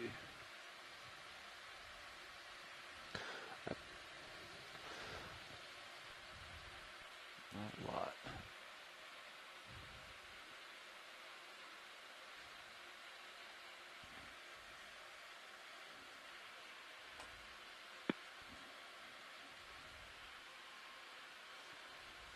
Nice big rock formation here. Is that a Venus flytrap anemone in the background? Is that on the top of the rock formation? Or Yeah. Yeah.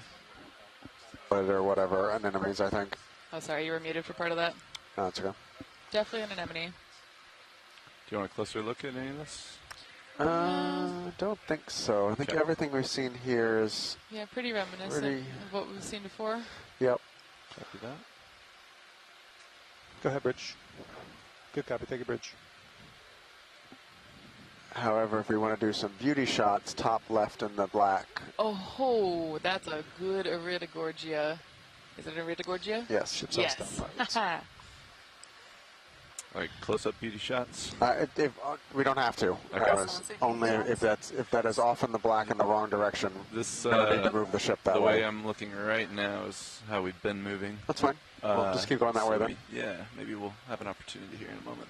Beautiful. Yeah, we just stopped. Copy, thanks. I'll check out to our starboard first, and then we can work our way back. Whoa, that's a really cool whip coral growth form. Let's see. It's cool how some of them spiral, and then some of them just kind of stick out straight.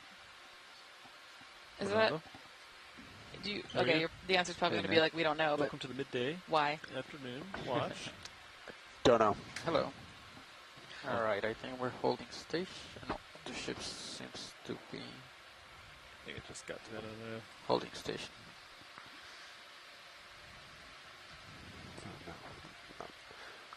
We haven't used the shelling light on one of these large whips yet. Oh, sorry. That's Copilot's cue. See, I might one. Hang on. Where do you want me, Copilot, for your cinematic magic? You're going to have to... I have to decide that for myself? Yeah, you're driving. Copy. We're making movie magic with this bamboo I coral. think looking at it from below might be kind of neat. And I work my way back. We'll whip this shot into shape. Yes. A+. Some cool geology in the background. We're definitely getting better at using the shilling, aren't we? I like the crowds in the background. All right. How close would you like me, Copilot? A little bit closer? We're going to need to get well, not super close, but fairly close. Yeah. I got a little boulder down by my right toe here. Just maybe. Yeah, these squiggly parts are good. Only problem with this is you might have to like stick it kind of underneath if we do it from this angle. Yeah, since we haven't done it with an animal like this yet, it's going to be interesting to see. You think you can work with this, what it looks like? Copilot? Yeah. Okay. You're doing great. Video, you ready for me to change the lighting? It's going to get dark. Ready. It's going to get dark, John. You ready? Yeah. Yep. I'm going to stabilize it on the rock. Do your magic. I like that above light. It's really nice. That's cool. Alrighty. I'm going to zoom in.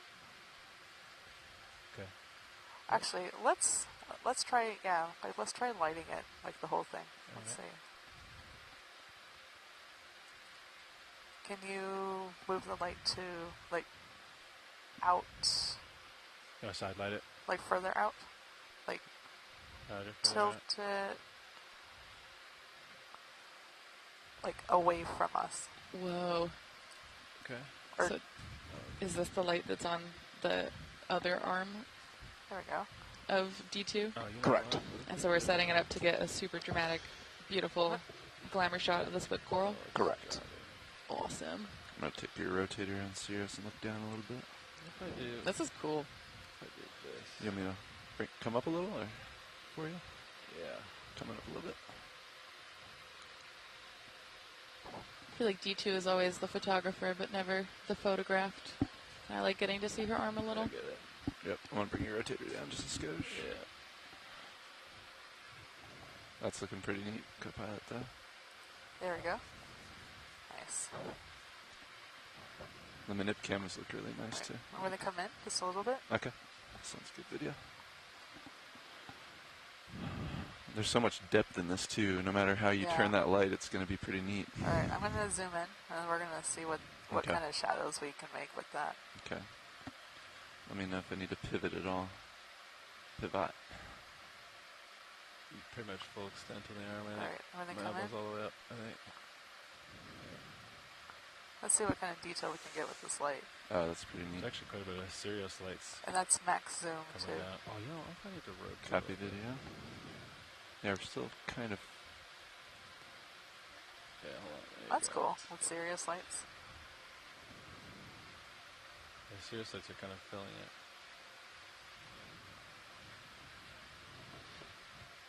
Or if I could... Yeah, the whole seafloor around D2 has this almost moon glow to it. Yeah, it does. Good light, yeah. Here, I'll sit down for you, Caitlin. Yes, please. Thank you. No problem. There you go. Yeah, that's a nice curve. Let's see. A nice whip coral. Can you bring the light down and face it up a little bit more? Yep.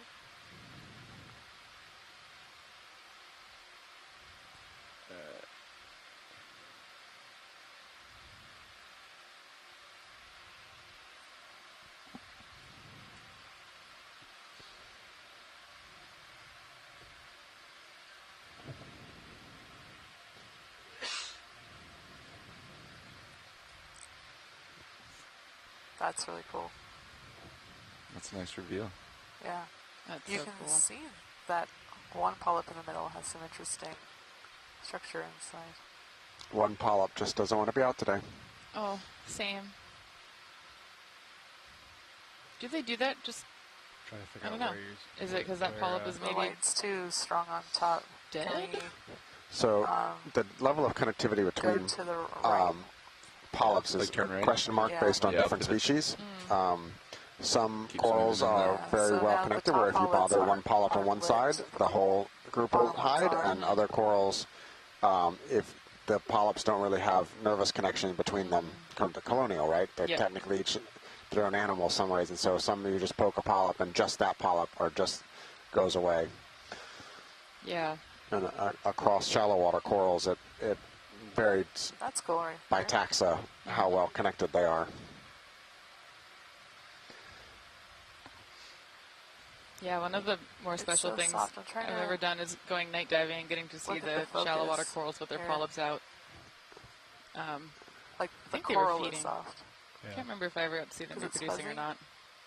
But it's very cool. I love night dives. Night dives are particularly awesome. They're magical. Yeah. I heard rumors that sometimes there's bioluminescence out here when we're up in Papahanaumokuakea and the ship cuts through it and it looks kind of like you're sailing through stars. I took a little look last night, and it wasn't quite fully dark, and you could definitely see a little bit. But I didn't wait long enough for it to get dark enough to get the full effect or to see how good it is. Oh man, you should remind me to leave the lab sometime. Video Yeah. or Copilot. I was in there till midnight. Now try the. Oh, okay. Too high to Mount go. video, and you can see the Yeah. arm, and then we'll work from there. Yeah. All right. So what are you thinking? Oh, that's cool. Oh, you're. Ooh. Oh, interesting. That is pretty neat. I'm gonna come back in and get that S. Oh no, never mind. Yeah, there you go. We're good. That S shape is interesting. That's pretty neat. I actually like the sample cams. They're cool. Oh, the sample cams look so cool. Was that Still having a free hard time with on the web maybe? seeing the Sometimes. focus. I don't know what's going on right this second. Yeah, I think so. Yeah. Okay, I'm gonna come out and then we can. That's beautiful. Yeah, like that's really interesting.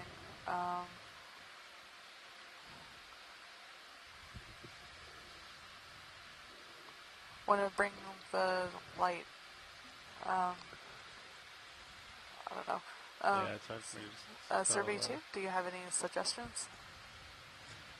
I try to move a little closer. Got Yeah. Yeah. Okay. Yeah. I was thinking about that too. Can we bring the arm up and then look straight down? Yeah.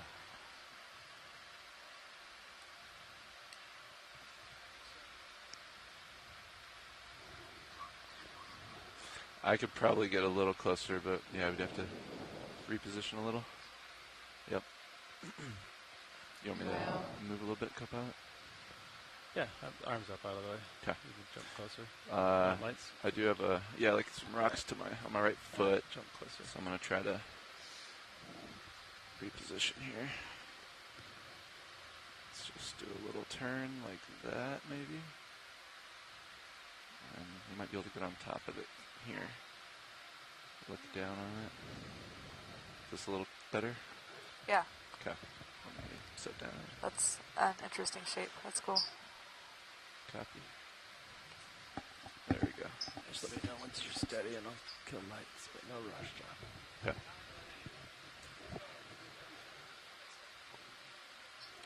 Alright. I think we're pretty stable here. Perfect. All right. Ooh, I like that. Ooh, we're going to hold here for a few seconds. You tell us what you need.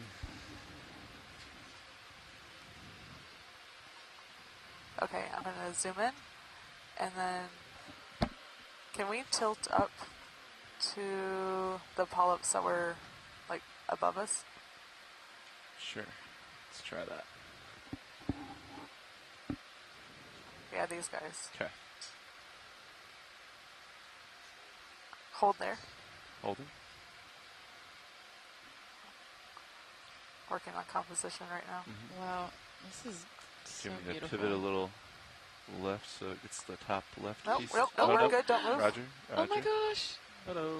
Well, that answers that question. Oh my gosh! Did you see them all close? That's so cool. Do you think, were they reacting to the current or something? I suspect. D2's. Yeah, I don't know. We'd have to watch it again, but I'd be really curious to see if there was. We definitely want to watch that clip again. Down just slightly? Because center it up. I'd like to see if there was a pattern, a wave, or if it was kind of all at the same time. Yeah, it kind of looked like a wave to me, but that was... That was my initial response as well, but... I wonder if it bumped like the tip of the ROV. Really nice shot of the node there, too. Yeah, send it up. Yeah. Wow, yeah. We could touch it with the arm if you want. Yeah, touch it. Science poke the coral? Can we tilt touch up it with just a little bit, though? craft? Yeah, I'd be kind of curious to see what happens. We're zoomed in at this level. On that? You want me to come out? With maybe HD2. You can stay there, video. We're going to take ROV2. Can you brighten up ROV HD2? Yeah, I can brighten up HD2. Oh, that polyp is still closed. All right. Yeah.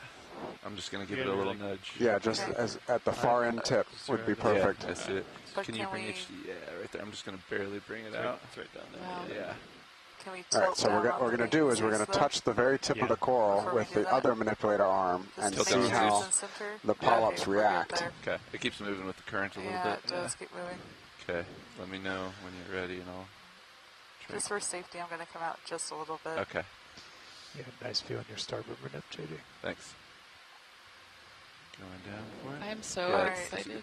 Science poke. Science poke. There are so many questions we can answer with the science poke. It's awesome. Here we go. Science poke. Doesn't work. We good over there? Yeah. Yeah, just watch your elbow. I should be able to handle it with 0.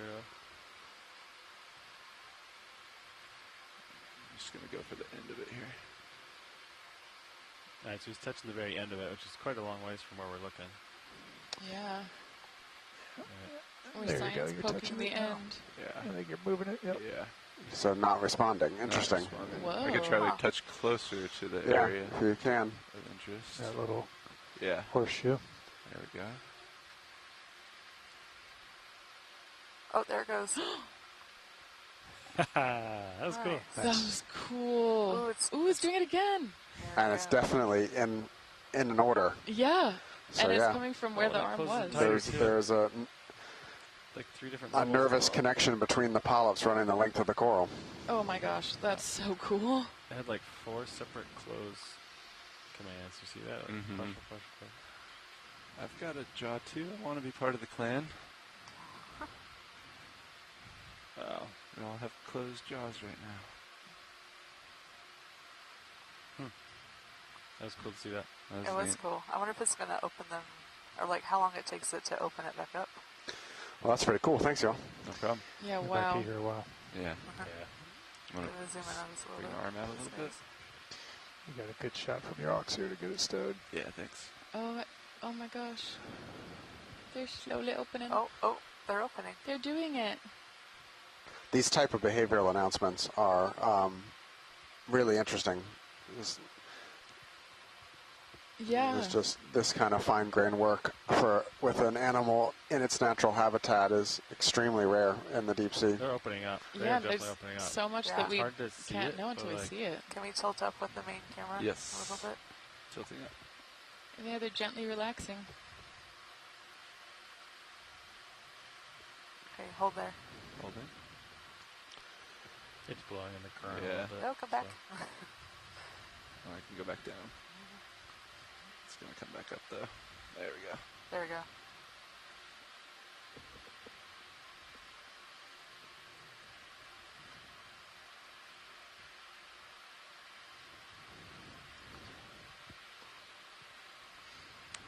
Wow, this is the kind of science that just makes me feel like a little kid again, because I'm going to come out just a little bit. Okay.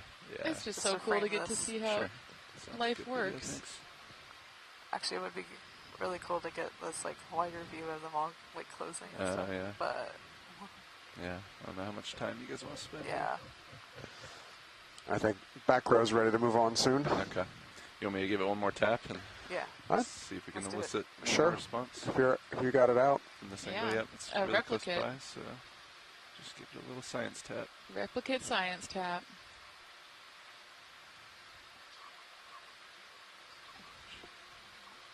Sure. Yeah, I think they're still pretty close because they're not responding as much. Whoop. Yeah. Science wiggle. Oh, there they go. I saw them close. Oh, there they go. Yeah. Kind of working their in way the out. same direction. Oh my gosh, that's so cool. Really cool. All right.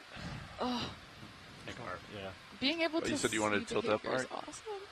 Or down, rather, so you could get a Arthur. Roger. Okay. Say when.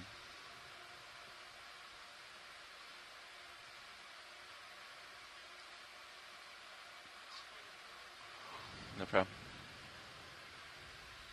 See the notes pretty clearly too to start. That's nice framing, right? This makes it so easy to visualize how Actually, it's this would be really too. good framing for that. The tentacles closing. It's a cool arch. No problem. I don't know if they're going to open fast enough again, Caitlin. Yeah, we might have scared this coral into I did give it a slumber for the day. aggressive wiggle there. Yeah. Yeah. Okay. Too much excitement for one little deep sea coral. Yeah, we probably bothered this guy enough. Okay. Yeah. Alrighty. Right. Coming out. Right. Thanks for your contribution to science, buddy. Oh, that is full wide, actually. Oh, just looking up a lot. Okay. Want to get some lights up? There's no way that's full wide. Okay. All right. Wow. That was some cool behavioral data. Yeah, absolutely. Rotators. That's full wide, huh? There's no way. I gotta say, I'm pretty jealous of that how is full wide. you can see the organisms that you study No, there's no way. with cameras like this Can't be right. in situ. Huh. I need to stow the arm though, so Oh. if we could get some lights on. I think I lost contact. Hang on. Okay. Stand by. Stand by. I'm gonna stow the arm while you do that. I've lost contact with. There it goes. Gotcha. Oh, okay. That's why it wasn't responding. There we go.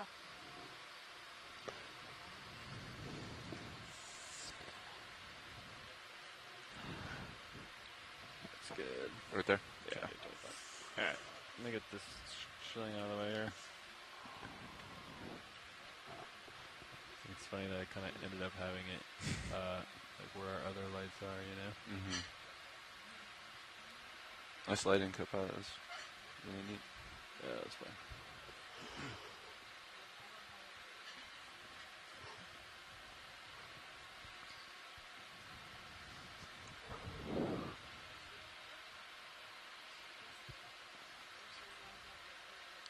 It's another one of those hydrozoan poofy things we've seen a couple times there in the back left too. Yeah. I think they were called, let's see if I remember, thecate hydrozoans? Yeah. Let me see. Or hydroid. Got enough of that yet? Yeah, we're moving on, Nolan. Yeah. All right, picking up.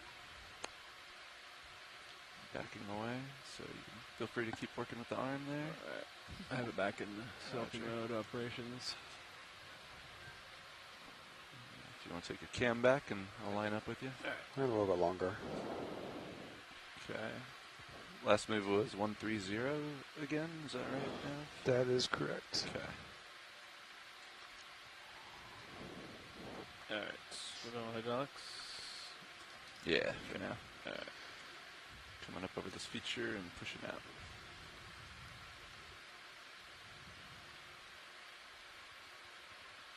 Beautiful. Nice job, everyone. Yeah, that was fun. That was so cool. My favorite part was watching the initial, like, the little guys close. Yeah. That was cool.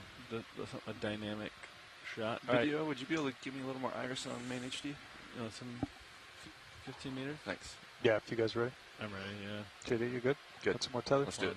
1, 3, Bridge RV now.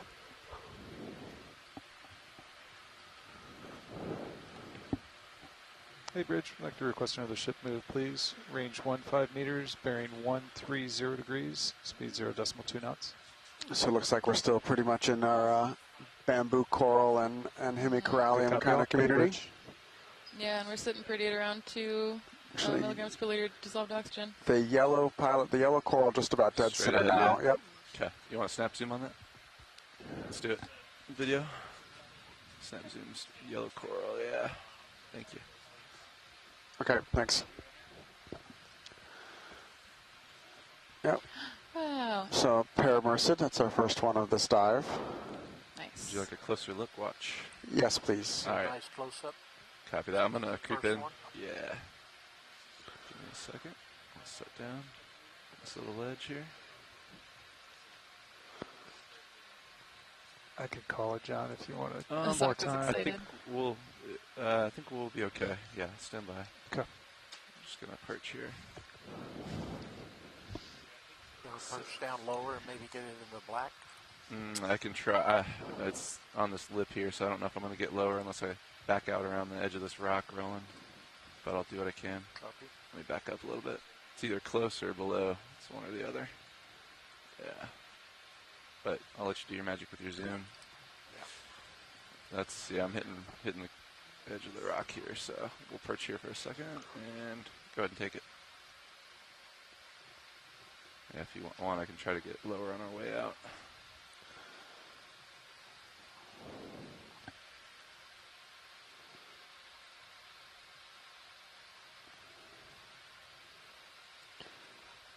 Tilting up just a little bit. Let's go with full screen. Okay.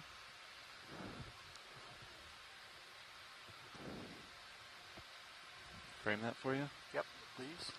Oh, is that a swimming antelope in the background? Yep. Nice. Choo-doo-doo. And a swimming shrimp. All right, I think we're good with the coral. Thank you. Roger. Video's also clear. Copy. You can come on out, Roland.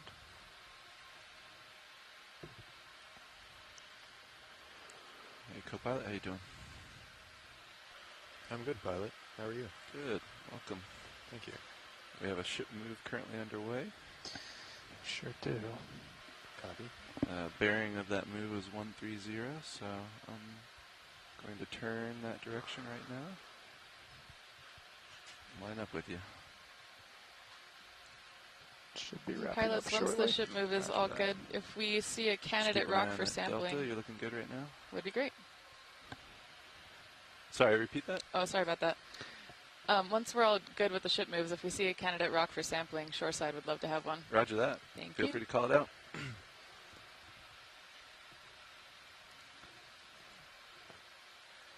130, correct? Yeah. All right. What about that guy right there, JD? Ooh, that could Nice. be some good ballast. Huh? All right. Over Hit it with the gorge. toe, see if it's free. Could be worth a poke Go or ahead, a Bridge. kick. Good copy. Thank you, Bridge. I love that we're calling the Maybe, rocks maybe. ballast. That might be stuck in there. Let me just give it a little. We're all stopped. Copy that, thanks. A little toe action here. Giant science I poke. think it's solid. That one's, yep, that's Yeah. cemented. Worth a kick, though. Just for kicks. Shoreside's calling it a good chunk of a rock.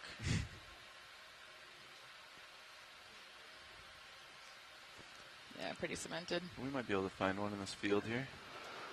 Yeah. Just keep Actually, looking at it. before we go here, the Oh, yeah. bottom left, I suspect we're going to sample this. Roger. That is a massive squat lobster. On Metallogorgia? No. Oh, no, the squat. That kind lives on the other kind. What is it called? Umbulapathes. Another umbula. It can hang out with umbellula. Unbelievable. Unbelievable. All right. This is what you think you might want to sample I up? do. It's a quick zoom first. Copy but that. You're locking a little more downward and go for a zoom.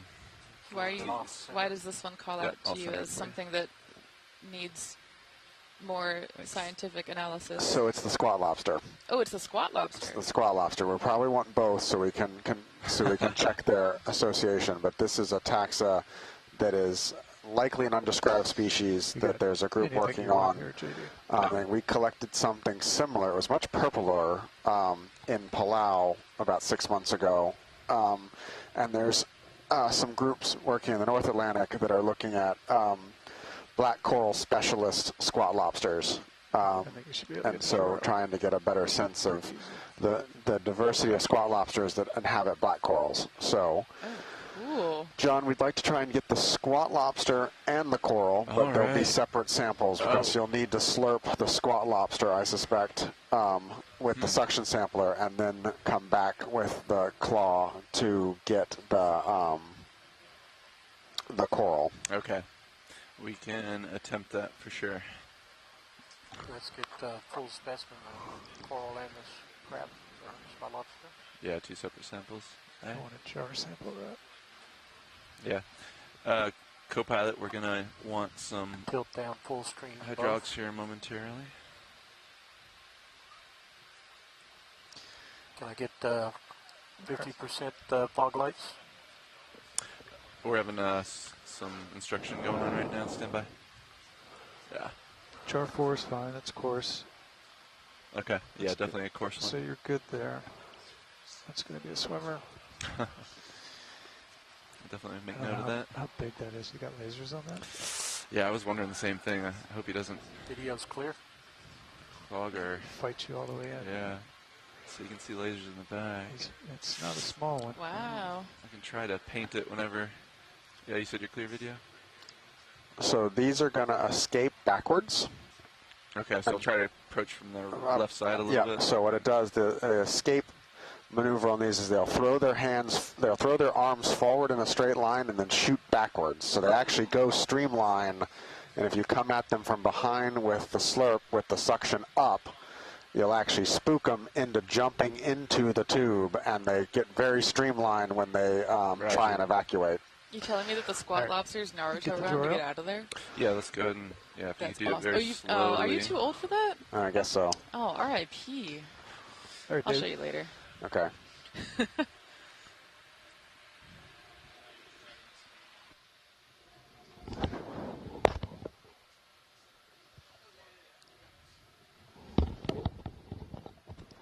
You want to go for draw, or you want to get your arm out first, JD? Agreed. Either or. Our hydraulics look like they're spun up. Yep. Co-pilot. Okay. Backpack's on. I think hydraulics are spun if we can slowly come out with the drawer here. Sure.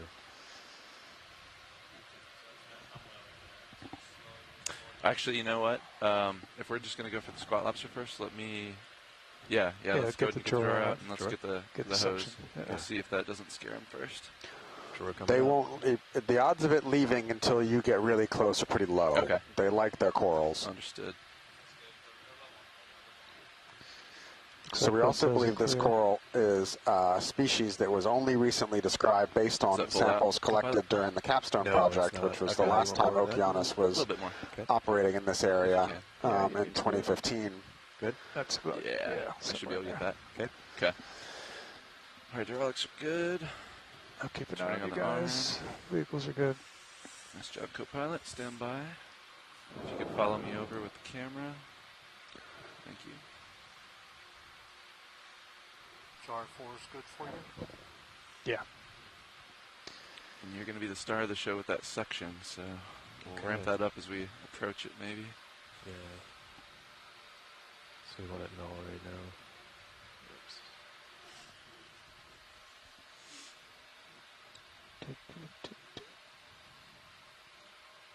First 5, good to go. Line that up a little bit more. And bingo. Hey, pilot, which jar number do you want? We're going to keep it on 4. Co-pilot, it's a coarse filter, so you're good there. All right, co-pilot. Copy. I have a grip on the hose. If you could slowly retract the drawer. Retracting drawer. Just nice and ease into it. Yeah, that works. Keep going. Looks good. Great. Nice. Okay. Okay. So now is the moment here. We're going to try to approach it. Let me try to line up the angle a little bit. If you can keep an eye for me too, Nav. Yeah, I got you. Sure I don't do anything egregious over No, there. you're good. I think you're perfect angle right there coming in. I would just get suction going now. Be done with it. Okay. Should I? Zoom on any camera you need.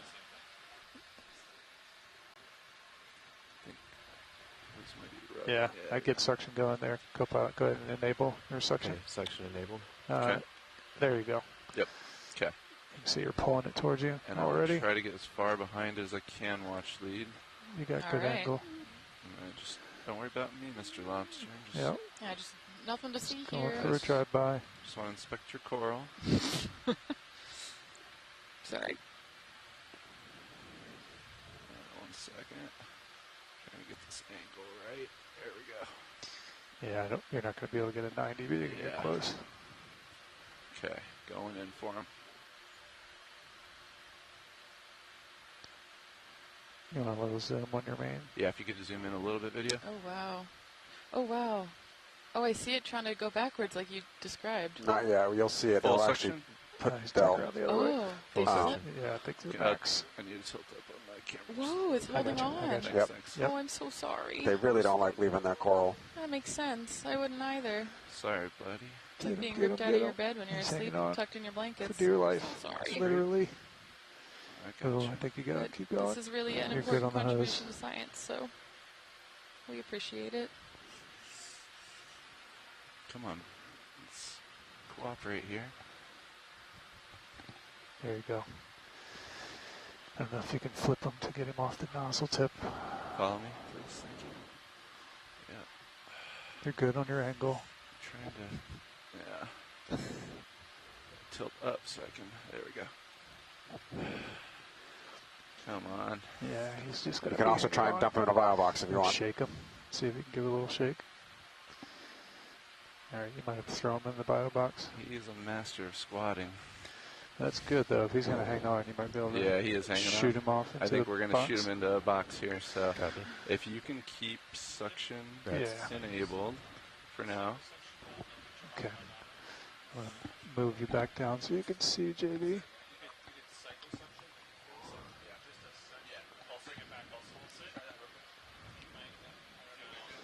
Yeah.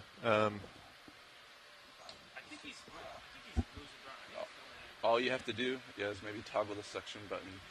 He's hanging on pretty good. Yeah. He's Okay. that You big. want to toggle just once? Yeah, give me a toggle. Okay, here comes the toggle. Okay, we'll try toggle first. Let him. Yeah. Give him a sense of security there.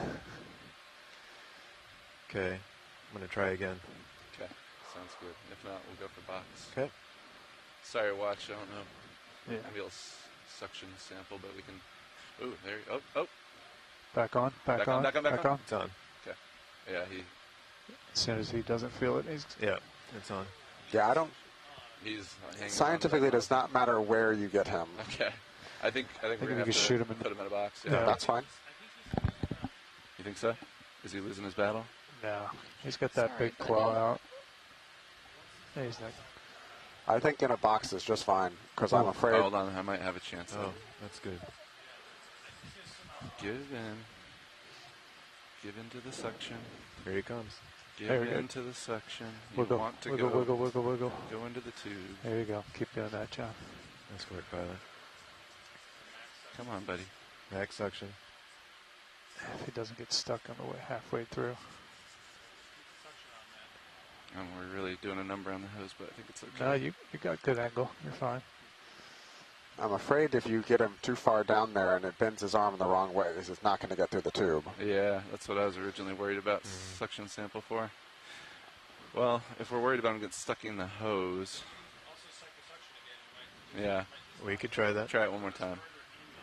Okay. Yeah. We might have, if he does get in the hose and we can't get him out, you might have to do that for. Yeah, Okay, we'll do a 1 second on off. Okay. Ready? Let's try it. Okay. Give him a second. I've got suction re-enabled. Okay.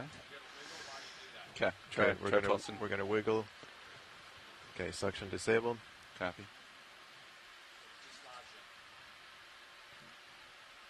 Okay, I'm re-enabling.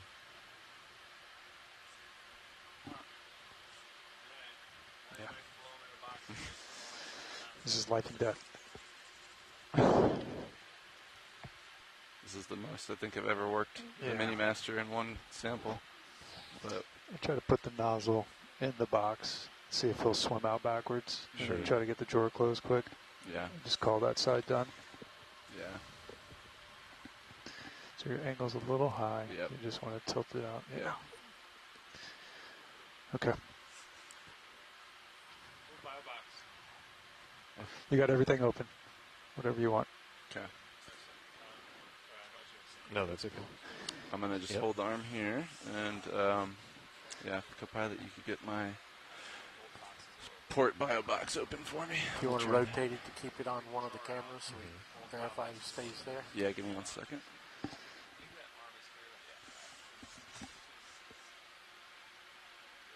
Pilot, let me know when you're ready for drawer. Yeah, copy that. I'm just getting eyes on the sample. Okay. Yep. Ready for drawer? Drawer coming out. Thanks for keeping that suction going. You want to kill those fogs as well. You can get a little better lights on the front. There Sorry, you go. stand by. Yeah. Watch that hose angle. So the trick is... Yeah. Get the...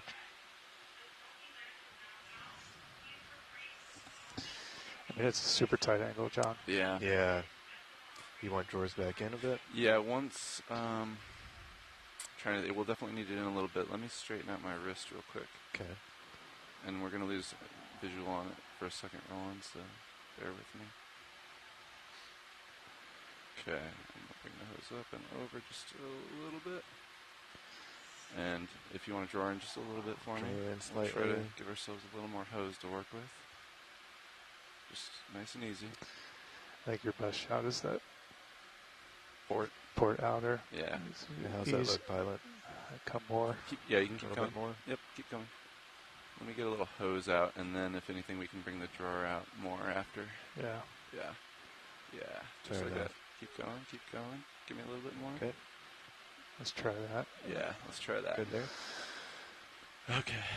Yep. It's All not going to be easy. I'll try to just pull out just a little bit more. See if you can just stuff them. Yeah. More hose, copy. All right. Okay. Yeah. Good.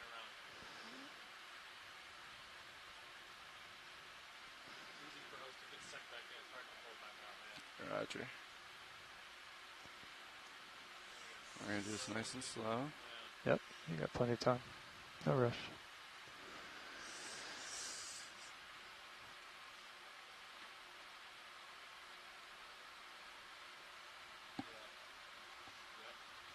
Almost there. Stand by.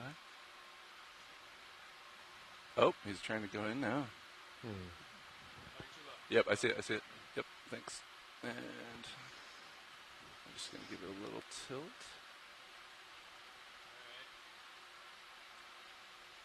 Yep, we got a good angle in the port and the net. It's probably as good as you're going to get. That might be as good as I can get. You can curly by? Okay.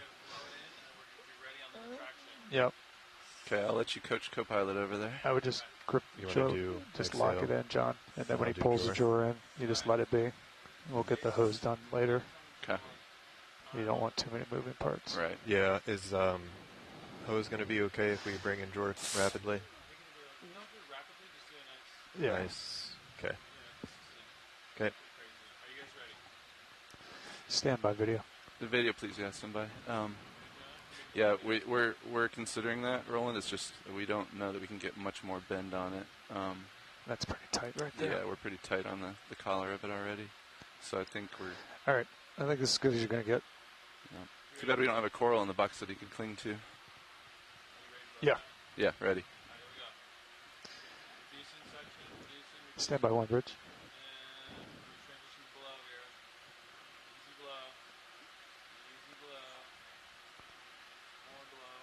Okay. Just come out easy. Yep. All right. Drawer Close coming that in. easy. Yep. Go ahead, John. Go ahead. Go ahead, David. You can close it. Go ahead. There you go. Nicely Just done. get your bend out there, Yep. John. Great job, y'all. Nice. Gotcha. Wow. Okay. Thank you. Nice job, John. Thanks. Thanks for the extra eyes. Okay, we're going to stow the arm and go for the easy sample. Oh my gosh. Okay, so that Stow the was hose, rather. 05B as in Bravo, location, Okay, I'm port, gonna line that up for inboard you, star, Copilot. inboard And bio box. feel free to come out just a little bit. Hold Sure. still there. Nice and slow. Just Drawer partial. coming up. Yep. Give me about halfway or so. Make sure the gate looks good on the hose. Should be good. Yep, keep going. Yeah, it looks great. Keep it coming. And let me center it up for you a little bit. Hold there. Okay. Raise it just a little bit. You retracted that pen. Go ahead and Levi. We did. Okay. Go ahead, Copilot. Yeah. Okay. Keep coming out. Yeah, come out a little bit more. There you Perfect. go. That's Boom. beautiful. Let her go. Nice. Okay, and you can draw in now. Yes. Okay, drawer coming in. Thank you. So you're going to be starboard for your Starboard collection for the here. coral. Yeah. Just Roger make sure that pen's retracted. Yeah, if you want to go ahead and pull the pen on the port box, we'll just keep it closed the whole time. You verified that over there? Nice. Okay. Excellent. Go ahead. Sorry, we were just in the middle of a sample collection here.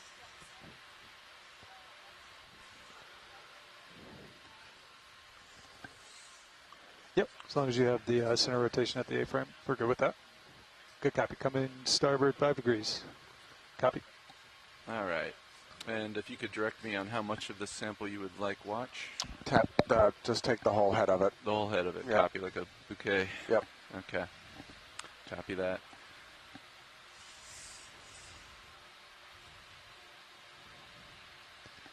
Got my claws on the bottom.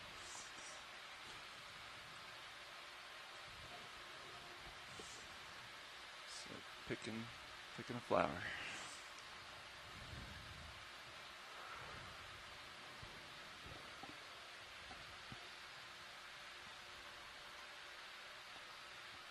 Okay. Can you zoom? Let's see. Yeah, come in on zoom, partial on both HDs if you could, video. Please, thank you.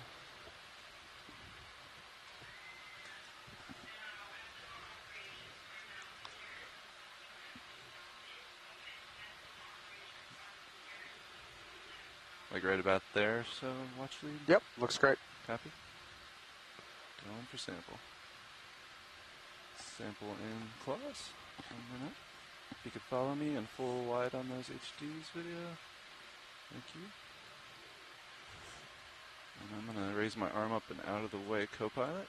Copy. And if you could go ahead and draw her out at your leisure. Draw her out.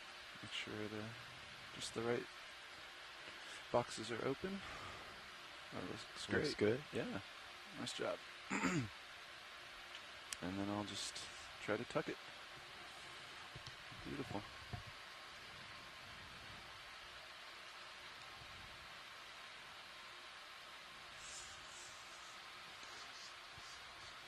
Correct. Sample 6.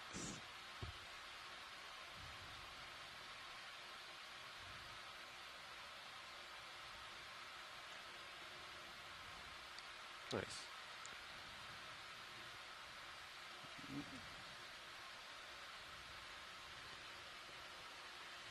All right. Grab clear. Draw in. Yep.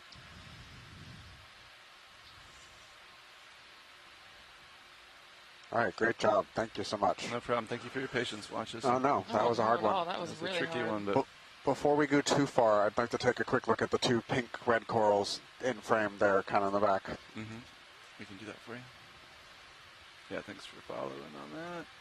Arm secure. Corals in the back, you say? Correct. Tilting that for you. At starboard, enter. Correct. Thank you.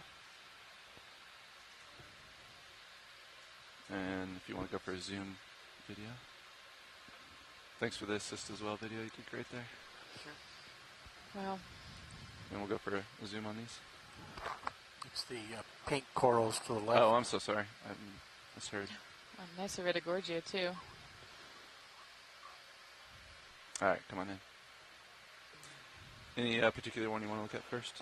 The left one, basically the one on the left looks a little weirder, or a little not weirder, a little redder. Is that the bubble gum? And that's what I'm trying to see if they're different. Roger that. We'll frame it up. Oh yeah. So that looks pretty Paragorgia-y to me. Yeah. All right, thanks. Now can we pan to the right? It's the right one, a hemicorallid. That's what we'll see in a second. Okie dokie. Oh, and another one of those pens in the background, maybe. All right. Maybe. Get ready for a slow zoom. Come on in.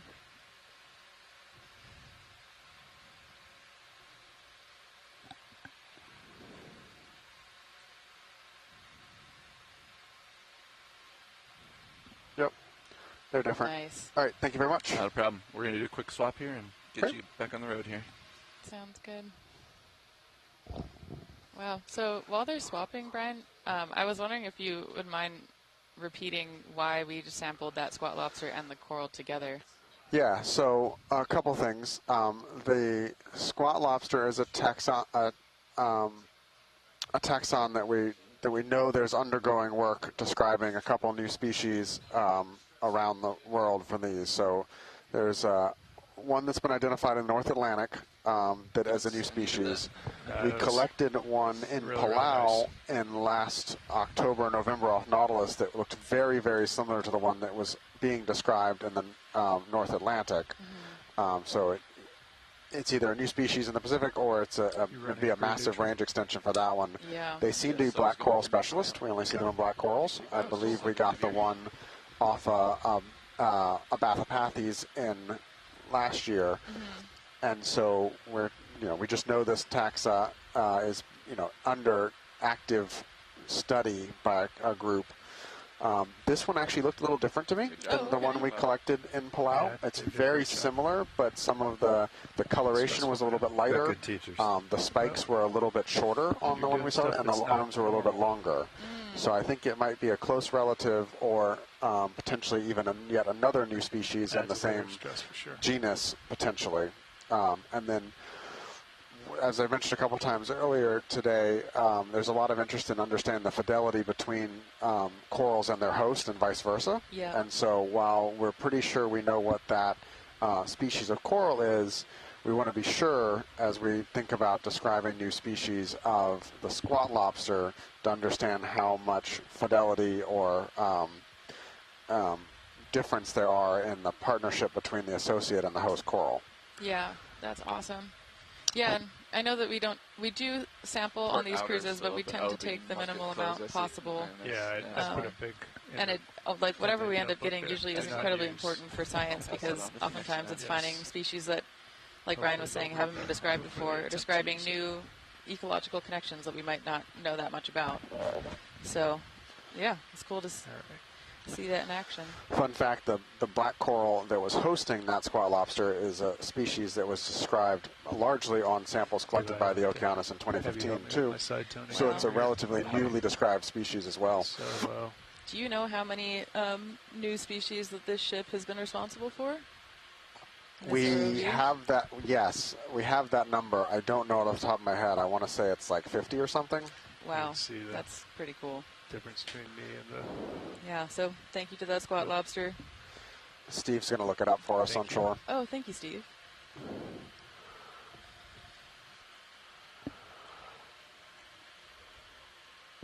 Yep, anytime. And pilots, whenever it's convenient, if we see a rock that looks loose and wants to be ballast, it would be great for our geology friends of the shore. Understood. Thank you. Actually come back and see this little... Look at some of those to the left. That this one right pink here. one ahead looks loose. It's getting better. Yeah, that's better. A little bit more. A little bit more. Check. Yeah, that's better.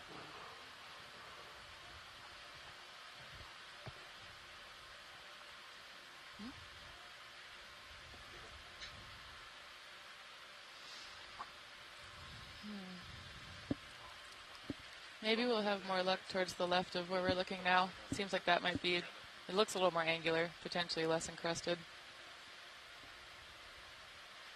Just going to try to tow this one here and see if it's loose. Okay. That's more bulbulous, where they're looking for more of the angular. I'm looking at the one on my right toe here. Yeah, it's not loose. Yeah, Val on shore is saying she agrees loose rocks are in the upper left field of view whenever we get there. Okay. Thank you. And while we're doing that, Steve Oskovich just wrote in and said that he got the stat on how many new species have been described. 39 new species and 7 new genera since 2015 have come from Okeanos Explorer. The last one was 113. 130. 130, yeah, the general direction we were moving. You want 15 meters? Yeah, 15 to go. Thank 15 you. and work. Bridge, RV now.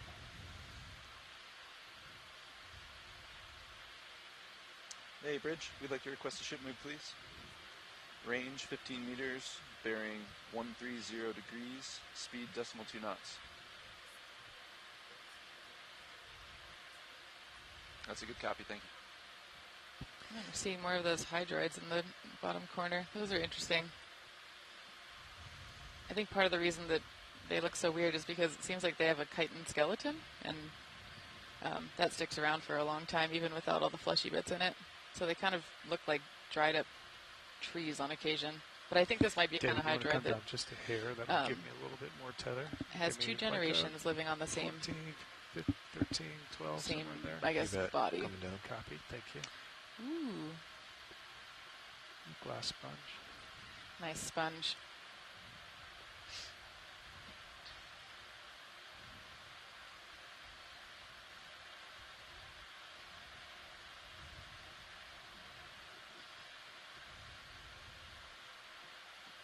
Think we have any inhabitants rolling?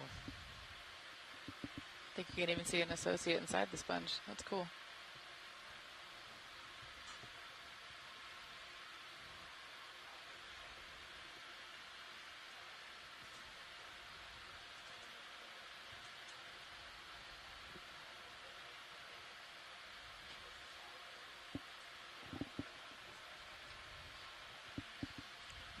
Great sponge view. You can take more roll if you want. I was just waiting for some tether here. How's it looking, Violet? You want some more? Yeah, you can come down a little bit more. Okay, coming down. Roland, you can take more. Just waiting for some more tether. Get an eye on this little associate in here. Oh my gosh, cool view of the associate. That's cute shrimp. Take more if you got it. I think this is that type of wetting glass or vase sponge with the super frilly kind of lace tablecloth fringe around the sieve plate that we saw from earlier. We've seen, I think, 2 or 3 of these. That's a really good view of the shrimp inside. And something else. Maybe an isopod? I don't know. All right, we'll let him go.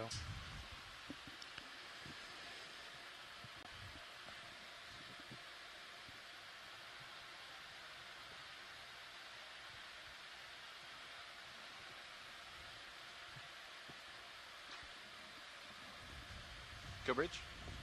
Thank you. All right.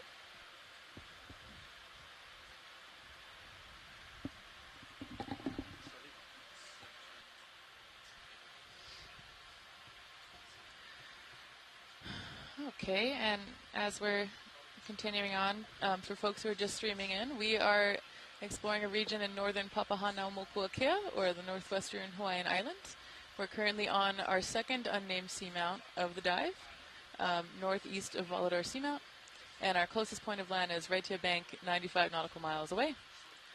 And we are at 1,500 meters water depth. Pilot, I might center up a little bit, align with you a little more. Yeah, sounds good.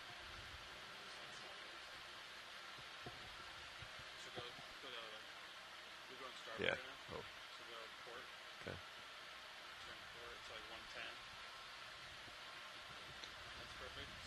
That's a cool Metallogorgia and potential hemicorrallate in the background, if you want.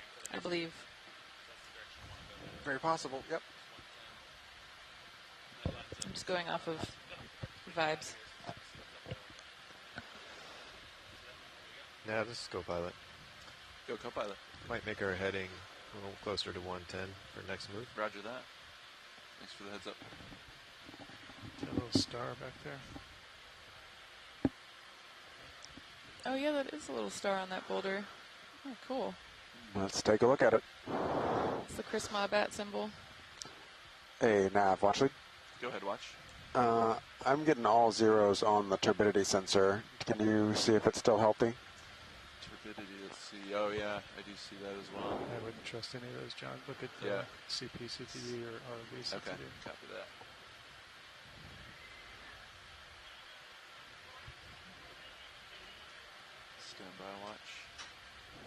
turbidity, I'm seeing zeros on RBCTD as well.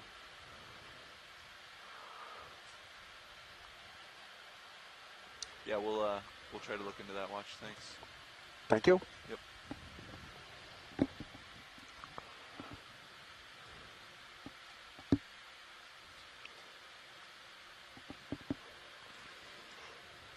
All right, well, take more. Cute.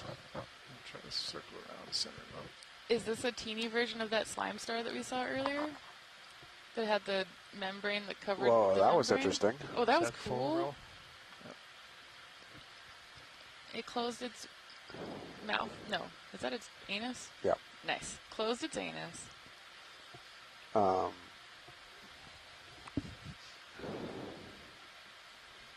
Oh, maybe not. Copy. Oh, it does kind of have that similar structure, though. I'm trying to see if I remember what, if I can find what Chris Ma called this star, but I'm thinking maybe it's that type of slime star that we saw. I think it is a type of slime star, I think, but might be a pteraster. Oh, yeah. Yep. Watch lead now. Nice. Pteraster. I'll throw lasers on it rolling when we're done. Watch lead now. Lasers. Copy. They're going to be up to paint them down.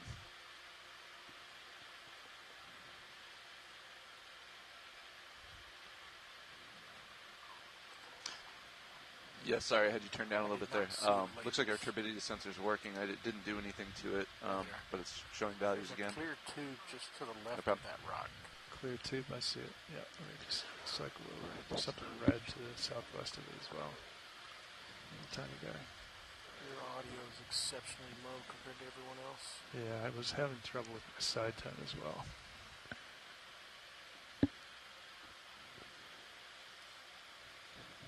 We'll be there early. Cute little glass sponge here, base shape.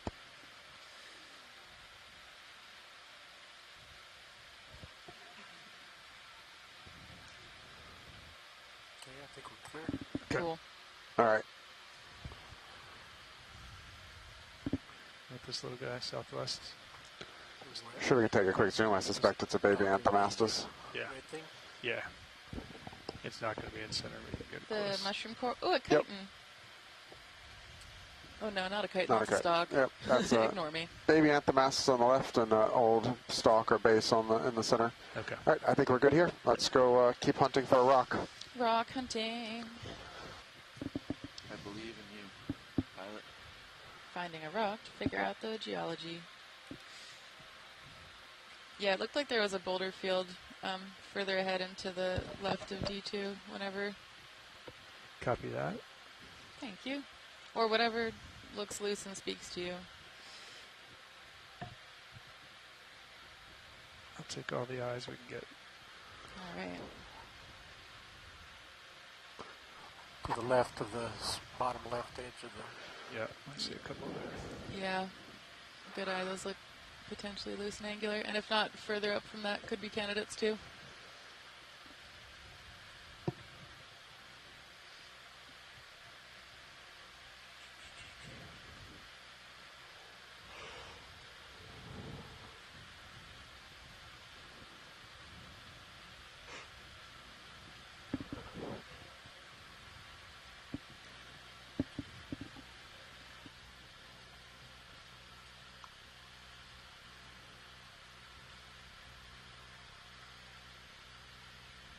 About this one bottom center here.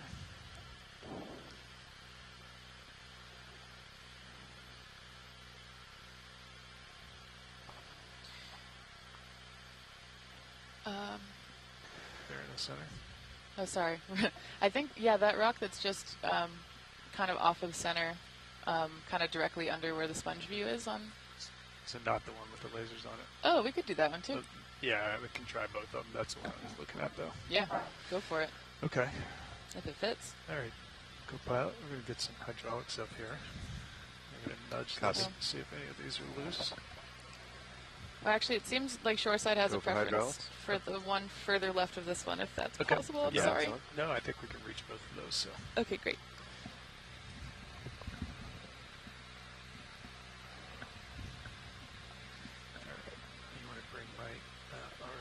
HD2, your main camera. Yeah.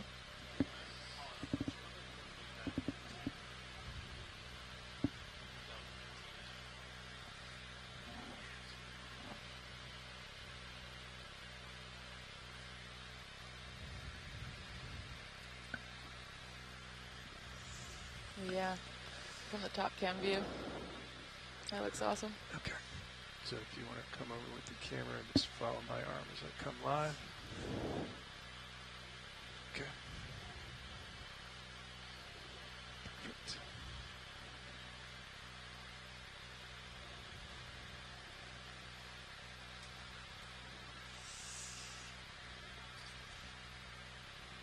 So we think this one is what we're looking for, Sarah? Yes, that one looks great. Thank you. Shoreside saying that from the fracture pattern, it looks like a pillow basalt, which will be interesting to see. Come in just partial there. Yeah, keep hold that there. Thank you.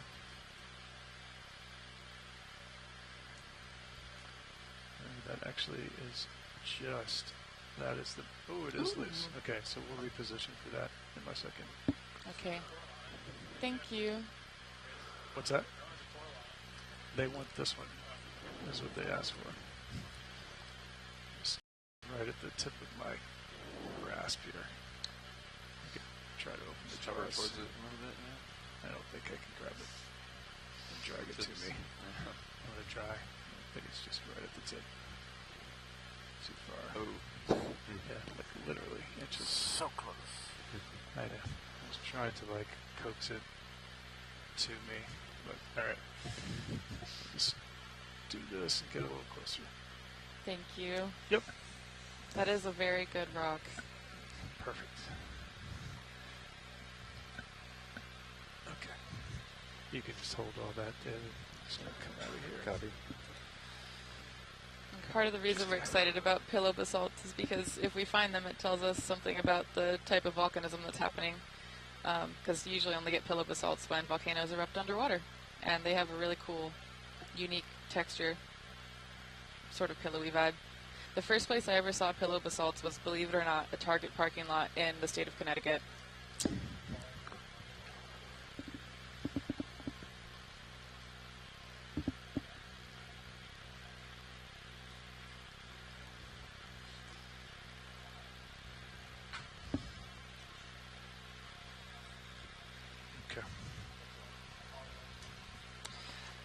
So what do we have, John? Just the starboard, like the port rock box is used, is that right? Yes, starboard. Okay. All right, you're doing great, David. Right there is what we're looking for. Okay. All right, Roland, you want to give me partial here? Please, when you get a chance.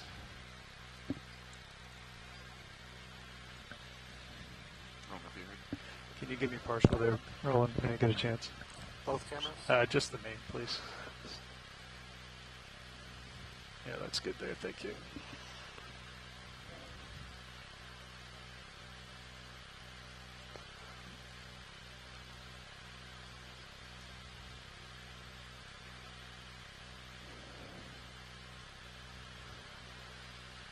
Okay. Bring it to the front, put the lights on. Yep, I can rotate the camera up a little bit. It's a little bit fun. Ooh, nice. Good rock. Great rock. Such a good rock. Oh, good rock with lots of good incrustations, too. I can't wait to look at that. Beautiful. Beautiful. Everybody happy? Yep, science is happy. Put rock in box. Yes, yes, please. Excellent rock. Thank you. These rocks are going to help us learn about the history of these seamounts and the history of these islands up here in Papahanaumokuakea. Or, I guess, submerged volcanoes, we should say in this case. Angular. Okay.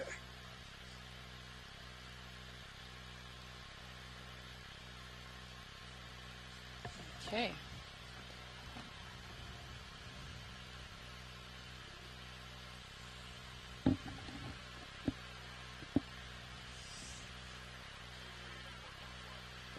Pilot, you ready for drawers? Yes, please. Or for rock box? There you go. Good. Nice.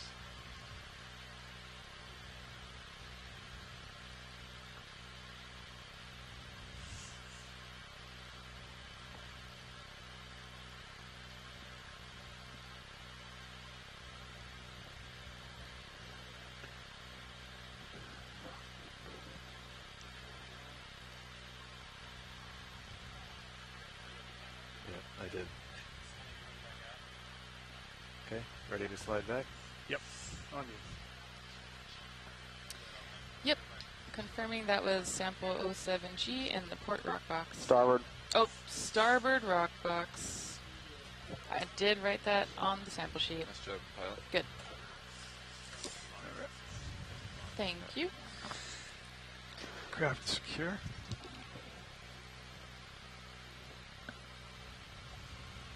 Nice work, pilot. Thank you, co-pilot. All right. Get your camera back there.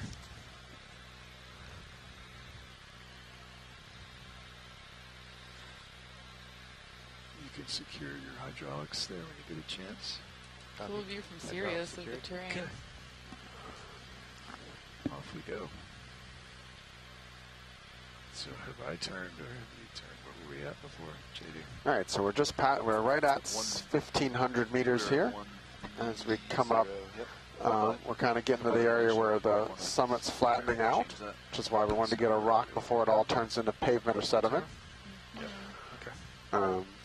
We've kind of we've lost some of the biggest bamboos. We're kicking up a little more on the chrysogorgids here. The iridogorgias are becoming more common. The metallogorgias as well. What's the brown? Center left? Is Center that left, yeah. Hang on. I've got somebody saying left, and you're saying bottom right. What are we looking at here? I don't know who's saying bottom right, but we all want to go left. Okay. We're left over here. It's actually red.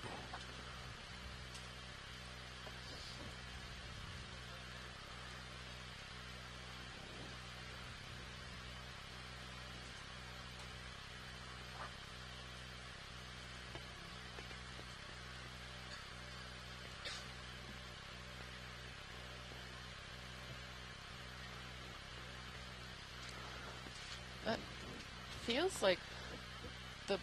Oh, well, no. If I say something, it's going to be wrong, but maybe I'll try it anyway. Bubblegum coral? I Stand by one. probably What is the Latin name for that? Paragorgia. So you can see it's moving, so it's definitely not a corallid. Yeah. The coloration's a little strange, so I suspect we're going to find it's got a bunch of zoanthids on it, but I want to confirm that first.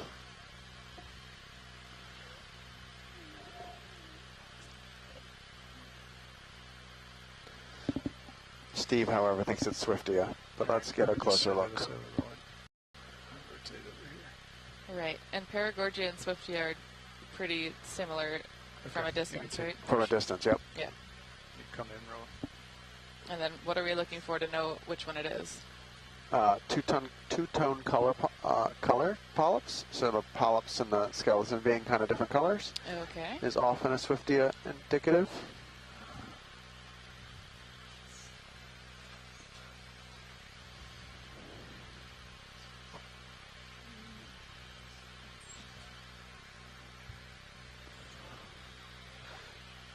Right, that's great, pilot. Thank you. What's the verdict? Honestly, I'm still not sure. Asako says Swiftia. Yep. All right, Cool. we'll go with Swiftia for now. You can't hear Sweet. me. Roland, can you hear pilot? It's exceptionally low, pilot. Yeah, I don't know how to fix that roll. Nothing you can do to me. Okay. If I get you maxed out, I have to gain you up in this system. All right, we're good. I can try to All right, relay, we're Chris. good, rolling. No, it's not necessary. I'll just increase the What? gain.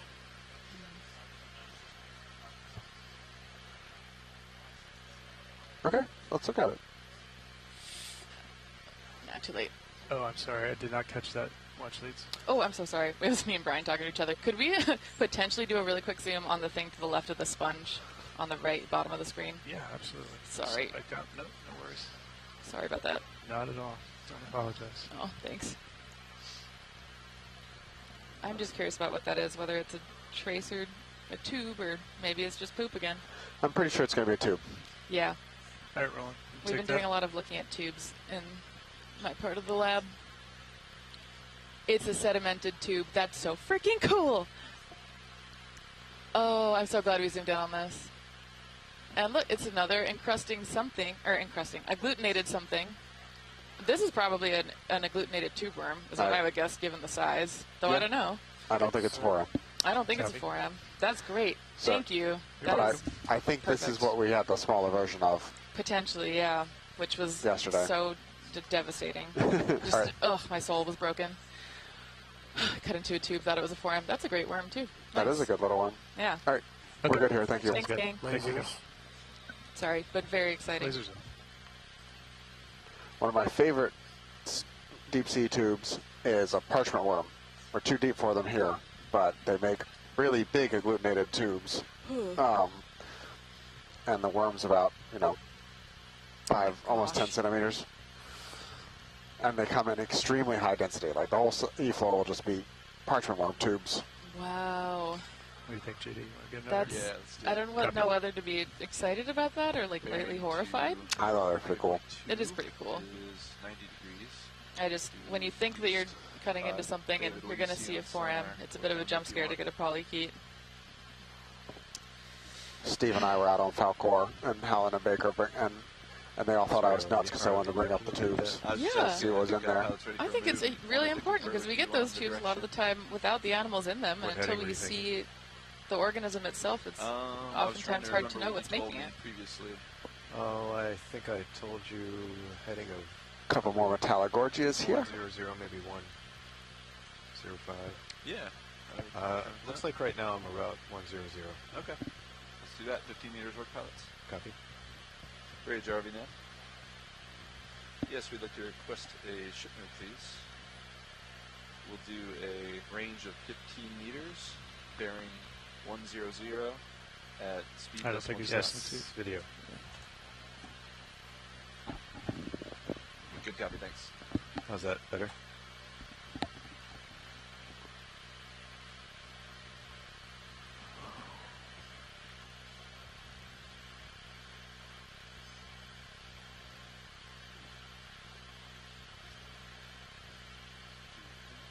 Nice. On the move, pilots. Copy. So the oxygen has been ticking down over the course of this dive, but still is, certainly higher than yesterday. Yeah. Yeah, quite a bit higher. Temperature's still about 2.5 degrees. Salinity never changes. Yep. I mean, it does, but yeah, only in levels that fish and oceanographers care about. Yep.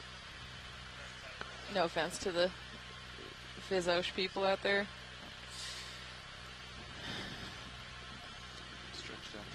Yeah, I'm coming back. It is cool to see. I mean, I know that we're on a different side of the seamount and a different seamount in general, but it is cool to see the pretty big difference between yesterday's dive and today's dive. I think this is largely depth, probably. Yeah. So if the seamount had maybe risen up a little bit or had subsided less, maybe we'd be seeing more of that. Yeah, I also wonder about how much of a food reservoir the sediment pools on the top of geos are. Like how much recirculation and resuspension. Resuspension is the word for it. How much resuspension there is of fixed carbon coming off of that sediment pool around the geos. 'Cause I have some data that makes it look like geos have more interesting communities than these kind of conical shaped seamounts. Totally. And that's one possible explanation for it. Especially also with all that, benthic habitat that things can burrow into. Yep. You have organic carbon that's this maybe too small for larger things to eat, but the infauna can, then that helps you build up that food web chain again.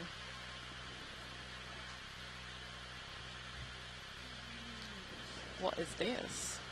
Was it a baby mushroom? It's a baby mushroom coral. Oh, it's so little. So thanks, Copilot. Yeah. It's a little See if we can mushroom. get more view there. I don't know if it's because these are red or what, but it's not common to see the baby corals. Yeah. Right? And that's something we've always talked about. And partially, we assume it's some kind of bias just because they're small. But you don't really see a lot of multiple size classes. In the bamboos, you do, but generally, when you're going to dive with big corals, you have big corals. When you're going to dive with little corals, you have little corals. And I think we just miss a lot of them because they're hard to see. But I do feel like we see baby Anthomastus more often than others. That's really interesting. Yeah, and you were talking earlier about how, like we think about succession on land from when a forest goes through a fire, for example, and then things reseed and grow. Yeah, you can come full And way. that makes me think about, I don't know, maybe is it possible that the communities that have all one size class of coral maybe are produced from some event that changed the community and then you had babies come in and grow up all together? That's totally possible. Or you just have the eddies move in that certain way and just drop a whole bunch of planular or gametes in an area, episodically once every 100 years or something. Right. And all it takes is one event to seed a community. Yeah, and that goes back to that kind of stochastic process, the role of stochastic process in ecological community composition. Copy the end of the move, and yes, feel free to make that heading change. Can you confirm it's about the... I find it so unsatisfying when it's like, well, random chance explains this whole community. But also, I think that's important. Yeah. Yeah. I love the chaotic, stochastic nature of life. David, you want to adjust your maybe that's why I'm not a physicist. 4-5 for me, just so I can... It's cool to be able to work out things from first principles, but I also like when there's little mysteries that we have to solve every day. Stand by. Yep. There you go. Perfect. Thank you. My partner's a physicist, and he always says that ecology is the hardest science because you never really have a good handle on all the variables that are at play. Okay, that's fair. Yeah, makes sense. Yeah. You want that now or wait a minute? Thank you. I see that heading change looks good. We'll go ahead and put in same move as last, range 15 meters, bearing 100, speed decimal 2 knots. Good, Tappy. Thank you very much.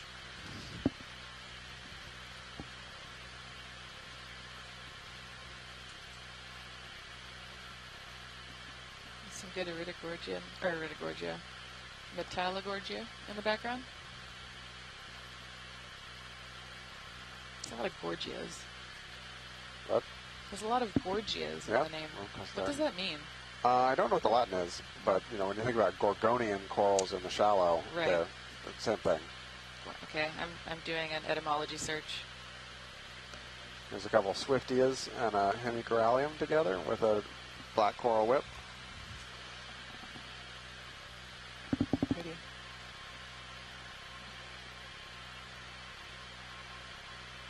I'm sorry, Brian, did you want more of this? Nope, we're okay. I mean, if you're waiting for tether, yeah, we can actually take a look. But yeah, we're just sort of poking around here. It is 3 different corals in the same image. We can get the whip and the 2, the pink plus the other 2. Stand by. 4 if you count the mushroom coral. Yep. Oh, the word Gorgonia comes from the Greek word gorgo, which refers to the mythical Gorgons, the sisters that have snakes for hair. Oh, and Steve just put it in the chat. There you go. I don't even need Google. I just have to wait for the chat to give us an answer. Just get Google or Steve. How about that? Yeah. I'm good with that. That makes sense. That's cool.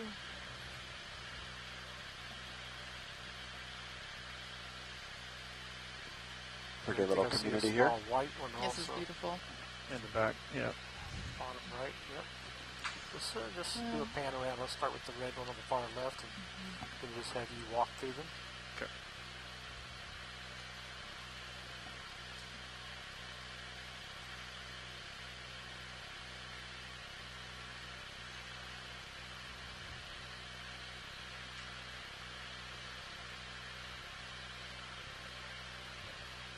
I'm just going to move slow like this. Yep.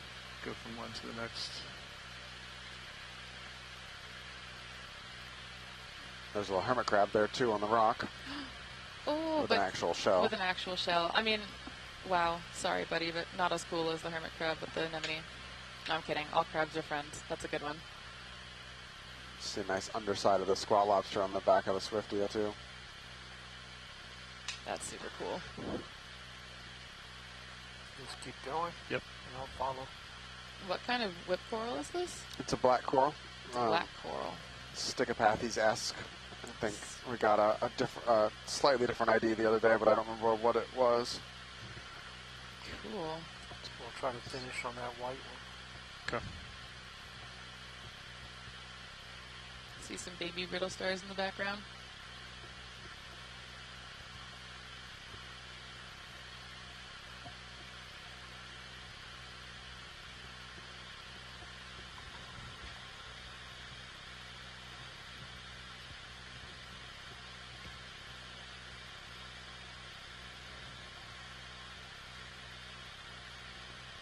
Hold there. And lastly, but not least, a little bamboo coral. Oh, this feels like a pretty diverse little pocket. Assemblage, It's a little diverse pocket right there. A little community. Pulling out to reveal They started their coral commune together. That's cool. And I bet, well, I will answer my own question after asking it. I wonder why all these corals settled here. The vagaries of recruitment. Brian taught me that term on day one, and I'm using it every day. That is a really weird rock. It's a pillow basalt. I know, but it just looks wild. Pillow basalts have the weirdest textures. Yeah. Right there is an urchin.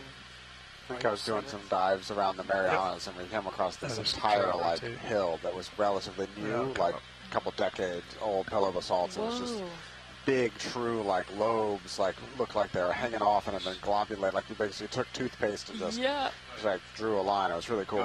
Yeah, it's so wild to see rocks kind of look like squeezed toothpaste or clay, but that's literally what's happening. They're just coming out and cooling and then extruding in more little toothpaste squeezes. That same cruise, we also found a whole bunch of volcanic glass stuff as well, which was really cool. Formations is the word I'm looking for. Yeah. Just sliding. Oh, nice urchin. Oh, and there's a potential example of another encrusting worm tube on that rock. Yep.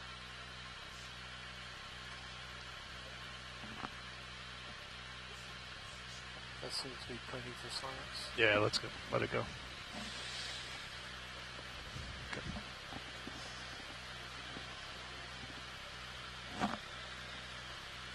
Nice. That was an exciting pocket. Not that the, basalt with sediment landscape isn't exciting. I've been enjoying the stark terrain of this dive.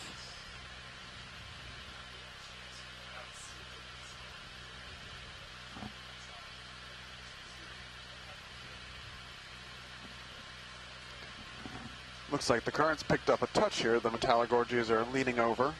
So the ROV's currently looking just about due east. So the current's coming out of a little north of east up here. Awesome. Go ahead, Bridge. Yeah, and we noticed yesterday that the communities of these stocked organisms can be structured pretty strongly, potentially based off of current flow, right? Or at least that's one of the things that we were talking about. That's one of the hypotheses, yeah. Yeah. True. Everything with a grain of salt out here because the data is so few and sparse. And it's so hard to measure the current too. Oh, yeah. Really, I'd love to have an upward-looking ADCP on the vehicle that you'd have to back the motion of the vehicle out, but it'd be really nice to be able to get big current flows. That would be cool. In a more quantitative fashion than feels like this. Just catch these as I'm coming across. Oh, nice iridogorgia in the background. Yeah. Some more of these. Happy. The thecate hydroids. Yep. All right, I hope that idea is right. I've been repeating it the entire dive. But Dougal said that. Looks like there's a squat lobster on that metallogorgia in the bottom. That's cute. Well, do you think, given what we've seen today, do you think it's a metallogorgia? Oh, right. Or the black coral. Oh, because it's a pink lobster. It's a black coral. Yeah. So this is the same pair we sampled a few moments ago. We've got Europtychus squat lobster with umbellulopathes. Oh, yeah. Umbellulopathes. John and I will be saying umbellula all day. Oh, I'll cruise. That's we can beautiful. let it go roll.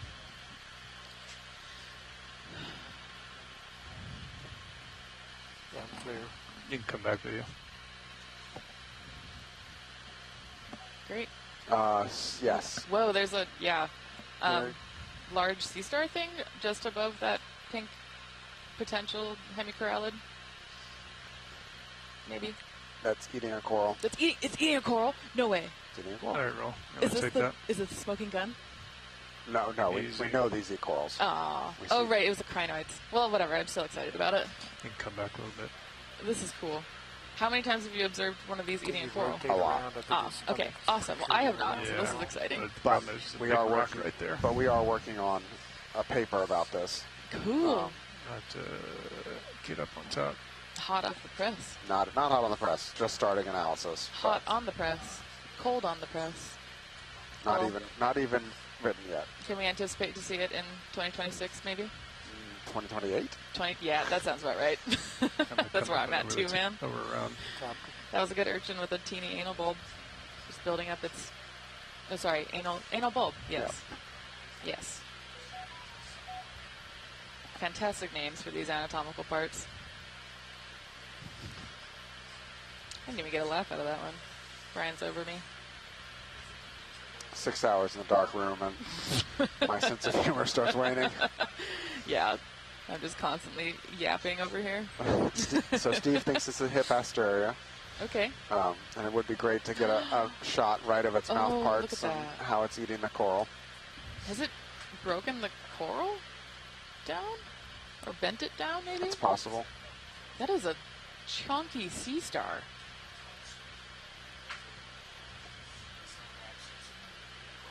See a potentially unstocked crinoid on that. Just hold roll. Iridogorgia in the background. That's cool. Yeah, just say maybe keep sliding around, get her closer to it. That's about as good as I'm going to get. There's a huge rock here. You can come in there. We're identifying the players here is pretty easy. So let's just see. Yep, it's right on there. It's actively eating. Wow. Hang on, roll. Come Oh back. my gosh. Come back. Come back. That's so cool. Stand by. And really great pillow basalt formation in the foreground. Example of that toothpaste tubey Just hold stuff. there. Can you use your camera on the right monitor to position yourself?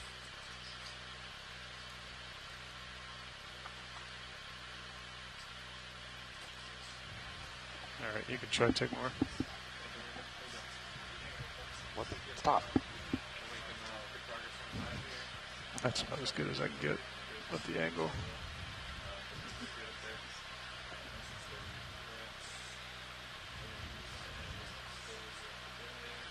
Oh, that's beautiful. How do we feel, Brian? Is that good for science? It's cool. It's got the coral coming in at the bottom, coming out the top. It's completely wrapped around it. Yeah, that's so cool.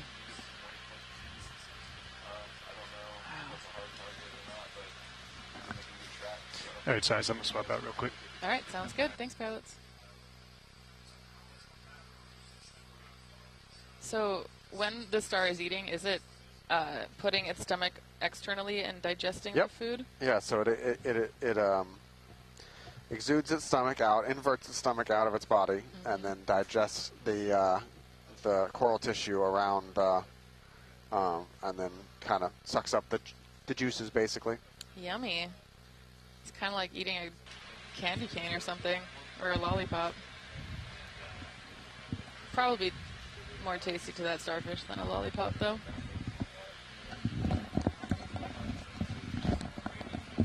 I take it that means you're ready. Video. Yeah, I've seen it from that angle And this well is enough. an Okeanos coral. Might be good to look at some of this sediment up super close. We haven't done that in a very long time. Yeah, maybe. Sedimentologist for this. Yeah, I think we're gonna wait till we see if we can find something bigger patch. Some good views of these sparsely populated Iridogorgia and Are we Metallogorgia. on that screen? Ready for Fish and Serious back? Yeah. didn't know if we were going to snap or not. So I was given that. So let's see, monitor right. It's going to go to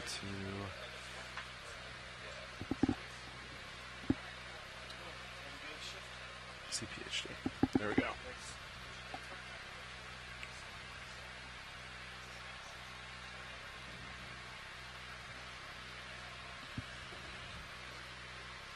Survey 2, are you able to hear me back there, Art?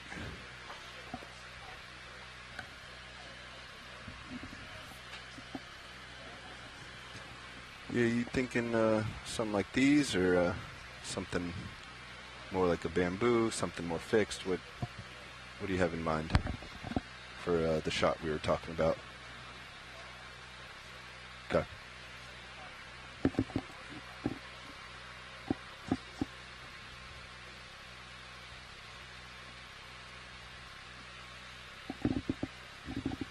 So are we going in for a photo of this Metallogorgia, maybe? Yeah, watch leads. We're gonna have Sirius moving, catching up, and we're just kind of coming off of a pilot shift.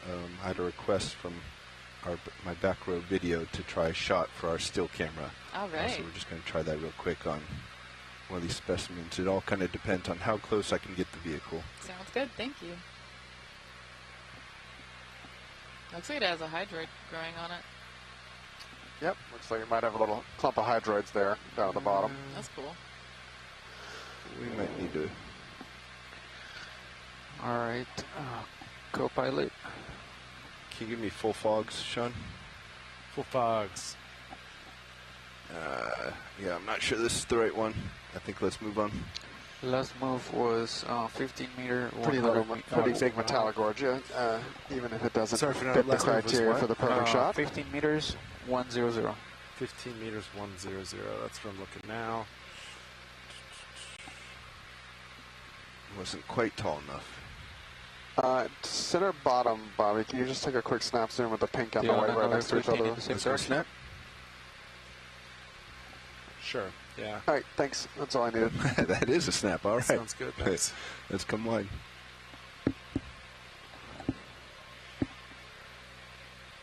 All right, Sean. Be on the look. Get another 15 in, Bobby. It's kind of unclear to me. Direction to go, but.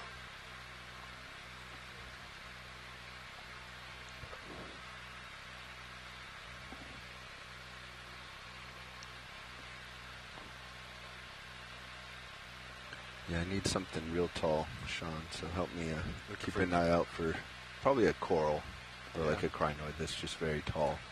Copy that. Nothing much over that way.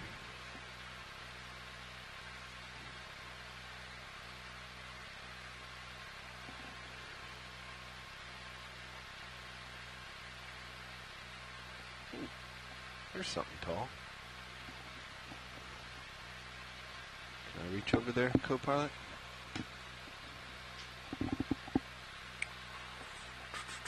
We're coming this way. You want to get all the way over there? Yeah.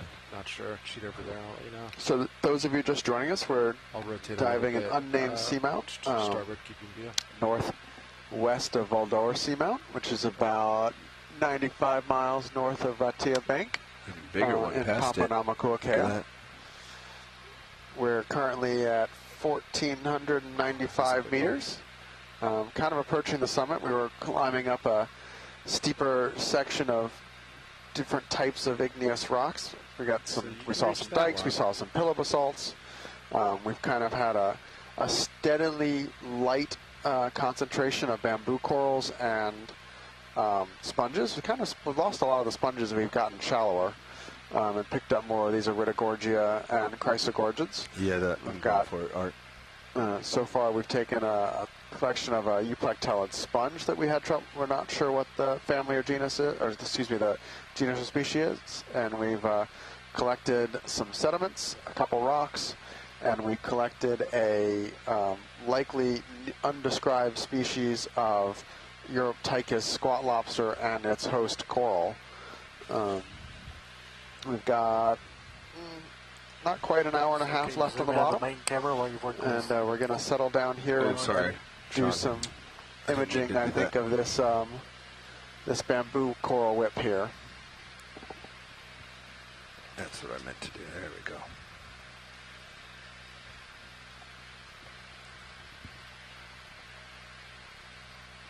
We had an awesome moment with the bamboo coral earlier when we got to see its behavior when it was about to touch. That's full wide. Yeah, I know.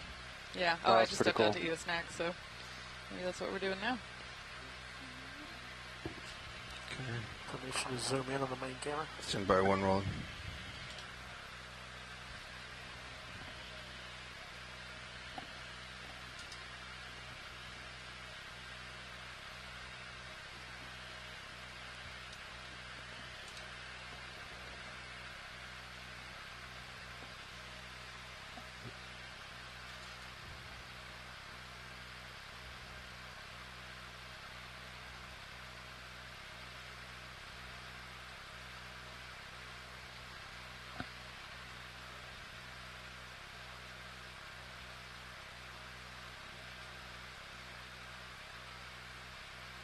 All right, Roland, go ahead.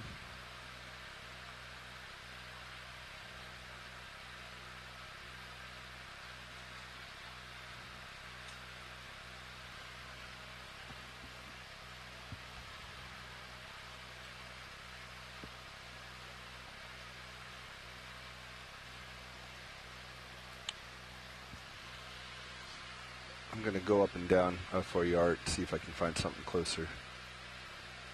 I think if I come up, yeah, I start to lose the light. Nice. Okay. I was eating a snack when we zoomed in on this. Were the polyps closed when we approached this coral already? They were. Nice.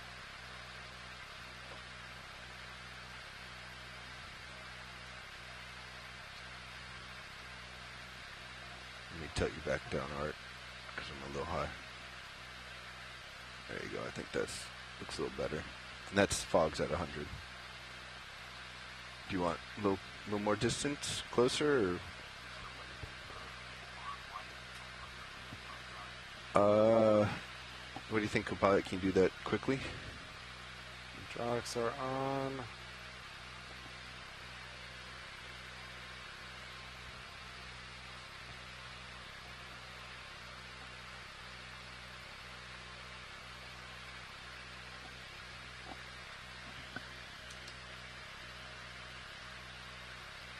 And where do you want the light? Just, I guess, anywhere to add some to the R3 here.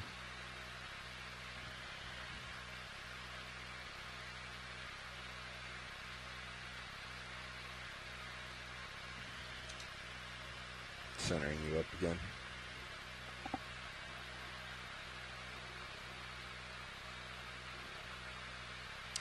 And let's see, is it under Ox? All the way at the end.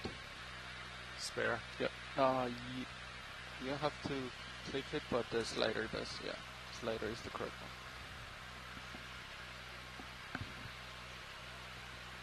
That's not giving me anything. What is it again?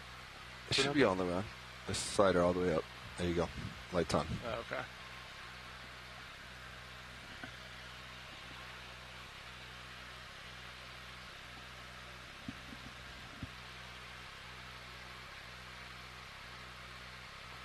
Does the button, the spare button, trigger that relay? It doesn't, right? No, spare doesn't do anything. Copy. That's 50. So you probably want in between. It's about 75. And here comes the bonus light. Watch Leads Pilot, thanks for your patience as we just try to get this shot. This is kind of a continuation of the bamboo we saw earlier. Just some imaging objectives that we wanted to hit. Awesome. Thanks. So thanks for your patience. Yeah. All right. All done? Yep.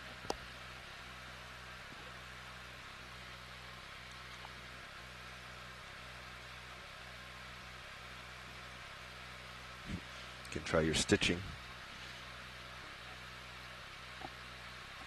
Tilt you all the way down. All right.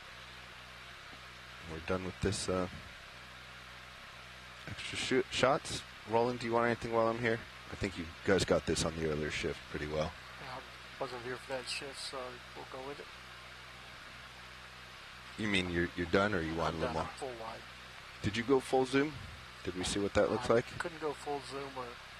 Oh, and have the focus. We're too close. For focus. Yeah, all right. Understood. That's like minimum focus. Yep. It's right into the vehicle on purpose. All right, coming out, and let's go back to what else we were doing. Also had to kick in a neutral density filter for the light. Roger. All right, Bobby, so I rotated 30 degrees starboard, so we just need to go 30 degrees back to port. But also, you're actually seeing some good stuff. All right. That direction as well, so we could maintain this. Back to finding things. Here we go. Yeah, the ship has been stopped for a while, so if you want to stay right there, We're probably ready for a ship move in terms of we've damaged this area pretty good. Yeah, we just wrapped up a ship move kind of at the tail end of that imaging, so yeah, in just a moment here we'll get another move on. All right. And keep moving. Oh, cool topography here. What is the white fuzzy right here? On top of this pillow basalt mountain. Go ahead. Oh, it's that bushy chrysogorgia. Oh, cool. Oh, it's beautiful. Right. Thank you very much. What do you think at like 125? Copy 125. There's some good stuff, at least for the next move there. Good with the pilot? Yep. Wow. I'm lined up there now. This You want is to do a another? really cool pillow basalt formation. 15? We could do 22. 20, 15, both work. 20? Let's do 20. Copy. 20 meters, 125. Is that a baby iridic gorgia? Next to that sea star Your, anemone? your fogs are on, Bobby. Yep, I think you're right. Yeah, Nice. pull them down. It's a cool valley thing. Oh, and an sorry. unstocked pine Yeah, at the bottom. you're good.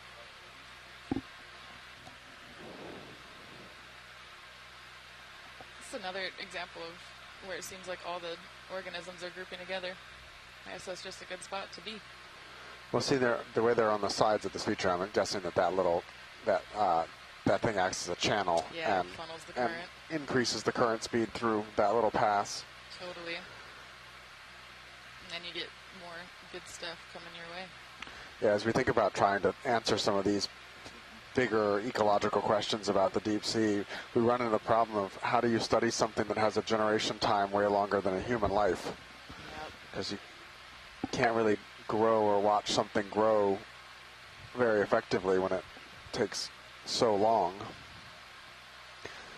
Yeah, and I know that some folks that do isotope work on deep water corals, because that tells you something about their diet or the conditions that they've been living in over a long period. Since they grow kind of sequentially, right, by adding material on, you can get basically a time series record of what that organism has been doing. Yep. A stalked crinoid. Yep, here's another one. It's Proisocrinus rubarium or whatever. Yay. Cool. What's your sure you wow, felt this that? is more density than we've been seeing for Thought most I of had this a little dive. more space. I thought we're getting a little more physical, bathymetric relief getting up into the water more. Yeah. But you're right, this little patch suddenly was quite a little jump. Can we check out the top of the rock to the top right? Yeah, nice feature. Yeah, we're going to come back to that. Watch, just one moment. It's a little bit out of reach. I was just going to scan over here, see what we have, and then head right on back. All right. Ooh. Is that a bushy iridogorgia in the bottom? Maybe? I think it's hard to tell from a distance. Yeah, it's getting out there. Yeah. This is where I squint and point. Okay, there are lasers. All right, back towards the top of this rock.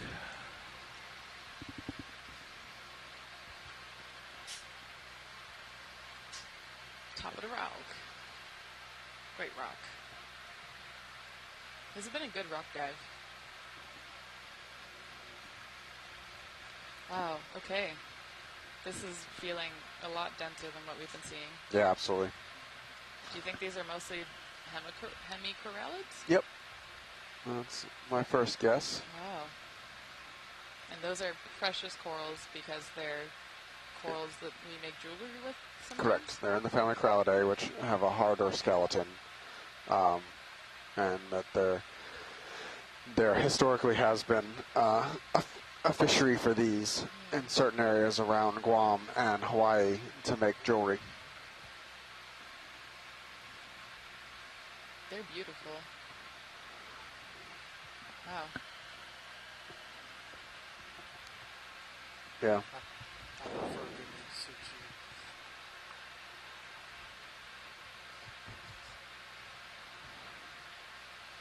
Does this Iridogorgia have an associate? Yeah, can we actually look at the associate in the Iridogorgia in the center bottom? Looks like a shrimp. I think this is a...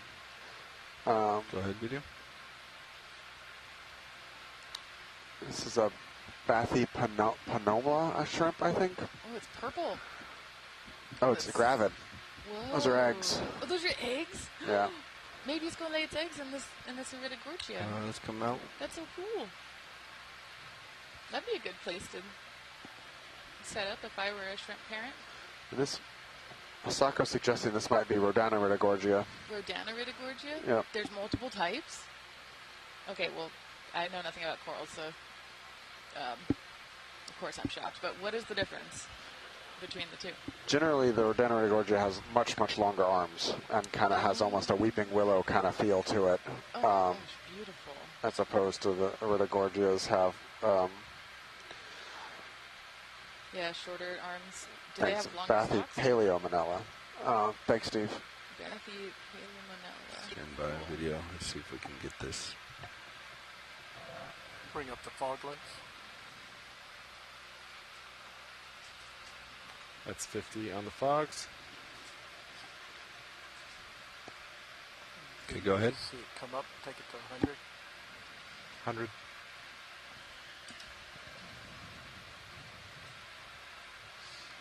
Oh, I see. I've lost my angle. Yeah, this does look different.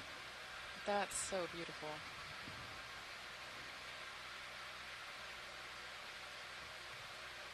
Oh, it's like ethereal looking. Let's go. We're going for the shrimp. Let's bring the fogs down to 75, see if we can see through it. Go ahead and turn the fogs off.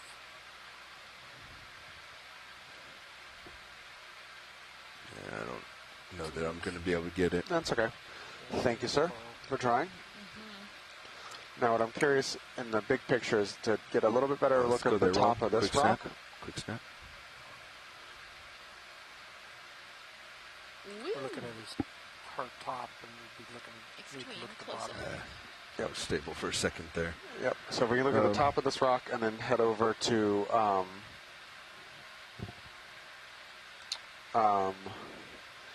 head over to the other rock.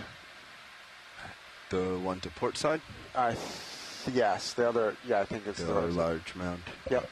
It looked like it had a different group of corals on it. So get a survey of these and then jump over to that one. We'll finish with this pirouette. Perfect. And head back. Beautiful. The other way. Is that full wide? And there goes a brittle star bailing out. Oh, the brittle star, extra dramatic. That's a big one. It's the drama. It's Nothing like over they there. just faint onto their fainting couches of pillow basalt. All right, and back to port side. Wow, those look like some baby Rodaniridogorgia.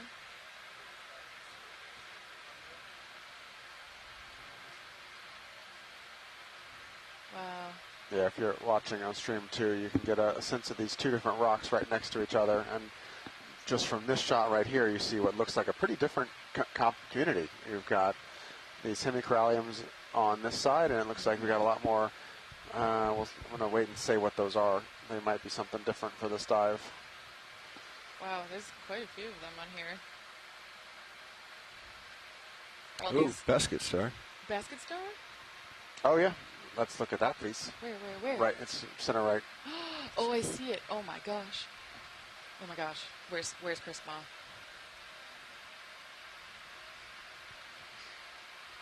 Oh, it's so cool. Definitely one of my favorite deep sea critters. Me too.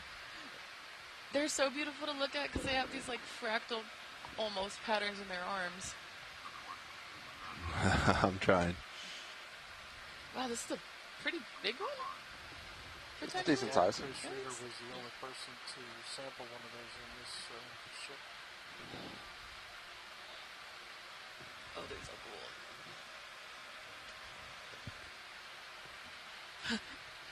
Chris Ma just said, "I'm here." Are you ready for some brittle star action? This is some awesome basket star action. Handsy. Chris Ma bat signal. Echinoderm appears in the distance. Okay, let's see what my The back row is hyped toe about is. this So I basket think star. I can get my right toe in here. Need to get some good imagery on the main camera. Yep. And if we could zoom in on the disc, that would be helpful for science. Roger that. Thank you. Yep, we're just getting settled here, trying to find a place to perch. Yeah. All right, go ahead, video. Let's get your fogs at. Yep. That's 50. We'll start there. Looks like it's missing an arm. Oh yeah, look at that.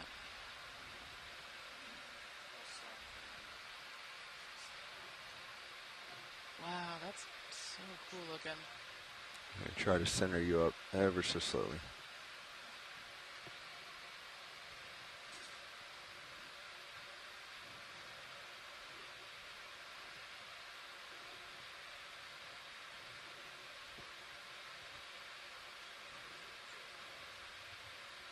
I'm currently pulling up basket star It doesn't anatomy. want to let me pivot on my right toe. Ooh, good disc. So I'm going to.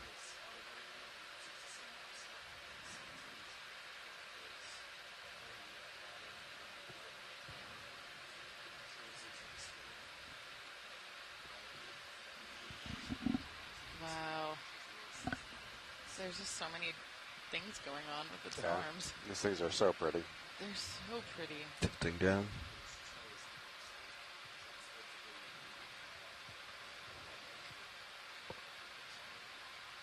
Wow. So these don't have a very good fossil record. They only go back to like the Carboniferous or so. So I actually haven't looked at a lot of basket stars. Not that I've looked at a lot of anything other than forams, honestly. But once again, cool to see. Christine, anything else? Chris is saying he's never seen one damaged like that. I wonder what chunk lasers maybe. Lasers. Who's in the shot for lasers?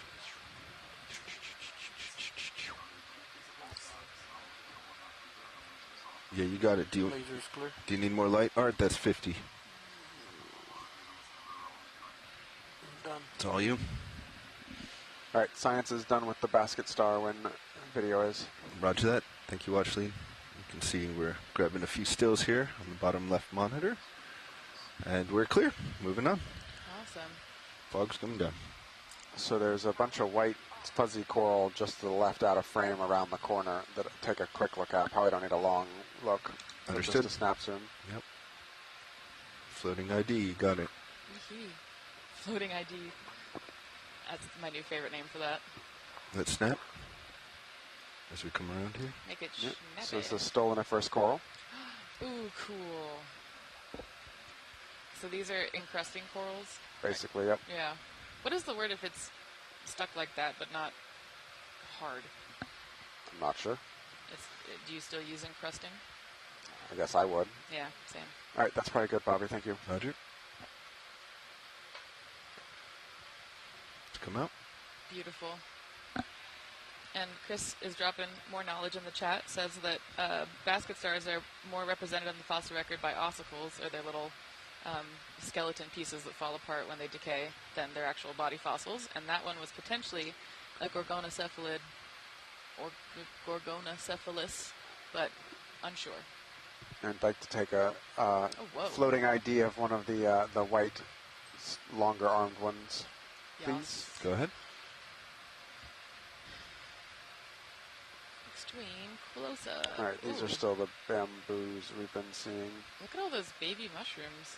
Yeah, but that's quite the recruitment event of all the big mushrooms. Wow. The mushrooms, what's the science name for that? Is that Anthomastus? Yeah, all right. Anthomastus. It's weird how after 10 years, random names just pop into your mind.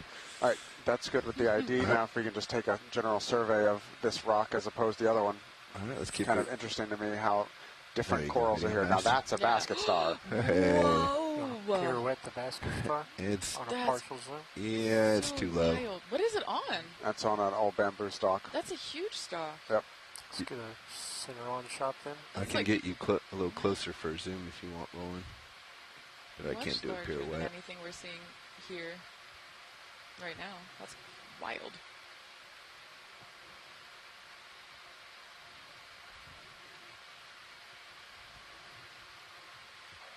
Do you think Medusa had snakes in her hair, or she was just wearing one of these? If you wore one of these on your head, would it hurt you? I don't think so. Ooh. That's an interesting non sequitur. I think Roland was talking in my ear. And just assess everything for its value as a hat. I mean, honestly, yeah. Go ahead, Roland. Oh, it's beautiful. And a gooseneck barnacle in there too. Oh, look at that. Max zoom. Oh, so this I'm sliding. ancient bamboo coral skeleton is still providing life and shelter to these critters in the deep. Oh, beautiful.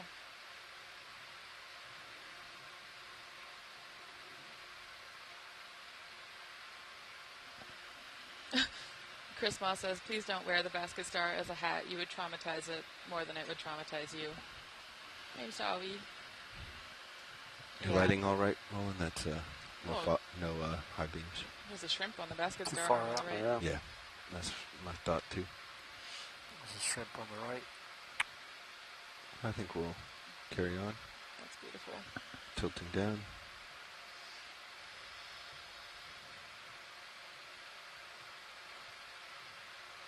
Have you ever dated one of Continue on these with your survey. fossil coral skeletons before, Coming Brian? off. Try to I make have it not. smooth. I know a couple people told me they were going to, but I don't remember ever actually hearing results. Yeah, I guess I'm curious in a place like this, like when that large coral And died. some of these don't date real well, if I remember correctly. Yeah, I can imagine it maybe doesn't have the right amount of... What is the skeleton made out of? It depends on the group. Look at all the little Anthomastus. I don't remember ever seeing so many little Anthomastus before, though.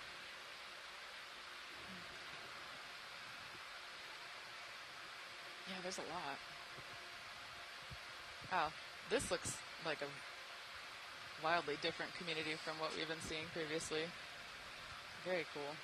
Yeah, this is one of the things that fascinates me. Is we go, do several hundred meters up here, spend a couple hours on here, and then suddenly hit two rocks, and those rocks What are you are looking for? way higher density, and they are the rocks. Yeah. And it's probably largely current flow. They're up on we're up near the summit now. They're up on the top.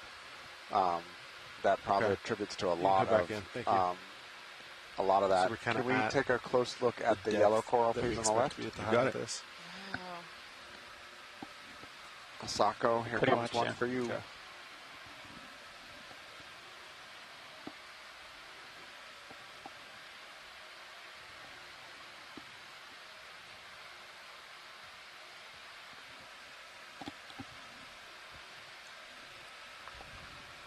Okay, go ahead, video.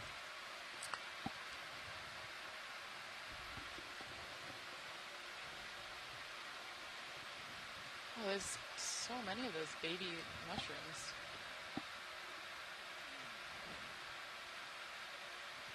Is this a paramercid? It is. Asako is here. We're gonna get a coral ID. Well, probably not much past paramercid because they're almost impossible to get past that That's still without looking at them in a microscope. Yeah. I love how when we see the stars, Chrisma On the appears. left side we should see be the corals. touching that. Asako Matsumoto appears. There it is. And Steve Oskovich. Yes. Definitely paramercid, says Asako. I'm stable rolling if you want to zoom. Max. Lots of I know, associated brittle stars here with it too. Sandwiched between another gully. What was the name of this brittle star again? It's I think it's the it's either Urelid or Astroschema. Astroschema. That's what was in. Is that all the zoom we got? Yeah, it is. And I'm not sure I can get much closer. Fine. You can look in my left screen here. It's another kind of gully as you were describing before. There's a rock just off to my port side. Got it. All right, so if we can... That's probably why we're seeing the Yeah, extra coral, like you said. Yeah. If we can just continue on around that other rock and... Yep. Yeah, but you can do a... diversity here. Once you move out a little bit, it looks like you're seeing stuff like 150. And your blue view is picking up 40 meters out. See that? Yep. If you want to spin a little bit, we can see what... but it looks like we're kind of at the depth of the max we're expecting. It's up to you. I mean, that looks... Is there anything to port? Oh, you want me to come port? Yeah, what else do we see? But like 150 looked to be the most exciting. Yeah, it looks like it's all a little bit higher. Go to taxonomist, change the stuff on Over me to again. the right. I was just reading that. Yeah, I agree. Astroschematidae was readjust and go 150. synonymized with Urelidae so I would go off recently. In that 2011. direction. Oh no, 2018. Sorry, they turned it into an emoji. Do you want to go a little over here? Yeah. See what it... Yeah. Okay, I'm going to... I don't know that you need to Stir adjust up. too much, but yeah. I'll screw up a little bit. Thanks, Steve and Chris, for the taxonomy updates. You want to do a move like...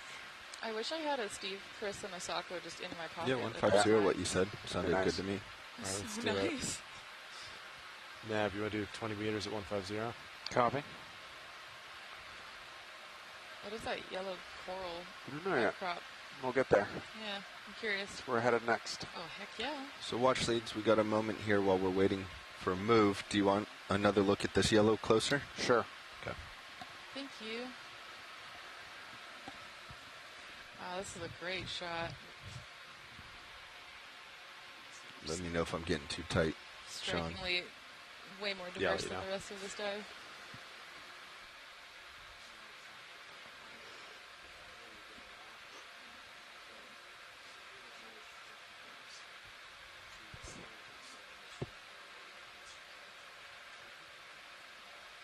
It looks like there's some of potentially adult mushroom corals next to the baby mushrooms. Well, Fog lights. got a lot of different size classes of the mushrooms here, Wow. certainly. Including like teeny weeny I'm petals, working on looks it like. right now.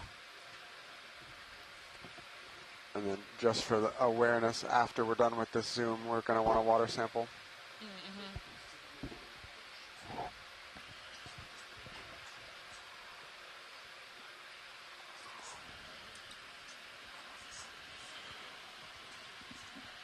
All right, Roland, that's your fog lights, and I got a toe in. I'm gonna bring you down. All right, Asako, we'll see if we can get you a closer look and see if you can see some sclerites here.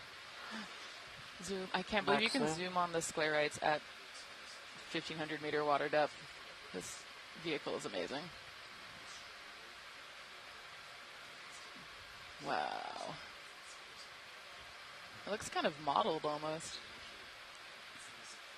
Yeah, it's such a shame. These turn black almost as soon as you get them in the lab. And so all the museum specimens for this See if group I look can get you a little more so left. very, very different than what they look like in their natural habitat alive. There you go.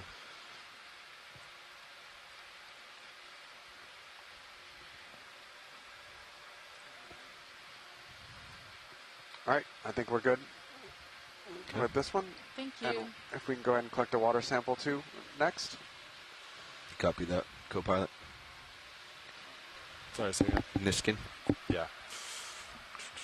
The white one. Have we seen the white?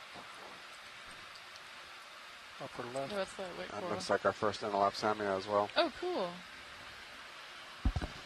Survey 2, did you get what you needed? Okay. But you got what you needed on R3? Okay. Yeah, this one's real tough. Oh, this is a beautiful view. Closer would be more on the edge. All right, watch leads. Not as pretty. Niskin. Ready for Niskin. Nav, ready for Niskin? Ready. Art, I heard you're ready. We are firing in 3, 2, 1. Good fire. Depth 1487 meters. All right, before we leave here, there's interest in the white coral, pretty much dead center just behind the yellow coral we just looked at. Go for it, Roland. I think this is a baby Antelope samia, but let's take a closer look. It's so... Oh, the baby mushroom corals are so cute, too. Yes, confirming that was sample 08W water in Niskin 2. Nope, I'm wrong. It's not a Antelope samia. It's an octocoral.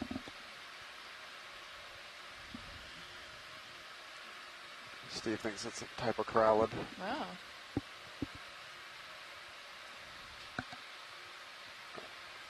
All right, thank you very much. Cool.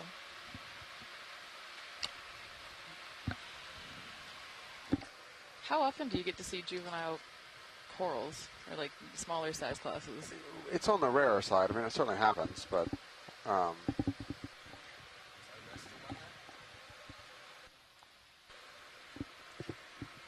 You sunk a little bit. I picked it up. It's fine. You might have to put your lid back. Wow, cool. I'm excited to see what's up on this slope over here. That ledge itself was already so diverse. I might have touched the light a little bit as you sunk a little bit, but I think it's fine. I do think you kind of, as you sank, it kind of hit a little to the rock box.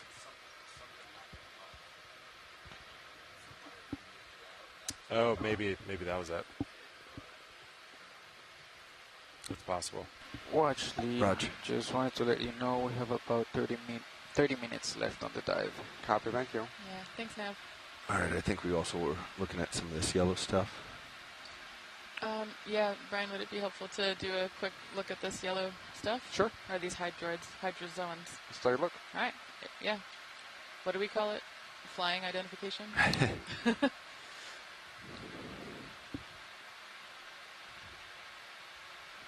Go ahead, Roland. Bobby, I'm kind of right above you, Pete guys. Roger.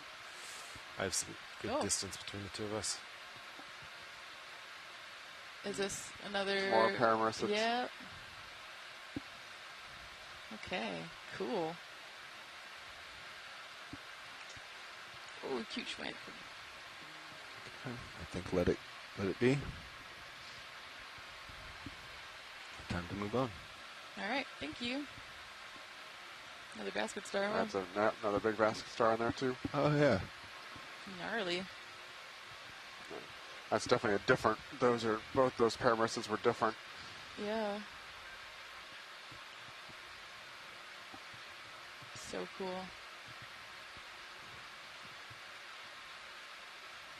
I'm trying to cheat off a serious view to see if I can anticipate what's coming around the ledge. Another basket star further back too. So there's the one really big one right here, and then right on the kind of promontory to the left. Yep. Wow. These are so beautiful. Ernst Haeckel also has a really good echinoderm poster that we had in our lab too. Or, all of his drawings from, I can't remember what, it was like the late 1800s or something. Yeah. So beautiful. So, on the left side, Bobby, there's two planar chrysogorgids. Yep. The lighter pink ones. If we could take a look at one of those two, please, next. Okay. So there's, at least 3 or 4 new species here on these rocks that we haven't seen at any other point during this dive.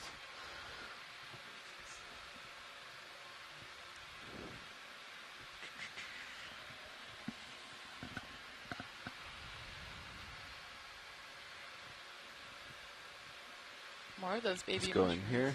Yep, more of the baby mushrooms. Looks like more of those white corallids. More baskets. And more baskets. More everything. The wind. This might be the better angle. More everything. More everything. Go in here, awesome. Roland. You're going to have to float. Wow, so dainty. This is a chrysogorgid, one of these planar ones that are kind of rare. I saw for a second a glimpse of a teeny. Oh, there's one, a shrimp associate. Yep. All right, thank you. Okay. I think I saw some purple stoloniferan behind it as well.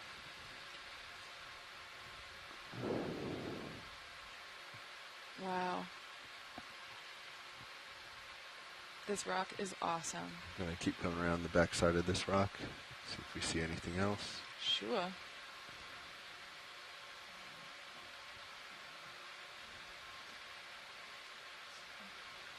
So, yep, there's some stoloniferans in there too. Sean, are you still moving a lot?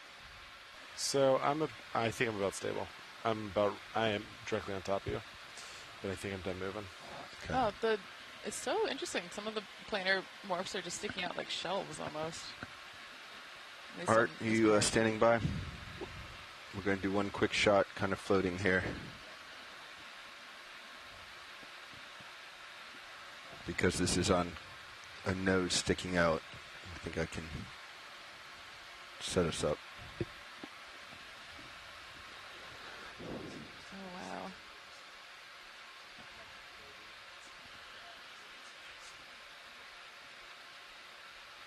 Wow, this is a beautiful basket star.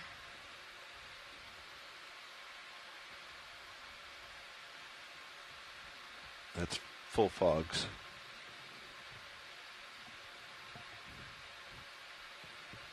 Are you losing the light when I do that? Okay. Let me line you up. Get you in a little closer. Is the red-orange one to the left of Paracordia? I think it's Swiftia. Swiftia. Oh, because Swiftia is flexible? Swiftia and Paragorgia are flexible. Oh, dang. Swiftia has kind of... All right, so are you clear? Swiftia has the different colored polyps? Yeah, so does Paragorgia. It's not a great distinction, but... And we're out of here. All right. That was cool. Okay, Sean. Yeah, look at all coming these back to port. Planar coral morphs all Yeah, just kind of sticking down along that exposed face. Yeah, I'm assuming that means the current is coming up and upwelling up the face. Yeah. Is my guess. That's so cool. Help me out, Roland. Maybe that's one way to kind of cheat your way towards mapping currents on these seamounts. Yeah.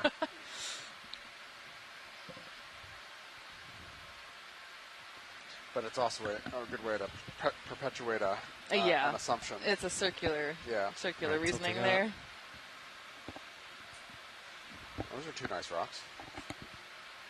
There's an entire view screen of nice rocks and sand. Man, these rocks aren't as good for life, though. I know. That's true. Those rocks that we were just at were pretty bomb.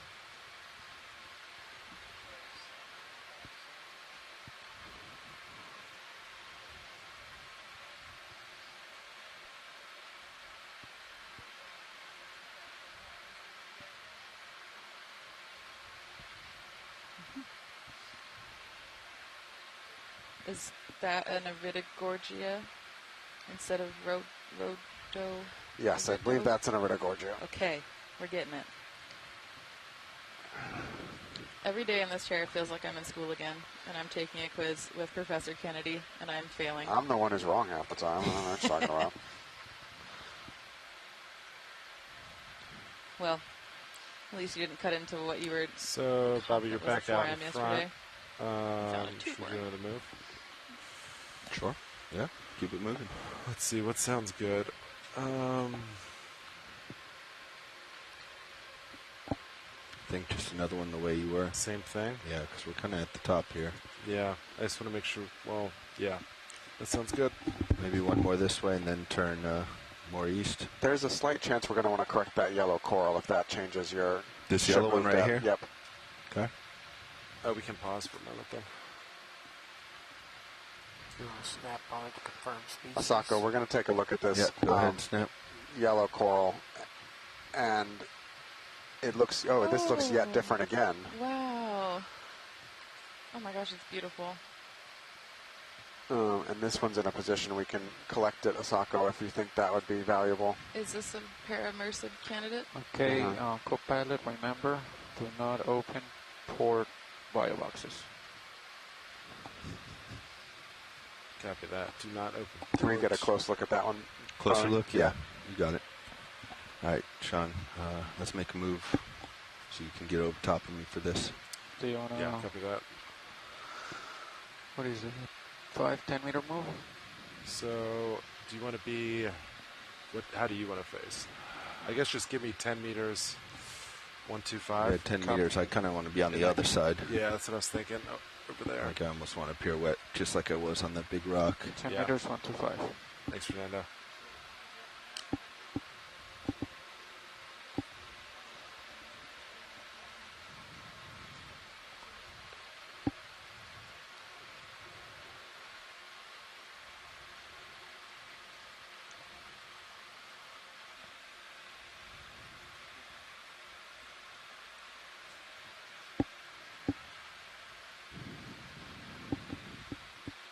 We've just dipped below 2 milligrams per liter dissolved oxygen. It's on the sub. I think I need to actually go this way.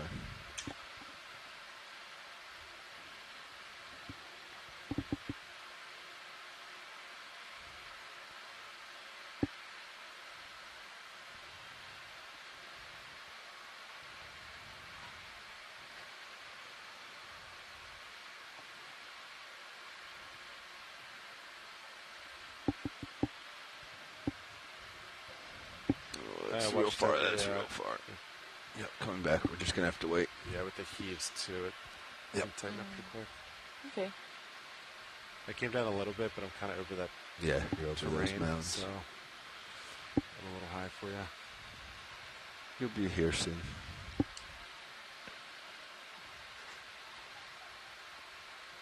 All right, so I got your port bio pin is retracted. Your starboard bio is extended. So I extend the drawer. It's going to keep the port bio lid nice and shut. Sound good? Sounds good. And you're going to have to go into the outer starboard bio. Starboard outer. Correct. Copy. What's in our starboard in? 06 bio. Huh. Starboard inner.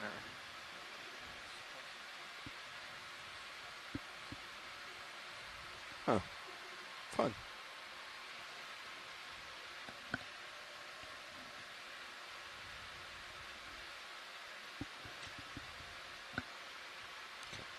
Are you moving yet, Sean? No. This ship's probably halfway through it, but I'm not feeling it yet. I'm going to see if I can get... It's not perfectly set up, but enough for science to get a closer image. Yeah, that sounds good. Maybe just from here.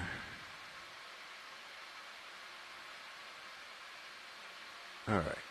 Yeah, it looks like my tether's... That's fine, yeah.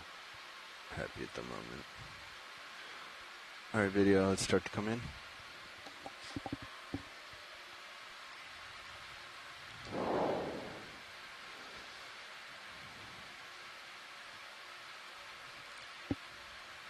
That's great, yes. And thanks, pilot. And yeah, we are going to want to collect this, please. All right, let's come out then, Roland. We'll get a better shot when I set up for sampling.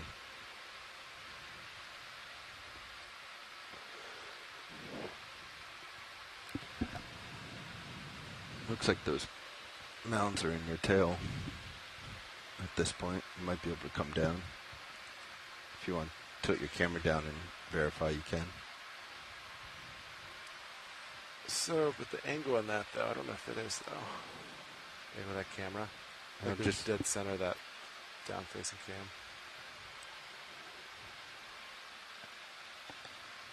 I'm coming down a little bit.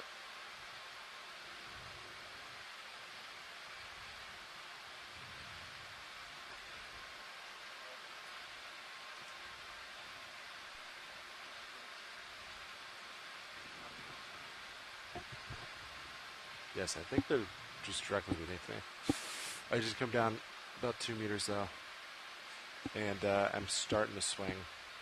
So You're pretty much almost there. Okay. I mean, I think I'm set up. Yeah.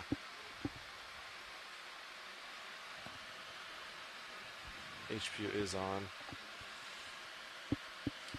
Okay, Roland, let's get your shot first.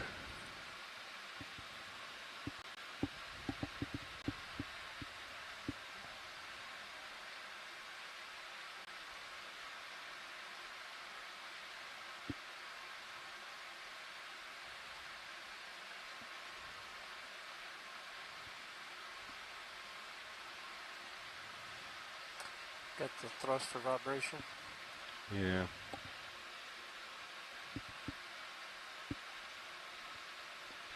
Beautiful shot. Yeah. Got this Uralid brittle star, paramaricid. This is at least the third probable species of paramaricid we've seen in the last 10 minutes. Yep. Yeah. And it's different than one we've seen on any other dive yet this expedition. This is a taxa that's exceedingly hard to tell apart from video. Yeah, the best way is to look at the internal structure of the skeleton, right? The Yeah. display rates. Yep, and it's also hard because this in the collections these turn black and purple. All right, video, so you done here? It's exceedingly hard to. Looking at museum specimens and then seeing them in the deep sea are very different looking animals.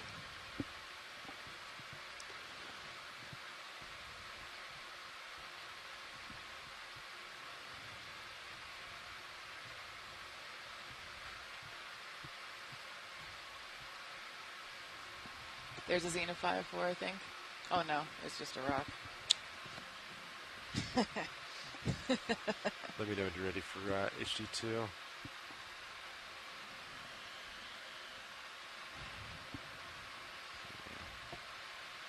Actually, take that back. I think it is a Xena 5. Then we hit lasers instead of joy lock. Yes. I did that earlier too. That's pretty cool.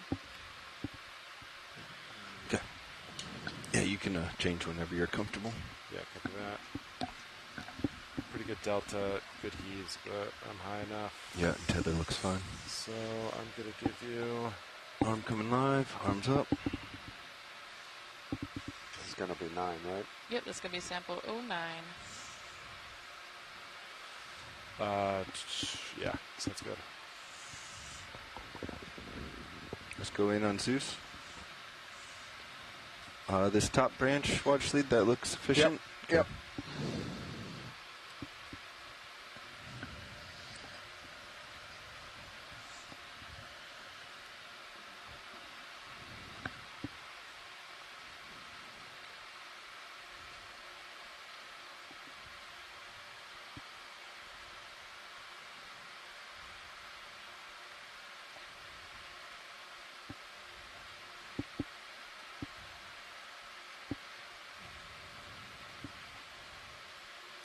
Or anything on AC2?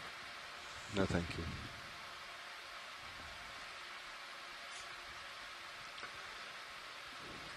And I think we'll need to go into starboard outer. Yep. Okay, let's try right here.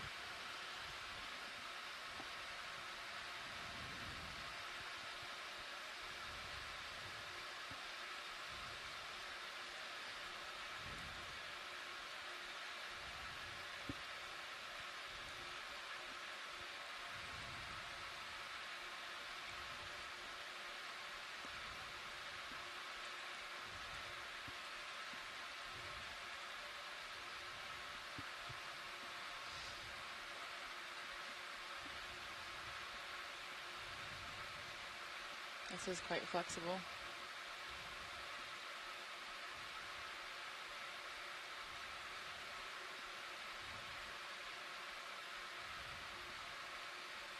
There you go. Perfect.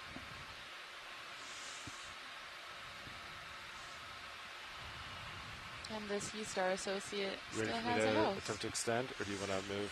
I don't think you'll be able to get it out. Yeah, I agree. Just wanted to offer it.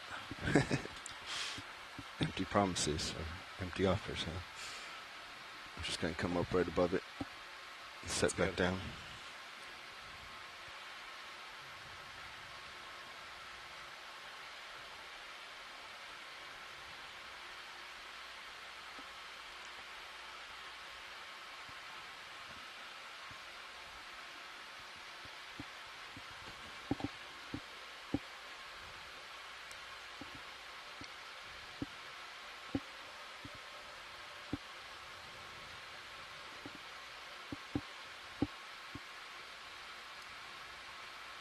Okay. Should have it now. Extending. Port lid is shut. Should not open. Extending slow just in case. Port lid looks shut. Yeah, confirmed. It's good. Yeah. It's all good.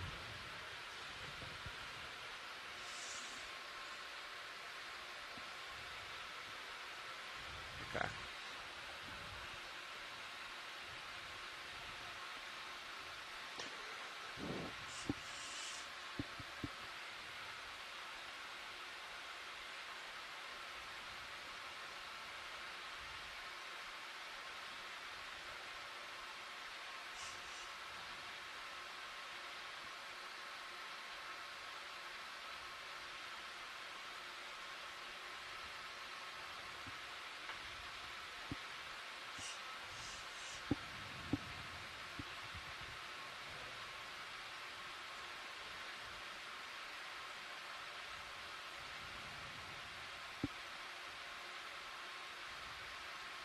Nice. Excellent job. Okay, confirming 09B is in Bravo and the starboard outboard buy box. Sediment. If we can, and it's possible. Nice work. Right. I think. Do I hear sediment here or somewhere else? Sediment here. I think that we will. We have the sand patches here. If you want to take a look at whatever you think is deepest and easiest to get. Yeah, I can.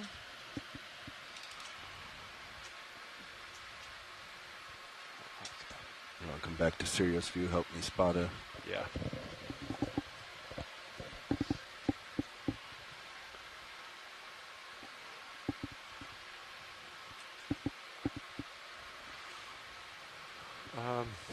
I guess to your port side. That looks to be the most of it. Sediment. So we have. Yeah, these three patches seem to be it. Yeah. Any one of those that looks logistically favorable? I'll do this one right here. Sure. Video, can we get a snap on this giant thing out here? Yeah, I'm wondering what this was. Oh, Sponge it's a sponge. stock. Oh, Sea Star City. Yeah. Is that a Walteria? Looks like it. With sea stars all over it? Brittle stars? Yep. All right. Wow. When you got it, video, it's come out. All right. Fernando, what jar should we be on for this? So we only have 2 full. So we have used the first one, number 1, and number 3. So 2, 4, 5. Fine is 2. Copy, so we'll go 2. Yep. Okay, go to canister 2. All right. And then we're coming off bottom at 0139. 0139. Okay. Understood.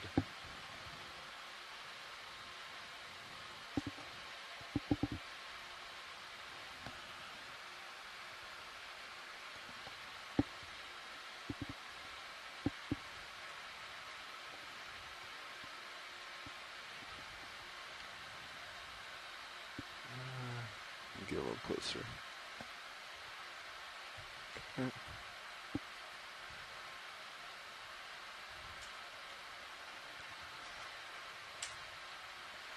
All right. After that, I'll put you. Let's see, monitor right. RVHD2.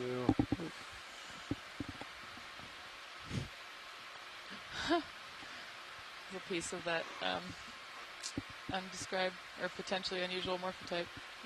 Hydraulics are still on. Both lids are shut. Ready to extend drawer. Yeah, let's do it. Extending.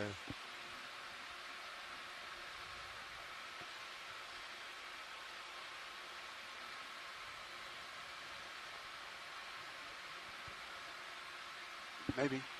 I can't see well. Stopped.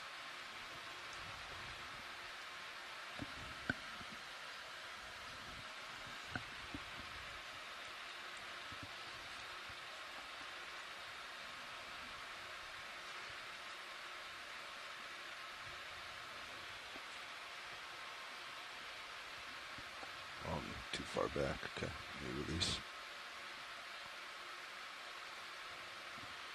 There we go. That's a little better. Okay. Ready to retract? Yeah. Retracting.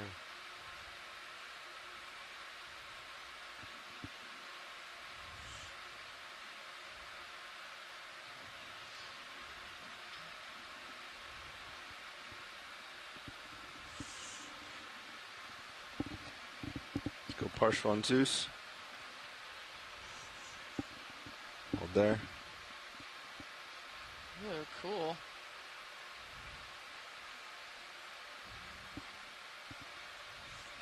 Great sediment view.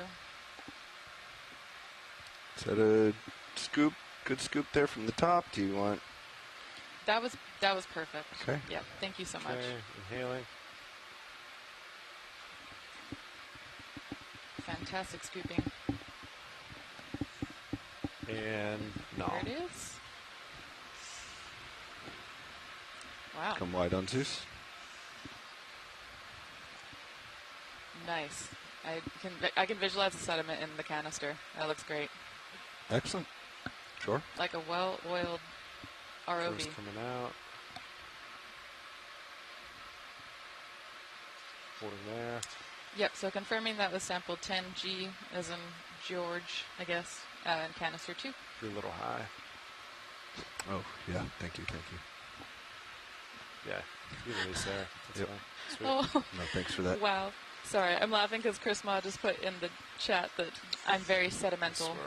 I am. So go to jar 6. Watch out, when me, Chris, and John are all in I'll the be same sure boat, it's to going to be a hoot. we can clean that on the way up.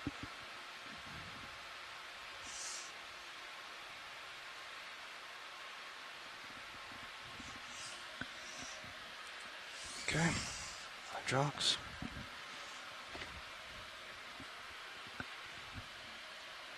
This work.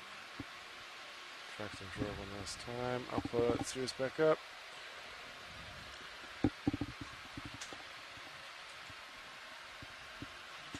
That was fantastic. So I just got to come to my left and push out. Let me center up. Let's get arms and, swing arms in. All right, well, I think everyone, that pretty much wraps up our dive today. So thank you all for exploring with us. Tomorrow we will be transiting, so no dive tomorrow. And then we will hopefully be back in the water Wednesday, but the weather is questionable, so don't hold your breath for Wednesday. And after we get a better sense of what we're doing Wednesday, that might shift us a couple different directions and trying to balance getting to the Battle of Midway sites, which are kind of logistically challenging. So stay tuned for updates, and we will talk to you shortly. Thanks for joining us all. Talk to you soon. Aloha, ahui ho.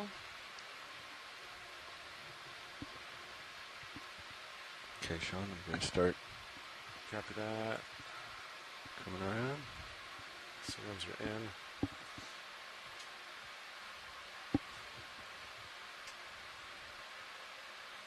Which view is off?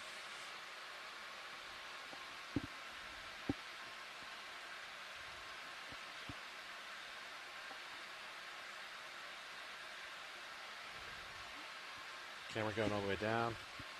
And I'm going to come up a little. Yep.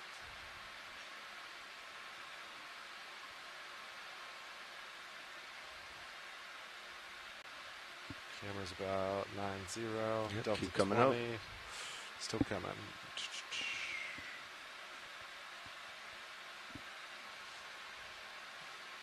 I'm going to have to come up because I'm back to those big rocks. Yeah. Basket stars. Still coming up, so you're good. Okay, starting to come up.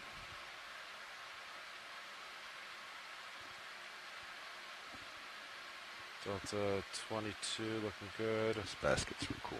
Yeah. All right, so I'm all stopped there, Delta 22. Yep, I'm starting to come back. up over these rocks, Good driving visual back. in the aft camera. Downward facing aft, looking good. Tethers look good for my cam, look good for your cam, coming up. Now the aft cam there. They're nice and straight. Now we just have to close in our delta.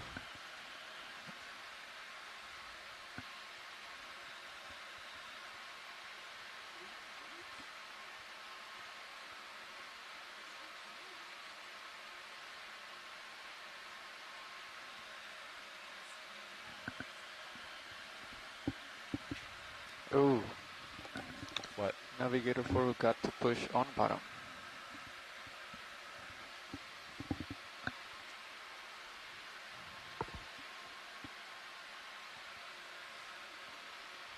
A good visual, Delta 10.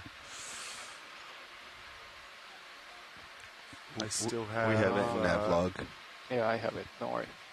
Yeah, Nav should have it. So let's see. Pilot looks a little wavy, but I still have auto heading in. But it looks pretty tight around there. What do you think? Yeah. All right, ready for auto heading to come out? Mm-hmm. Auto heading's out. Delta's 2. I'm coming up.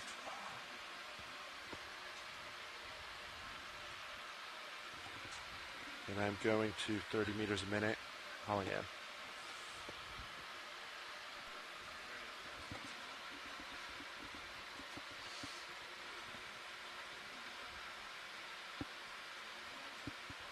It's a little hot.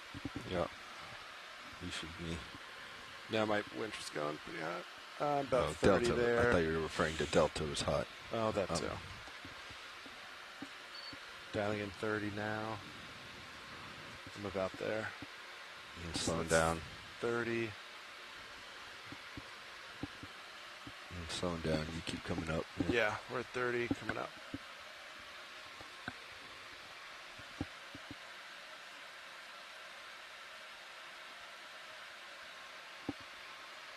Nice.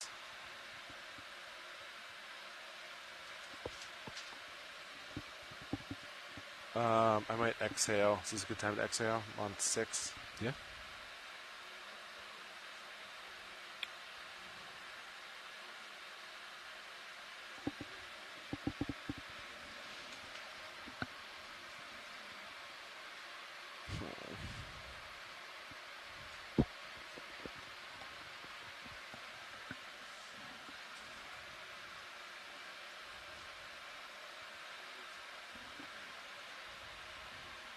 Okay, null, suction disabled.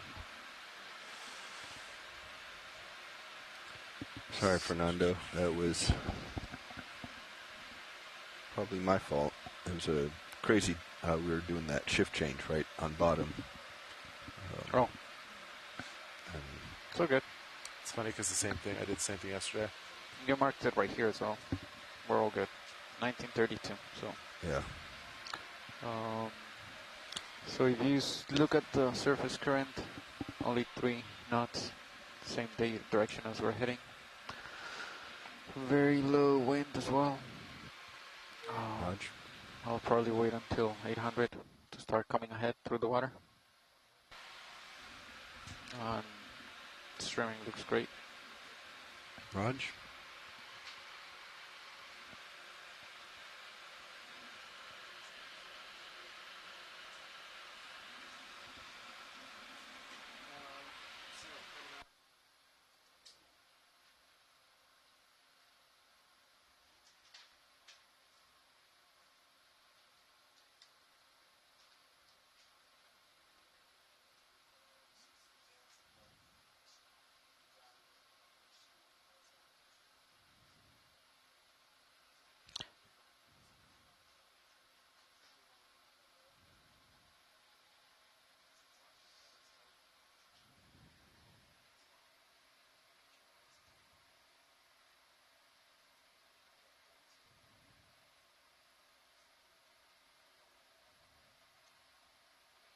Kind of like this camera when getting close to the samples.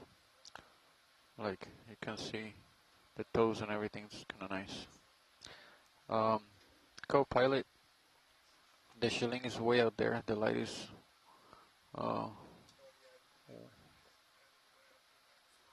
yep.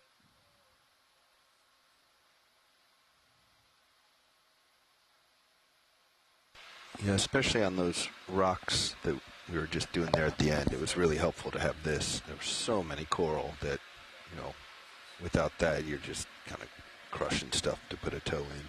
Yeah. I was looking at it and very useful.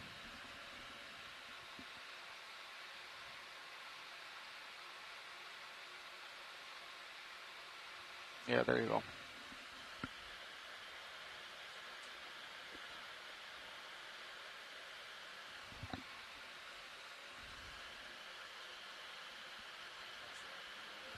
Yeah, I'm looking at the port rail. It's, yeah.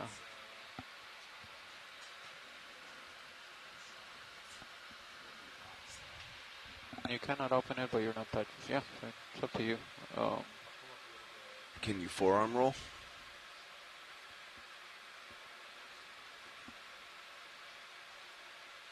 We've had it the last couple of days where you're still able to crack the box for the rocks. No, not the way it currently is. I think you'd have to forearm to bring that wrist kind of more in, and then shoulder out. Yeah, and then shoulder out. Yeah, kind of more like that.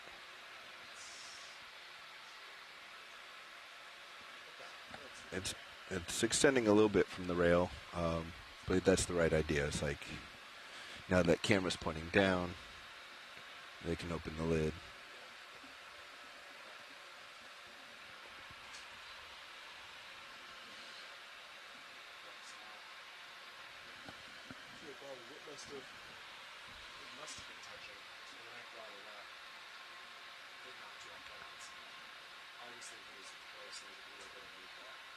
Unless as you were moving it, it knocked. Yeah. Yeah. I could have been resting on it. I thought I was pushing sideways on that toe or on that like edge, but yeah, I was definitely close.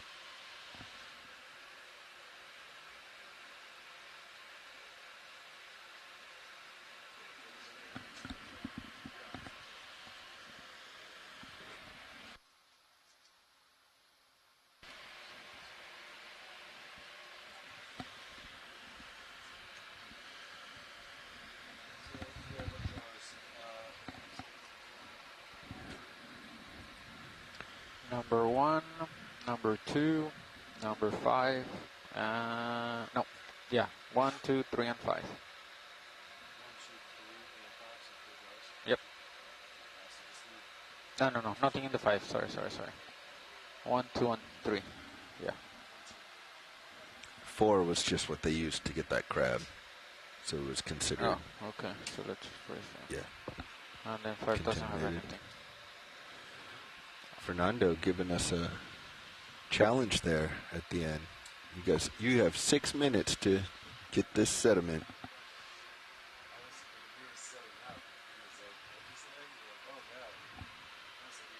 Yeah, that caught me too. Me too. Something terrible did happen, but can be easily fixed. Different worlds. Sorry. No, I was with Sean. I was looking for like samples that went flying out, or yeah. My bad.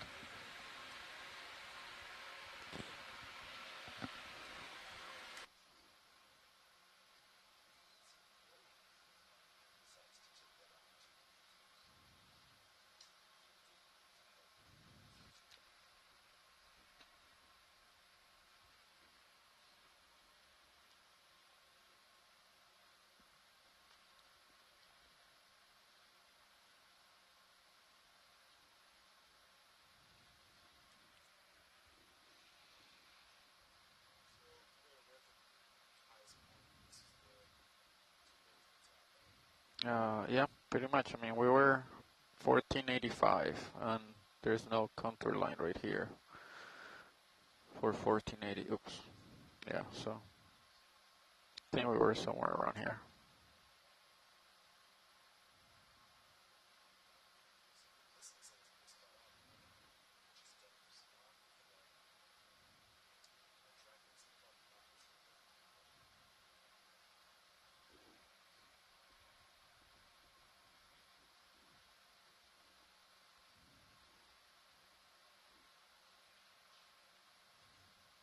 Oh yeah, actually perfectly. Look at that. Yeah.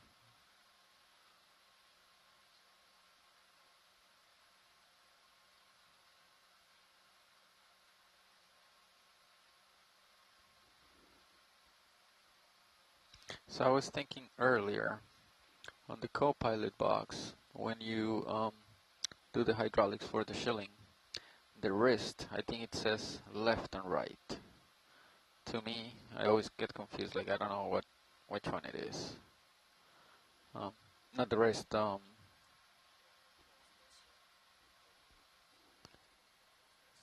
think it's labeled wrist. Yeah, so it's.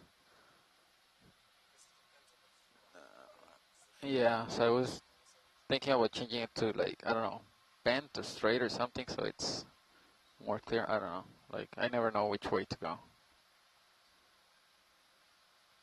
Or I guess Copilot. Do you know which way it goes? When you? It's labeled wrist, but it's actually kind of like it's this joint right here. So when you move it, yeah, so it's kind of like, it's not rotation, but it's like extending the wrist or extending and,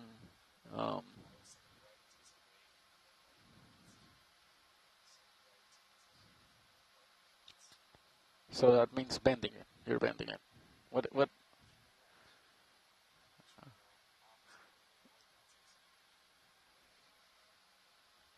All right, I'll try to remember that then. Right.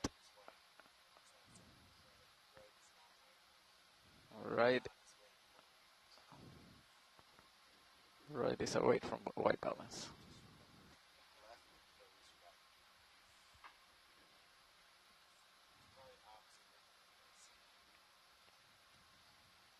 All right, so we'll leave it alone and we'll just try to remember.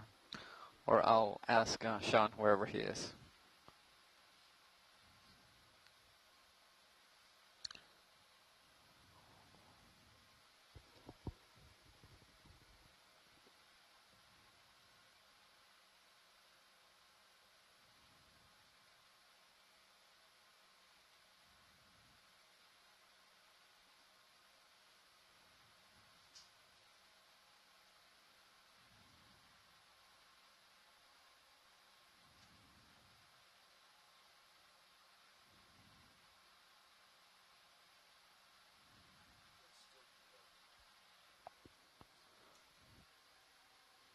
I think it's gonna be like an everyday kind of thing.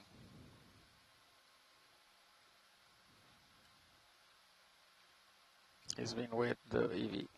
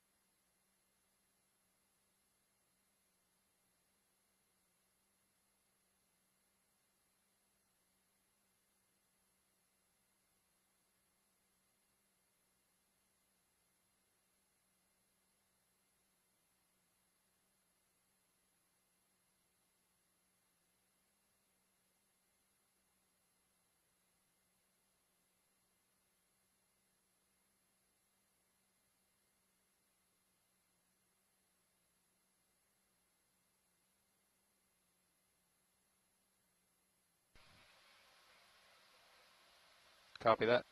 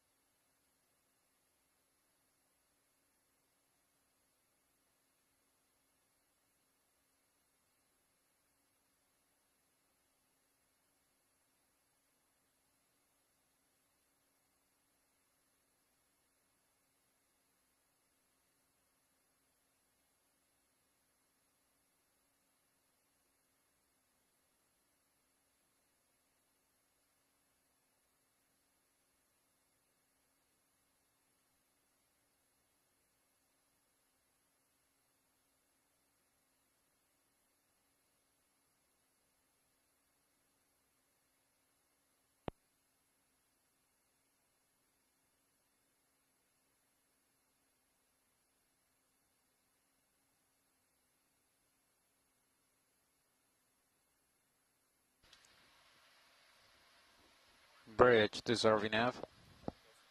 At this point, we would ask you to please disengage the port, prop, and rudder. Thank you.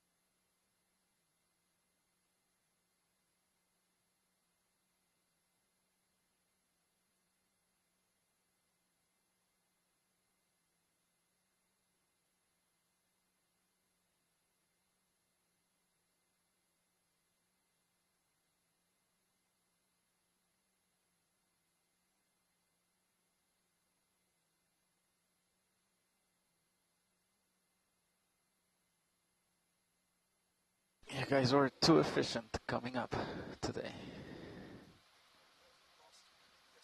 Yeah, I think yesterday what happened was the arm, the shilling was out, and it just took a little bit to bring it in, and I was like, okay, let's change it. Let's give him 2 extra minutes just in case, but too quick.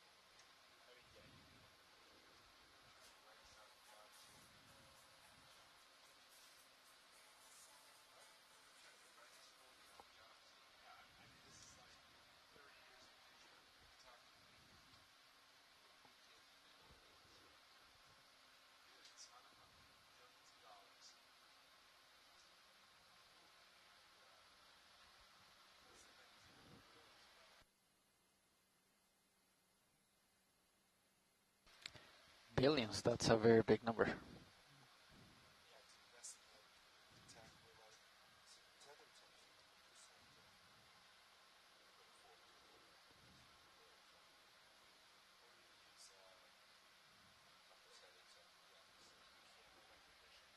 Bridge deserving of. Remember to monitor deck A. Copy. Oh, shit.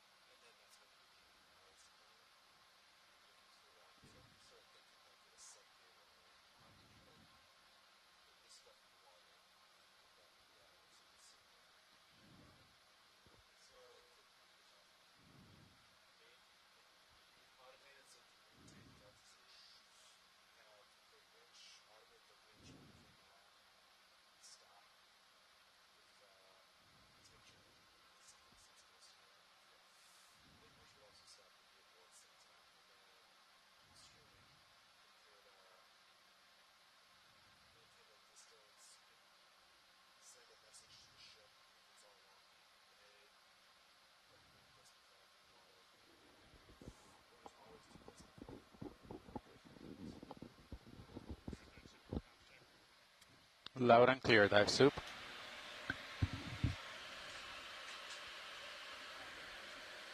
Dive Super Pilot, loud and clear.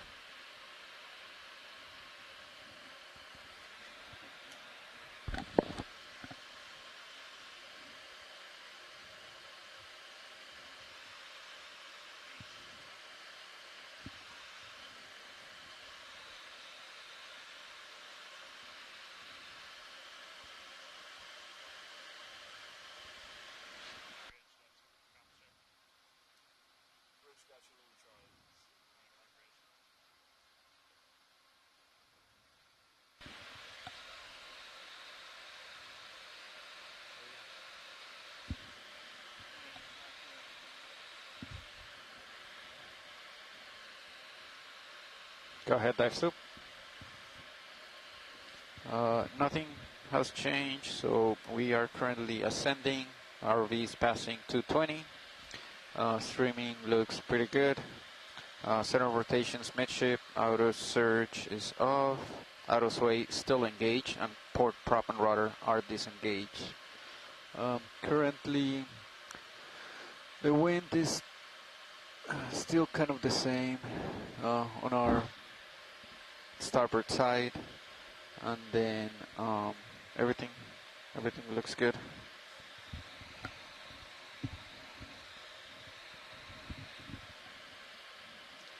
Dive soup has comms.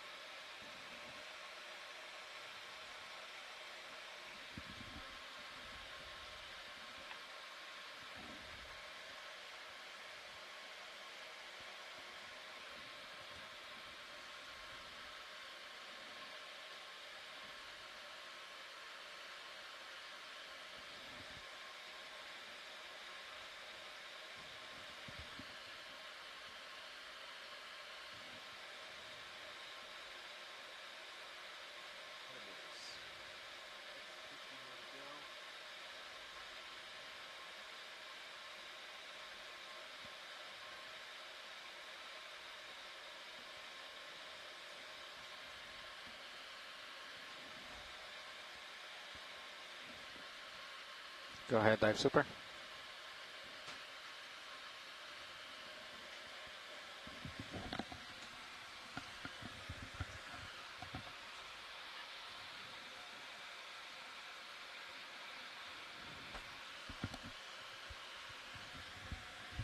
Copy. Auto sleeves off.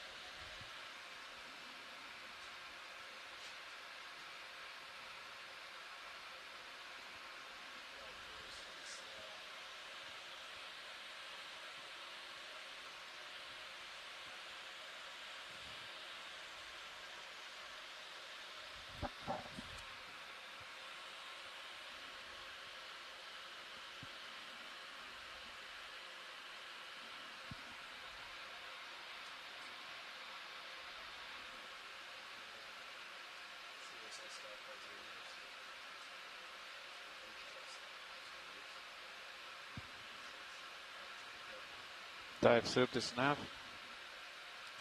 Wings all stop. Vehicles at 15.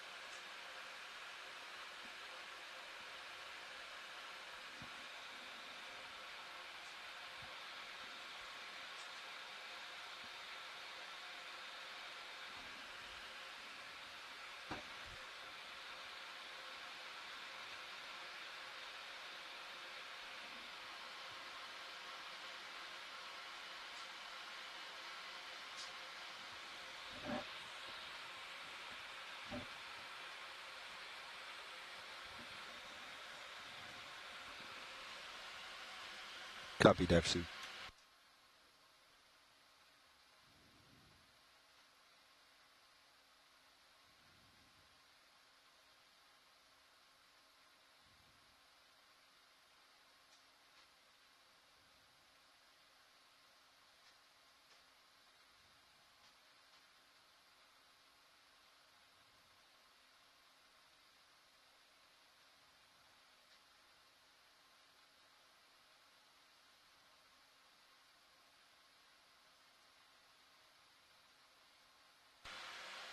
We're a touch bright video.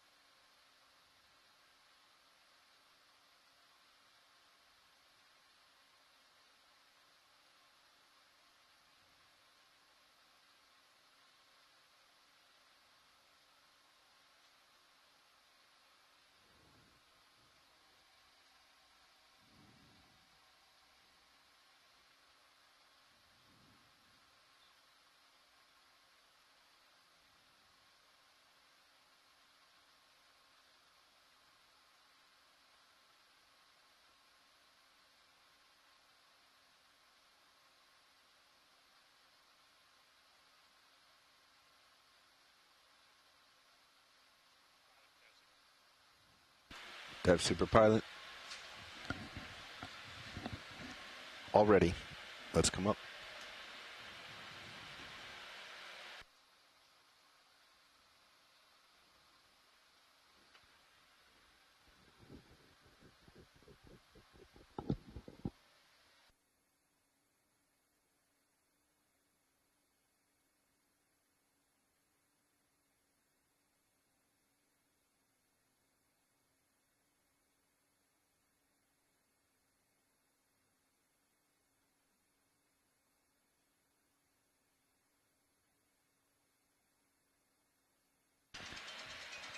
It's gone lower.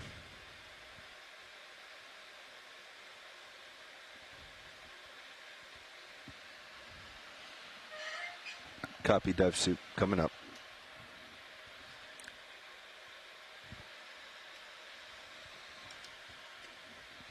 They were at 119. Yeah, they're still doing that.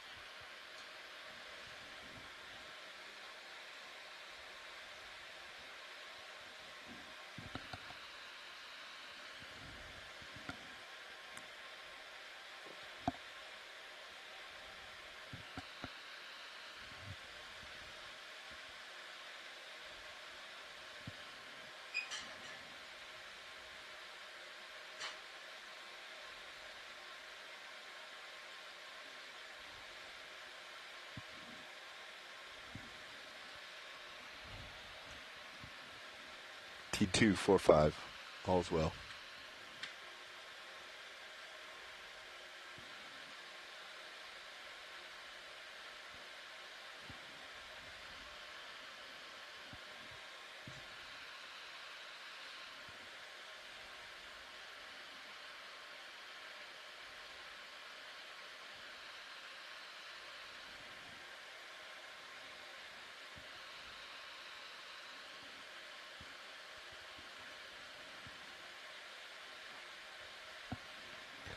D235, all's well.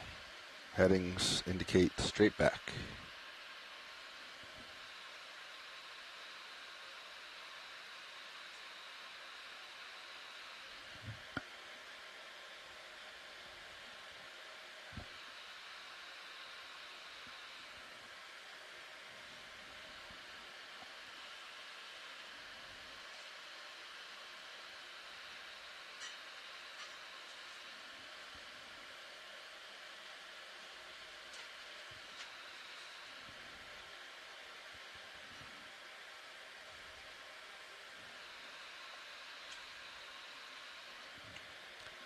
D221, all's well. Good visual of the ship.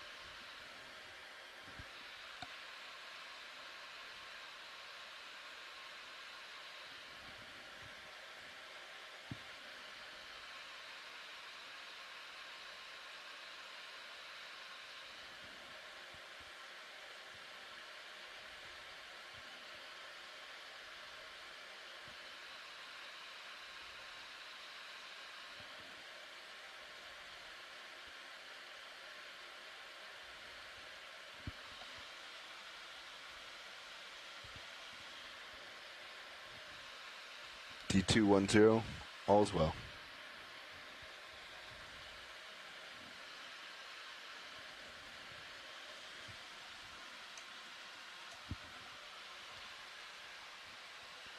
Let's do it, video.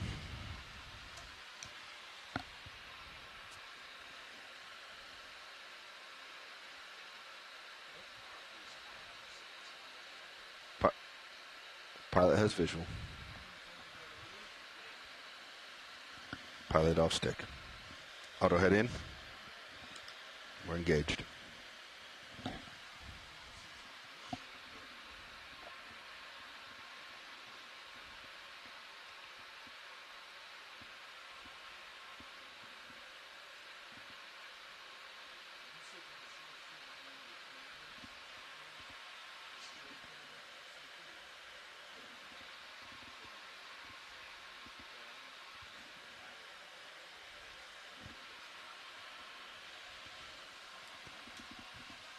That was strange. It's like something caught us as soon as we came to the surface.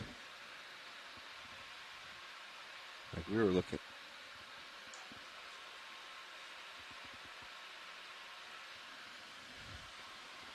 Good copy, dive soup, standing by. Port lat I. That was weird. About, we came through. Right when I asked video to switch, we were looking great, and then suddenly just... Whew.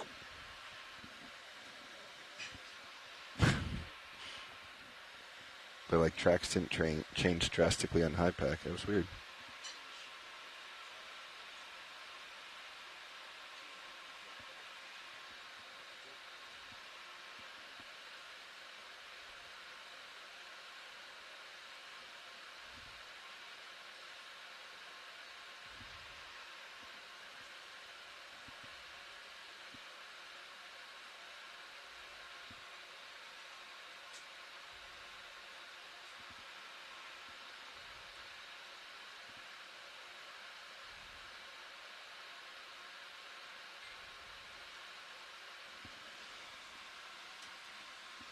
Pilot off stick.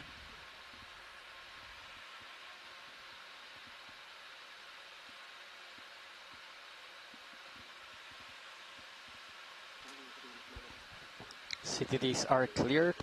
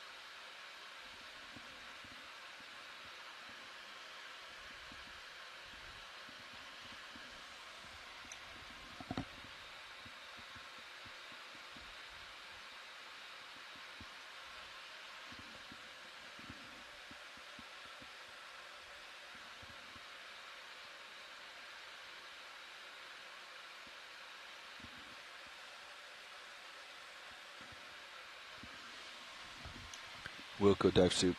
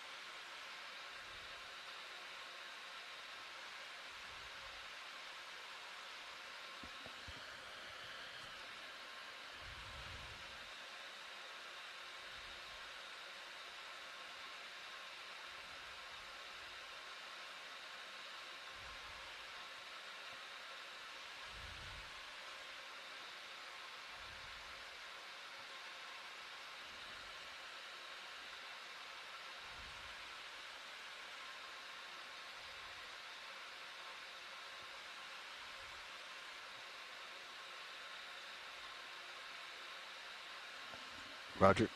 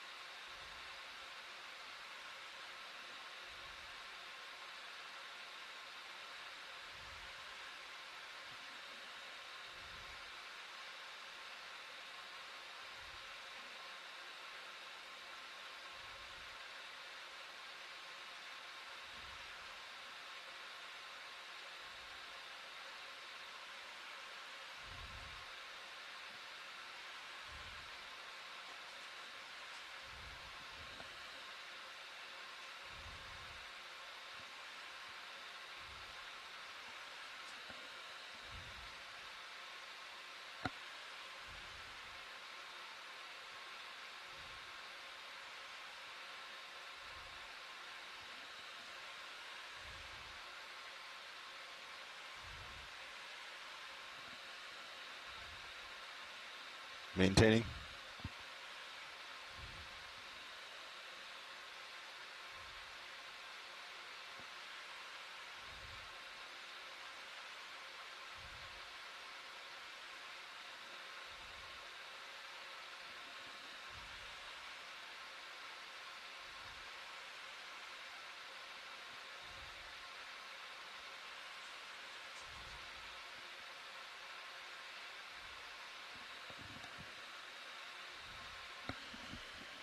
What do you see, Fernando?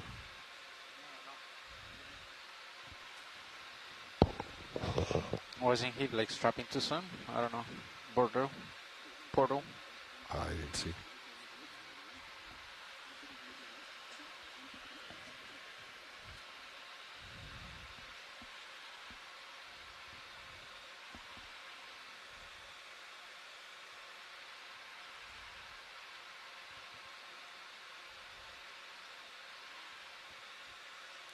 Copy. Pilot off stick.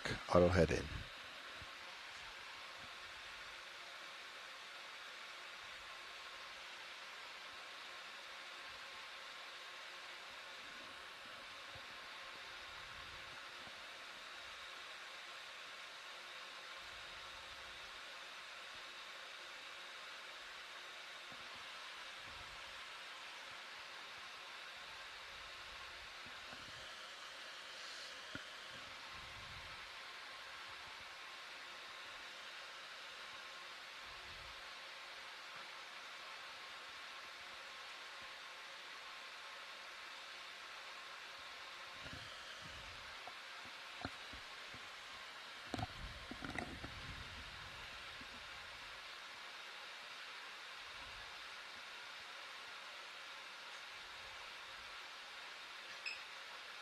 Copy.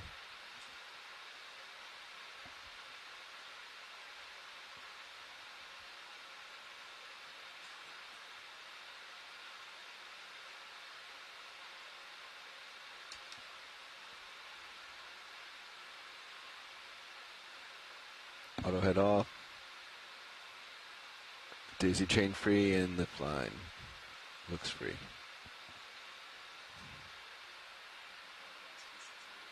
Yeah. We were just noticing. Yep, agree, one piece of tape.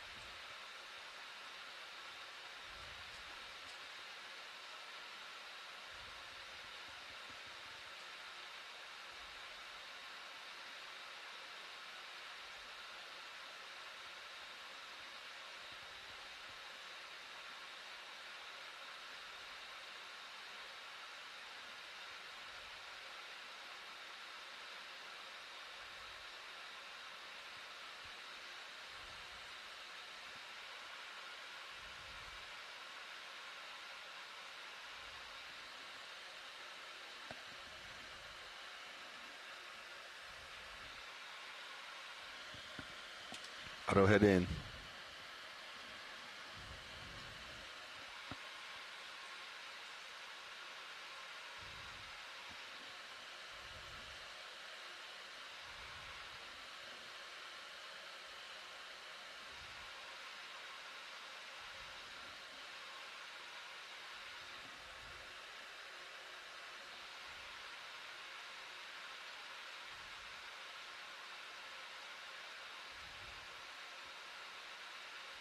Driving back.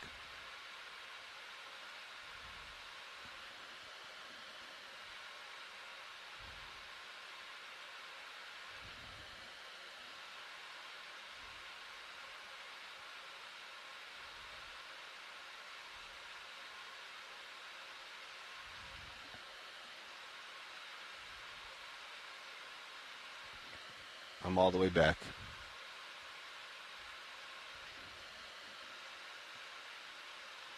Yep.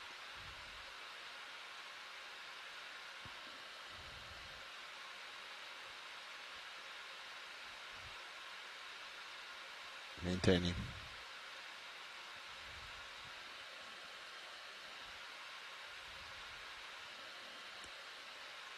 Yeah, we're about full back, full to starboard at this point.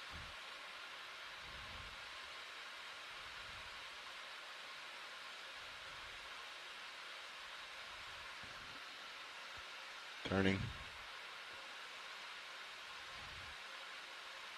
Holding.